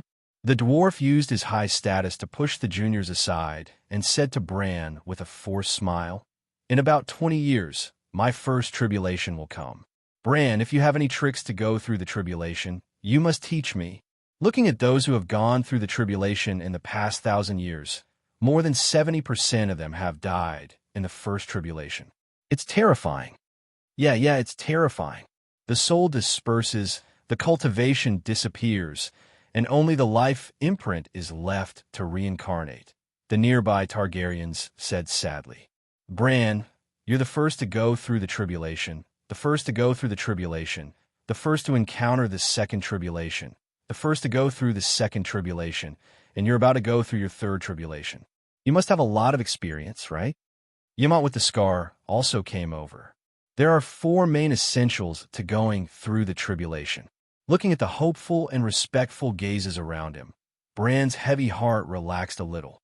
First of all, the tribulation can only be resisted, not evaded. Those who fled to the other world after sensing the impending tribulation are completely brainless. Why don't you think about what realm the old ancestor is at?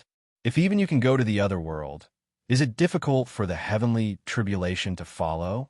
The power of the heavenly tribulation will be doubled for those who flee to the other world. Thus, the failure rate of the tribulation is now as high as 74%. You also ran away back then, right? Dani asked.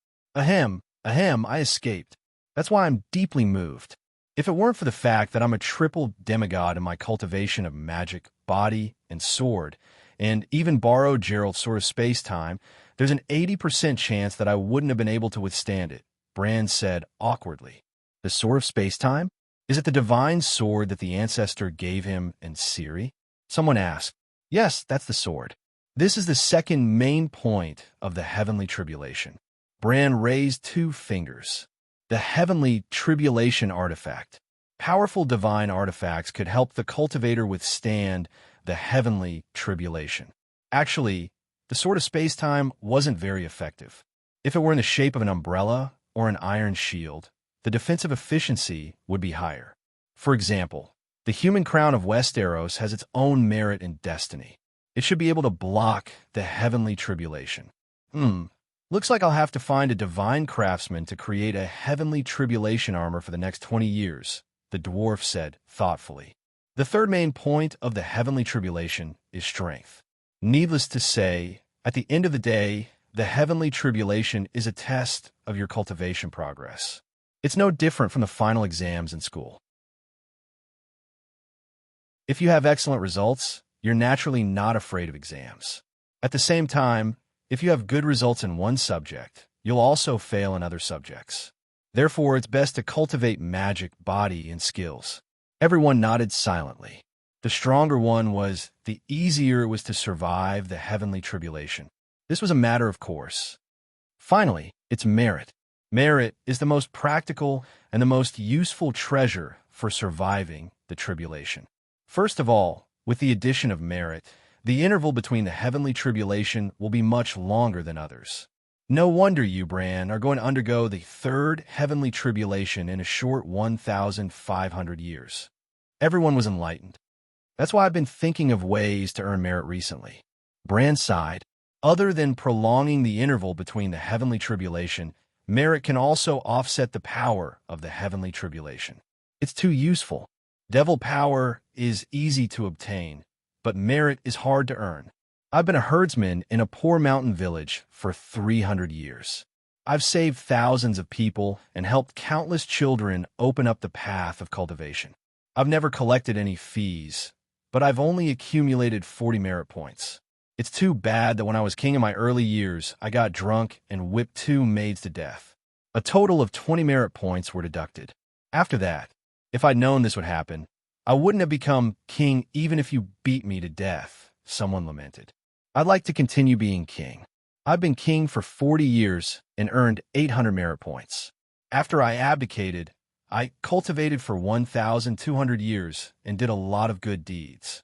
Instead, I lost 150 merit points. Someone disagreed. Cousin, you're talking nonsense. How can you lose anything? The king for before was full of suspicion. Why can't I? When I was king, I had people following me everywhere. No one dared to offend me, and I didn't have the chance to kill anyone. After I abdicated, I traveled the world alone. Those bastards didn't know who I was. They thought I was putting on airs and was an old man who liked to show off. The cousin's handsome face was full of grievances. I'm just used to fine clothes, good food, and a good service. Is it too much to hire 8 beautiful female elves to carry a palanquin? I've lived like that my whole life. But those fellows just couldn't stand it.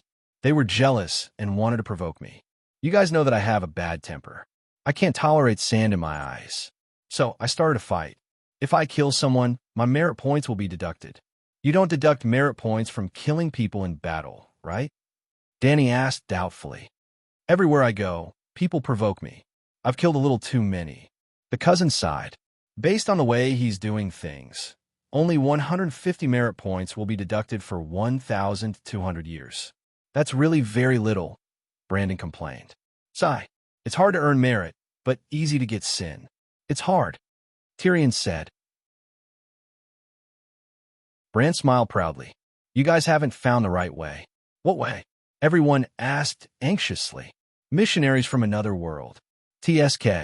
And here I thought it was something else. The onlookers were disappointed. Missionaries from another world have been around for 1,000 years. I've been one too. I only earned 98 merit points in 400 years. It's better than being a herdsman at home, but it's dangerous to preach in another world. The mortality rate is as high as 25%. Someone lamented. Hee hee, you guys haven't found a trick. Bran's smile was smug and mysterious. What trick? Tyrion asked curiously. This. Bran hesitated again. There are too many people here. Let's talk later, he said softly. But the people around him were all demigods. No matter how soft he was, they could still hear him. Bran, are you going to cut yourself off from the Targaryen family? Bran, the old ancestor is coming. I'm going to complain to her. You don't respect your elders. You don't love the young. You betrayed the family. Fuck, do you have to be so ruthless? Bran's face was pale. Bran, everyone here is Targaryen. There are no outsiders, Scar Ymont said sternly. Bran glanced at his uncle and sighed. Actually, it's very simple. Find the destined person to be your backer. Be more specific. Before we met another world, our merit came from the Holy Mother. But in another world, the will of the other world will also reward those who help the world. Following the will of the heavens is the greatest merit. How do we follow the will of the heavens? There's nothing simpler and more rewarding than helping the destined person complete the will of the heavens, Bran said solemnly. Fuck. The dwarf spat out the word dragon, a dragon swear word, and slapped Bran's butt hard. Kid, you're so smart. Why didn't I think of that? Hee hee, you've been avoiding Ciri all those years ago. But I've been following Geralt and Ciri to the end. Guess what? Bran raised his right hand proudly. 500. A total of 500 merit points. Holy shit. The eyes of the Targaryens turned red. That's not right. If you have so much merit, why do you have to go through heavenly tribulations? Dany raised a question.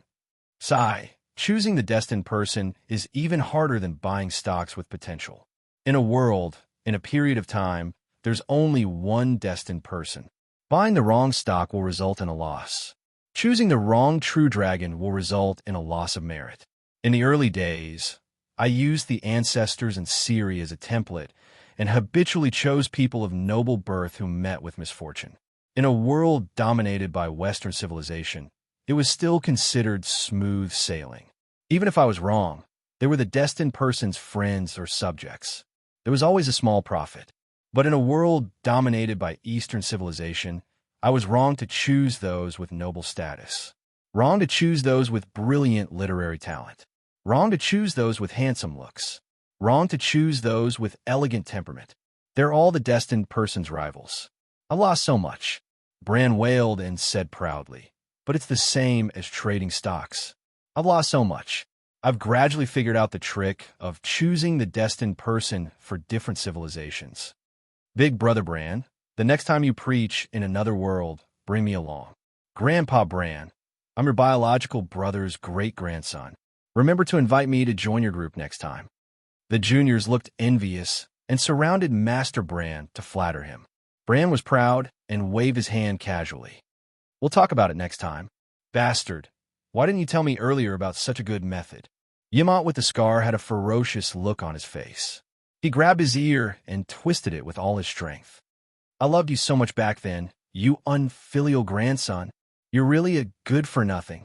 The dwarf was also full of resentment and kicked him fiercely. This kid had kept him in the dark for more than 2,000 years. How much merit should he have earned in these 2,000 years? If he didn't earn, he would lose. He had caused him to lose a few thousand merit points. How much hatred was there? Seeing the resentment in his elder's eyes, Bran said bitterly, I knew it. If I didn't tell you, you'd admire me. If I told you, you'd hate me for not telling you earlier. Why didn't you tell us earlier? Why should I tell you earlier? When I was full of sins, did you contribute any merit to me? Bran said angrily. Leg saw the commotion and walked over. He said calmly, Mother is coming. What's with the commotion? Have you forgotten the Targaryen family's teachings? Cultivation and life are very personal matters. No one has the responsibility to pay for Bran's sins. Similarly, he has no responsibility to disclose the opportunities he discovered to you. After today's assembly, demigods are not allowed to leave. Follow me to the Moon Palace and be confined for 200 years. Father, I'm not making any noise. Yimont with the scar said anxiously. No, master, my heavenly tribulation is coming. Bran wailed.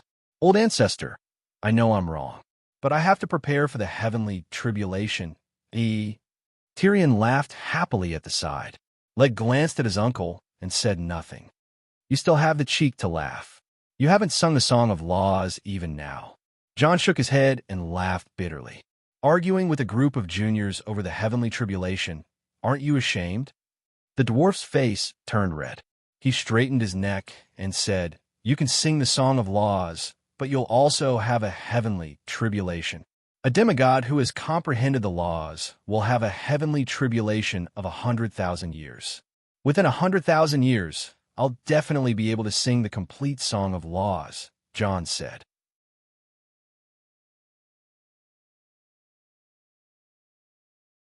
Chapter 11:56.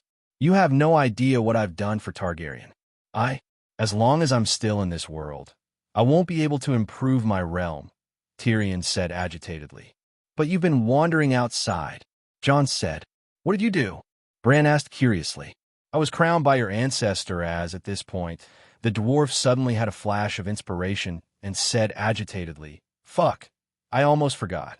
The 7 stars crown belongs to me. That thing is a defensive divine artifact. It might be the same as the human crown, a divine artifact of the human race with its own merits. I've been riding a donkey looking for a donkey. As expected, your ancestor was right. Karma has its retribution. My efforts will definitely be rewarded greatly. However, is the 7 stars crown buried in my grave? I'll go dig it up a few days later. I still remember its location. No, first Prince Tywin is the crown prince that I've appointed. That son of a bitch inherited my throne and must have inherited my crown, just like the West Arrow's crowns. What are you talking about? Bran asked blankly. The dwarf ignored him and rubbed his chin thoughtfully. Looks like I have to ask White Pigeon, that little girl. Which paradise island did she go to in heaven? Yimont, where's Yimont? He looked around and shouted excitedly. Yimont could freely travel between heaven, earth, and hell. He definitely knew the whereabouts of his ex-wife. Granduncle is looking for me? Yimont with the scar leaned over. No, not you. Granduncle is looking for me? 4 or 5 juniors named Yimont leaned over. Not you guys. Old Yimont, Scholar Yimont, where are you? This is a gathering for the living. The old man won't be joining. A red light flashed, and Dany appeared in front of the square. The White Knights and Blood Brotherhood appeared with her. The White Knights were only left with Old Bart, Bran, and Darkstar. The Blood Brotherhood was only left with Jorgo. The rest were either Saint Seiya's in heaven or helping Jorgo manage the Solar God Palace in the astral plane. It could be said that the son inherited the mother's work. Greetings, mother. Leg and little Dany knelt down. Greetings, grandma. Greetings to great-grandmother. Greetings, grand ancestor. The crowd was like dominoes, with Dany as the center. From near to far, the crowd knelt down layer by layer. It was a spectacular sight. Dany nodded and said directly, This time, I summoned all of you here to announce 2 things. Firstly, Earth has entered the late Ice Age. I need a group of direct descendants to marry the spies from the bottom of the sea. Your descendants will become the royal family of the Western world. Why the spies? Why are they only from the West? Tyrion frowned. He had been cultivating on Earth recently, and he often interacted with the people on Earth. Among the existing advanced civilizations, only a small number of people are natives of Earth. The marriage was to repay karma. A portion of the will of the world that I controlled should have belonged to them. The East is a forbidden area. The fate of humans can only evolve naturally. No one can interfere with it, Dany said. Why is the East a forbidden zone? Tyrion asked again. Just be obedient. I don't need to explain my arrangements to you. The dwarf rubbed his nose and did not ask anymore. Grand Ancestor, I am willing to serve Targaryen. I can provide 8 sons. Grand Ancestor, I have 3 daughters and 2 sons. You can choose as you wish. A group of Targaryens shouted. Grand Ancestor Dany nodded in satisfaction and continued. The second thing is that I will fall into a deep slumber in the coming days. The world will be completely under the control of the 7 gods. The seven gods were Dany's believers. The Targaryens knew almost all of them. This news was like an earth-shattering clap of thunder, exploding everyone until they were dizzy and terrified. Even a towering jade pillar was not enough to describe Grand Ancestor Dany's weight. She fell into a deep slumber. Why would she fall into a deep slumber? Was she seriously injured? How long would she fall into a deep slumber?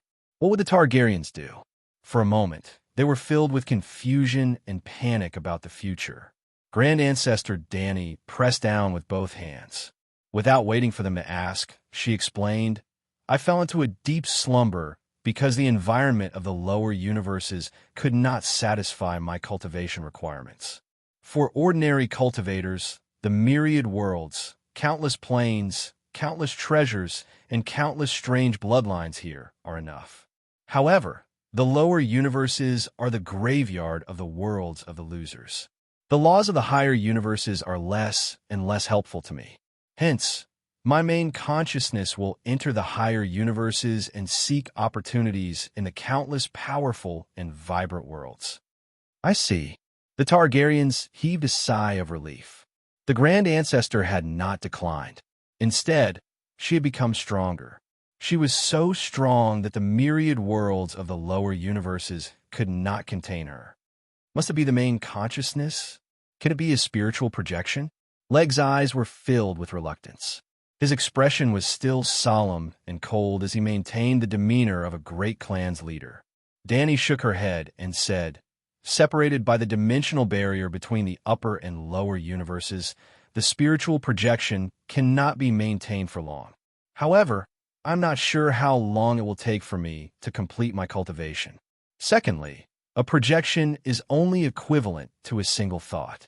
The main consciousness is the amalgamation of countless thoughts. In terms of sensitivity and speed of comprehension of the laws, the projection is definitely inferior to the main consciousness. Lastly, and most importantly, the first flame represents completeness. A single thought is not qualified to grasp the complete first flame. After you fall asleep, we can no longer contact you?" asked the dwarf with a frown. "That's not the case. My main body still has a part of my consciousness. You may even accidentally encounter me outside of time. My power and all the songs of the laws that I have comprehended will be given to Blackie. The seven gods will take over the world's dominance. You have to be more cautious in the future," said Dany. "Without the songs of power and laws, won't it be dangerous for you to go to the upper universes?" asked Leg worriedly.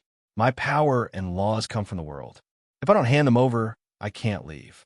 Even if she did not completely give up her bloodline and power, there would always be a rope connecting her to the Song of Ice and Fire world, preventing her from entering the upper universes. Shaking her head, Dany did not voice her guess. There will definitely be danger. There is never a lack of danger on the path of cultivation. However, you don't have to worry too much. In the new world, it will not be difficult to comprehend the songs of the laws again. In fact, giving up my power will make it easier for me to integrate into the new world. The immense power will only arouse the vigilance of the other world's will. After you leave, the world will probably undergo an unprecedented change," said Tyrion with a sigh. "The seven gods can control the situation." After a pause, Dany advised, "From now on, continue to do what you should do. Similarly, don't do what you should not do. I am easy to talk to, but the seven gods are difficult to talk to. Its rules will be stricter than when I was here. Targaryen will lose a large part of its privileges outside of the rules." The Targaryens had grim expressions. "Let me give you another piece of advice. Good and evil will eventually be repaid. Accumulate more merit and do less evil. We will follow the teachings of mother, grandmother, and ancestor." The Targaryens bowed in agreement. Dany's gaze fell on her cheap son. Seeing the worry and confusion in his eyes, she sighed. "Leg, after I leave, you will be the Targaryen leader. You have to restrain the actions of the younger generation. The rules of the clan must not be abolished, the laws of the country must not be violated, and the teachings of the seven gods must not be forgotten. Mother, don't worry. I will take good care of the clan. The tall man's eyes were red. A man does not have 1,000 days of happiness, and a flower does not bloom for 100 days.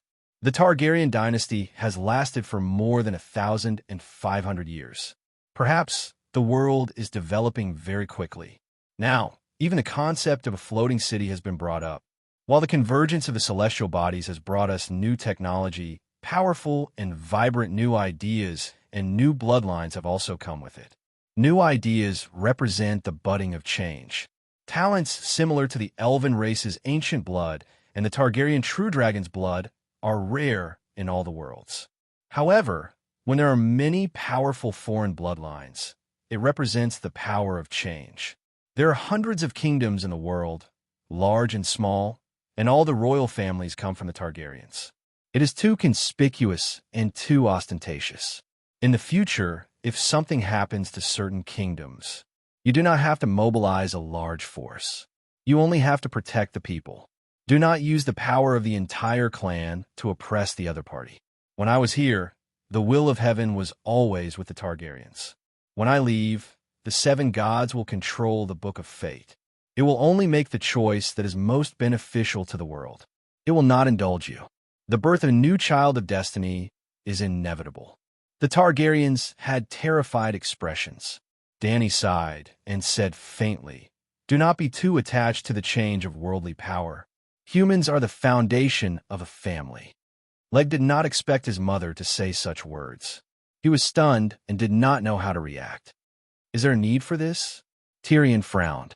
"Only you are allowed to create revolutions and experiment with new ideas in other worlds, but you're not allowed to ferment new ideas in our world. Sigh, it seems that these old bones of mine will have to place more attention on the world. I can't really let the glory of the Targaryens wither away bit by bit." The dwarf sighed and made a decision in his heart. "Do not force things. Other than the main world, I have also placed 3,000 small worlds in the astral plane. Families that have lost their kingdoms can retreat to the small worlds. They can guarantee you riches and honor."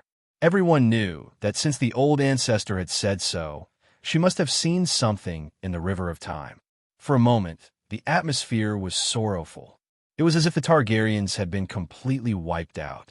There were even some young juniors who started sobbing. When the old ancestor Dany saw this, she could not bear it.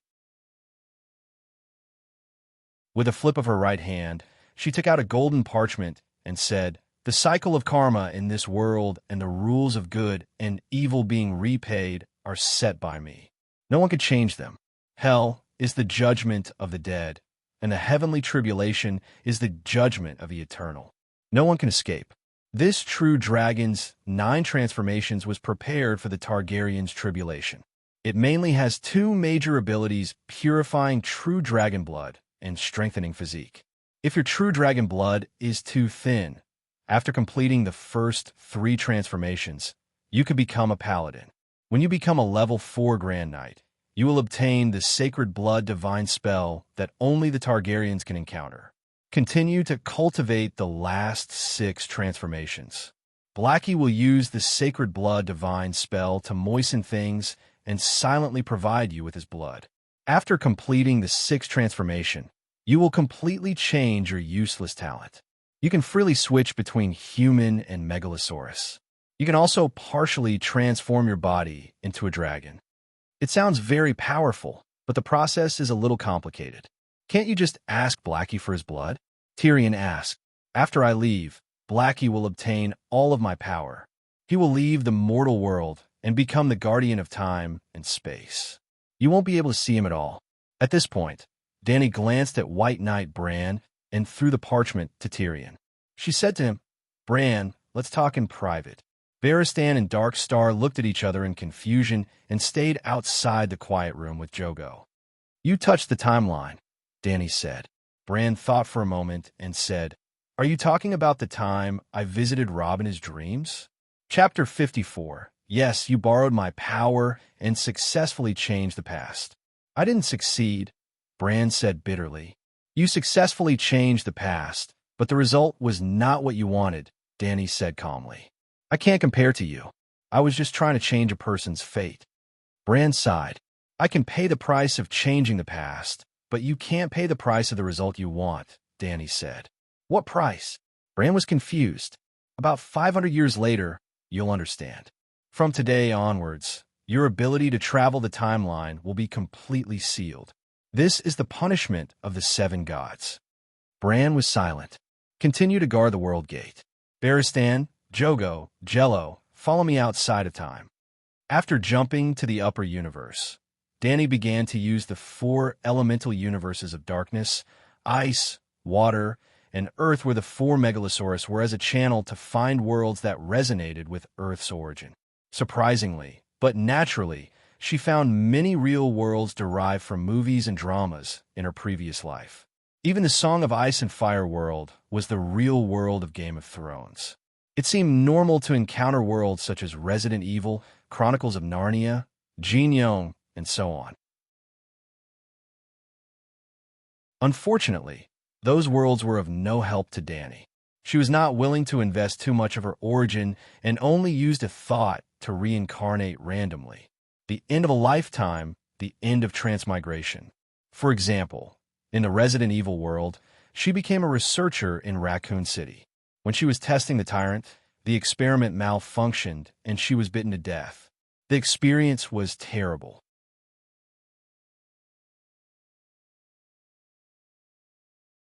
Chapter 1157. The Western civilization's low martial arts, low magic, and even pure technology were of no help to Danny. On the other hand, although she didn't get anything from the Eastern world, she had a lot of fun. For example, in the world of the Heaven Sword and Dragon Saber, she split a part of her consciousness and randomly reincarnated into Nun Miju. When the previous sect master Feng Ling passed away, she found a box of small files and slowly sharpened them, cutting the heavenly sword in half. After that, she devoted herself to cultivation. She didn't have anything to do with her junior brothers, nor did she care if her old brothers were killed by the Ming cult. She didn't even watch the good show of Zhang Chuishan and Yin Susu fighting for the dragon saber. When she was 30 years old and reached a bottleneck in her martial arts cultivation, she went down the mountain. When she reached the foot of the mountain, she saw the Mongols slaughtering a Han village. It didn't matter if she didn't see or hear, but after seeing and hearing, she couldn't help it. She killed and killed. She killed the small ones and the big ones. Finally, she killed the Dog Emperor and several important people in the imperial court, including Prince Ruyang. At that time, Zhao Min's fertilized egg hadn't formed yet. After this battle, the name Divine Nun Miju resounded throughout Jianghu. When she was 16 years old, she followed Master Feng Ling to travel Jianghu. She even used the Immerse sword technique, and her white clothes fluttering in the wind. She was called Fairy Jin Xia by the people of Jianghu, but the battle in Dadu was too fierce. Everyone was terrified. Plus, she was older. 30 years old was already considered senior, so she became a divine nun. The word divine was not ordinary. In Jianghu, only the 3 Shaolin divine monks, and her could be recognized by all the heroes of Jianghu. Old Taoist Zhang was an immortal, so he was a level higher than them. Later, the divine nun also participated in the siege of the Guangming cult. It had nothing to do with conquering the world or morality in Jianghu. There was only one reason: a religious war. Zhang Sanfeng was an open-minded immortal.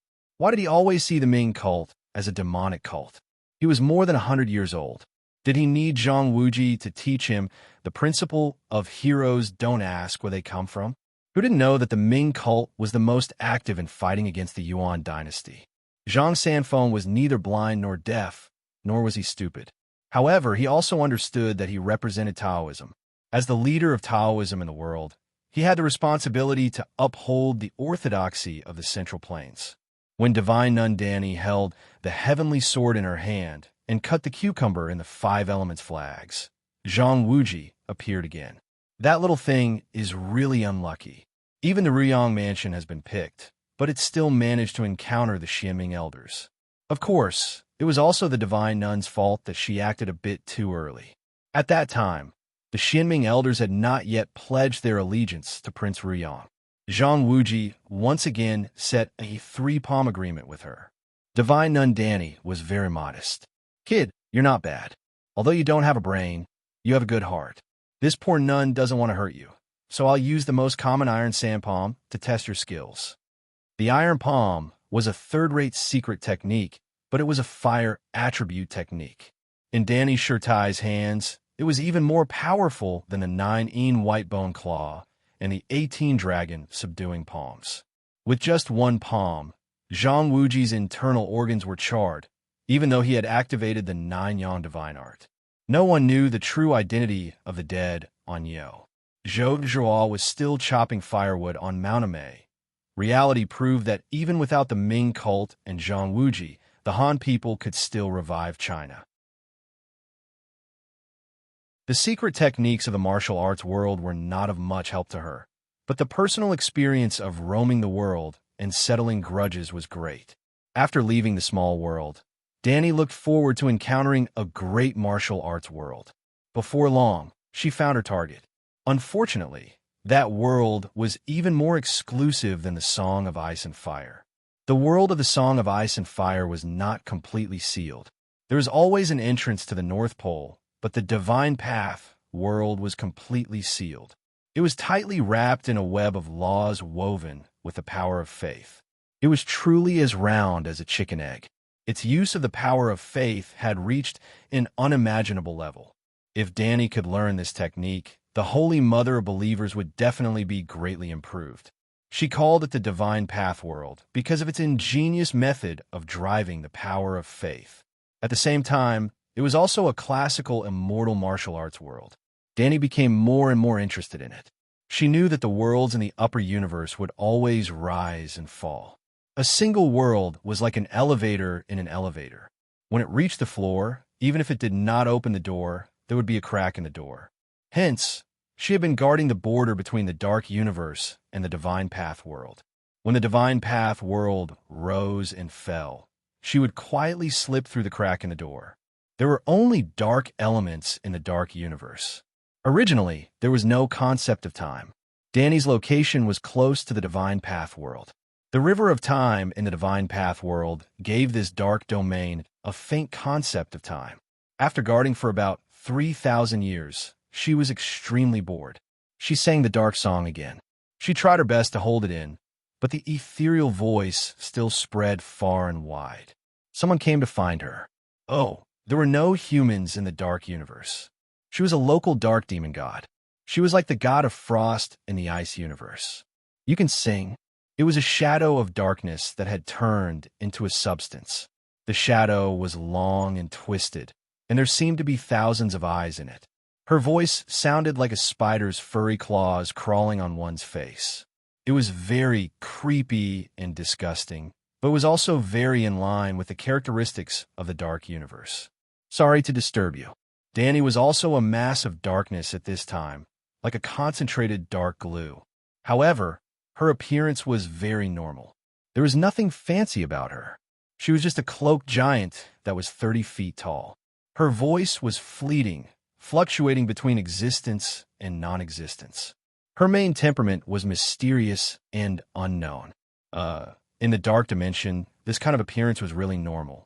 She could also be the size of a normal person, but she was small and did not have a deterrent force. Dark demon gods were rare in the dark universe, but demons were often encountered. The bigger the size, the stronger the power. Little things did not dare to provoke her. Why can you sing? Thousands of eyes were filled with doubts and suppressed greed. Can't you sing too? Danny could see that the other party was also a true god. But you are so young, and you can even sing the universe's original song. She seemed to be very simple. The jealousy, greed, and fear in her heart could not be concealed at all.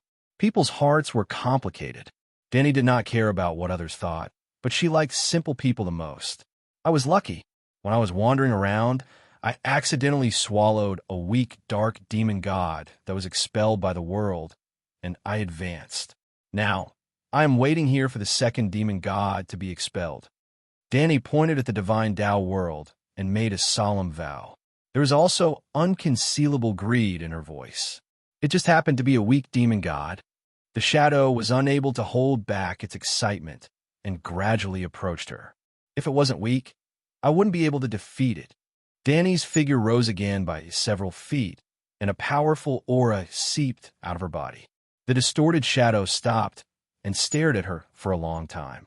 Fear overcame its greed, and it said, "The ruler of this world is a light god. Why was there a dark demon god born?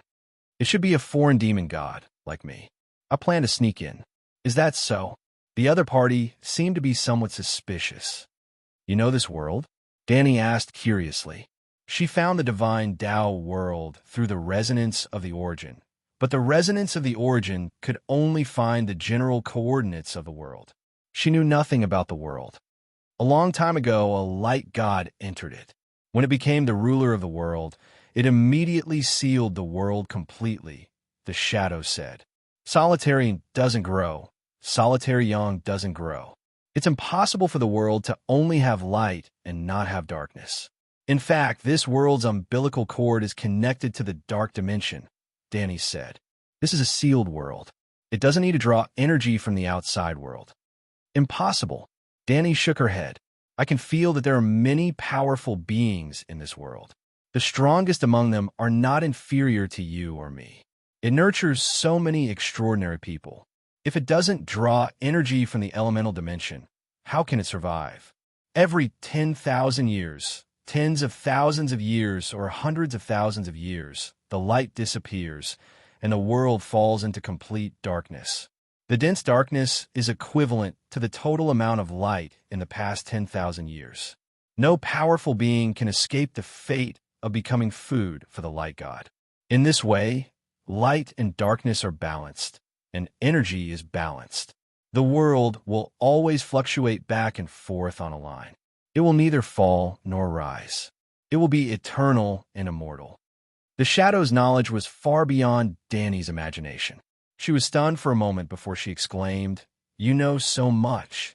I've been guarding this place for a very long time." Her voice was faint, as if she wanted to stick her spiky spider claws into Danny's throat. "But I've never seen a dark demon god break in. You're unlucky. I've been guarding here for 3,000 years, and I've only seen one. Soon, I'll be the second one." Danny laughed. The shadow was a little hesitant.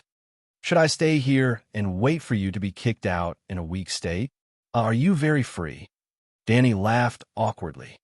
"Yes, I smelled the scent of the secret flame and was about to look for an opportunity. When I passed by, I heard your song." She said, "Secret flame?" Danny was shocked. "I'm young, so I don't know what a secret flame is." Secret flame is the flame of creation. You don't even know this? She didn't hide her disdain. Danny was excited. "That fire, is it ownerless?" Greed made her dark demonic body swell up again. "Secret flame has never had a master." She was even more disdainful. "Secret flame has no master. Secret flame has no master." It was a simple sentence, but it was like a morning bell. Danny was shocked, and she was stunned on the spot. "Ha ha. Yes, you're right. How can a secret flame have a master? The secret flame is everything." After coming back to her senses, Danny laughed crazily. A moment of enlightenment had increased the progress of the first flame by 1%. "What's wrong with you?" The scent on Danny's body disappeared in an instant, and the shadow was terrified and eager. "Nothing. I chewed on that dark demon god and digested its head, so I sang the song of darkness. Just now, I digested its body, and it seems like there's another mysterious power. I don't know," Danny said casually. "Gulp." The shadow swallowed. "Is it delicious? Do you still have 4 limbs left?" "It's okay. Digest it slowly." Danny's body shrank as she lowered her aura and pressure. She said softly, "When I saw you, I felt that we were fated, like old friends reuniting. Is that so?" The shadow was a little confused. "By the way, I'm a stranger. What's your name?" Danny asked in a friendly manner. "Angorian." "See, I said we were fated. Targaryen and Angorian are like sisters," Danny said excitedly. "Aren't you a stranger?" Angorian was puzzled. "Moke Targaryen." "Oh." Angorian had little interest in sisters, friends, and so on. Feeling that she was close, Danny began to make a request. Big Sister Angorian, can you take me to see this secret flame? I'm going to guard you here, Angorian said. Knowing that you're guarding me, I definitely won't go in, Danny said. Angorian seemed to be stunned. After a while, she said greedily, I can take you to see the secret flame, but I'm very hungry. Give me one of the demon god's hands in your stomach. Danny gritted her teeth and gave her a small ball of her origin. Ah, it's delicious. Angorian smacked her lips in satisfaction. The two walked along the dark universe for a long time. She stopped and stared at Danny with longing. Stranger, I'm hungry again. Give me another leg. Danny gritted her teeth and gave her another ball of origin. Angorian followed the black driver and began to take a detour. I'm hungry again, she said. Danny sighed and said, How about this? You swallow me into your stomach. When you're hungry, take a bite. When you see the secret flame, spit me out. Okay? Okay. I've thought of that for a long time. Stranger, you're so smart. Angorian opened her mouth wide and swallowed Danny. You're tuning into the Romance Rendezvous YouTube channel. We're so grateful for your support, and don't forget to subscribe to join us on this incredible journey through captivating stories.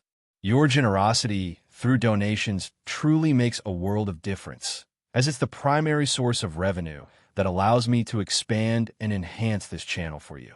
Thank you from the bottom of my heart for being a part of this adventure.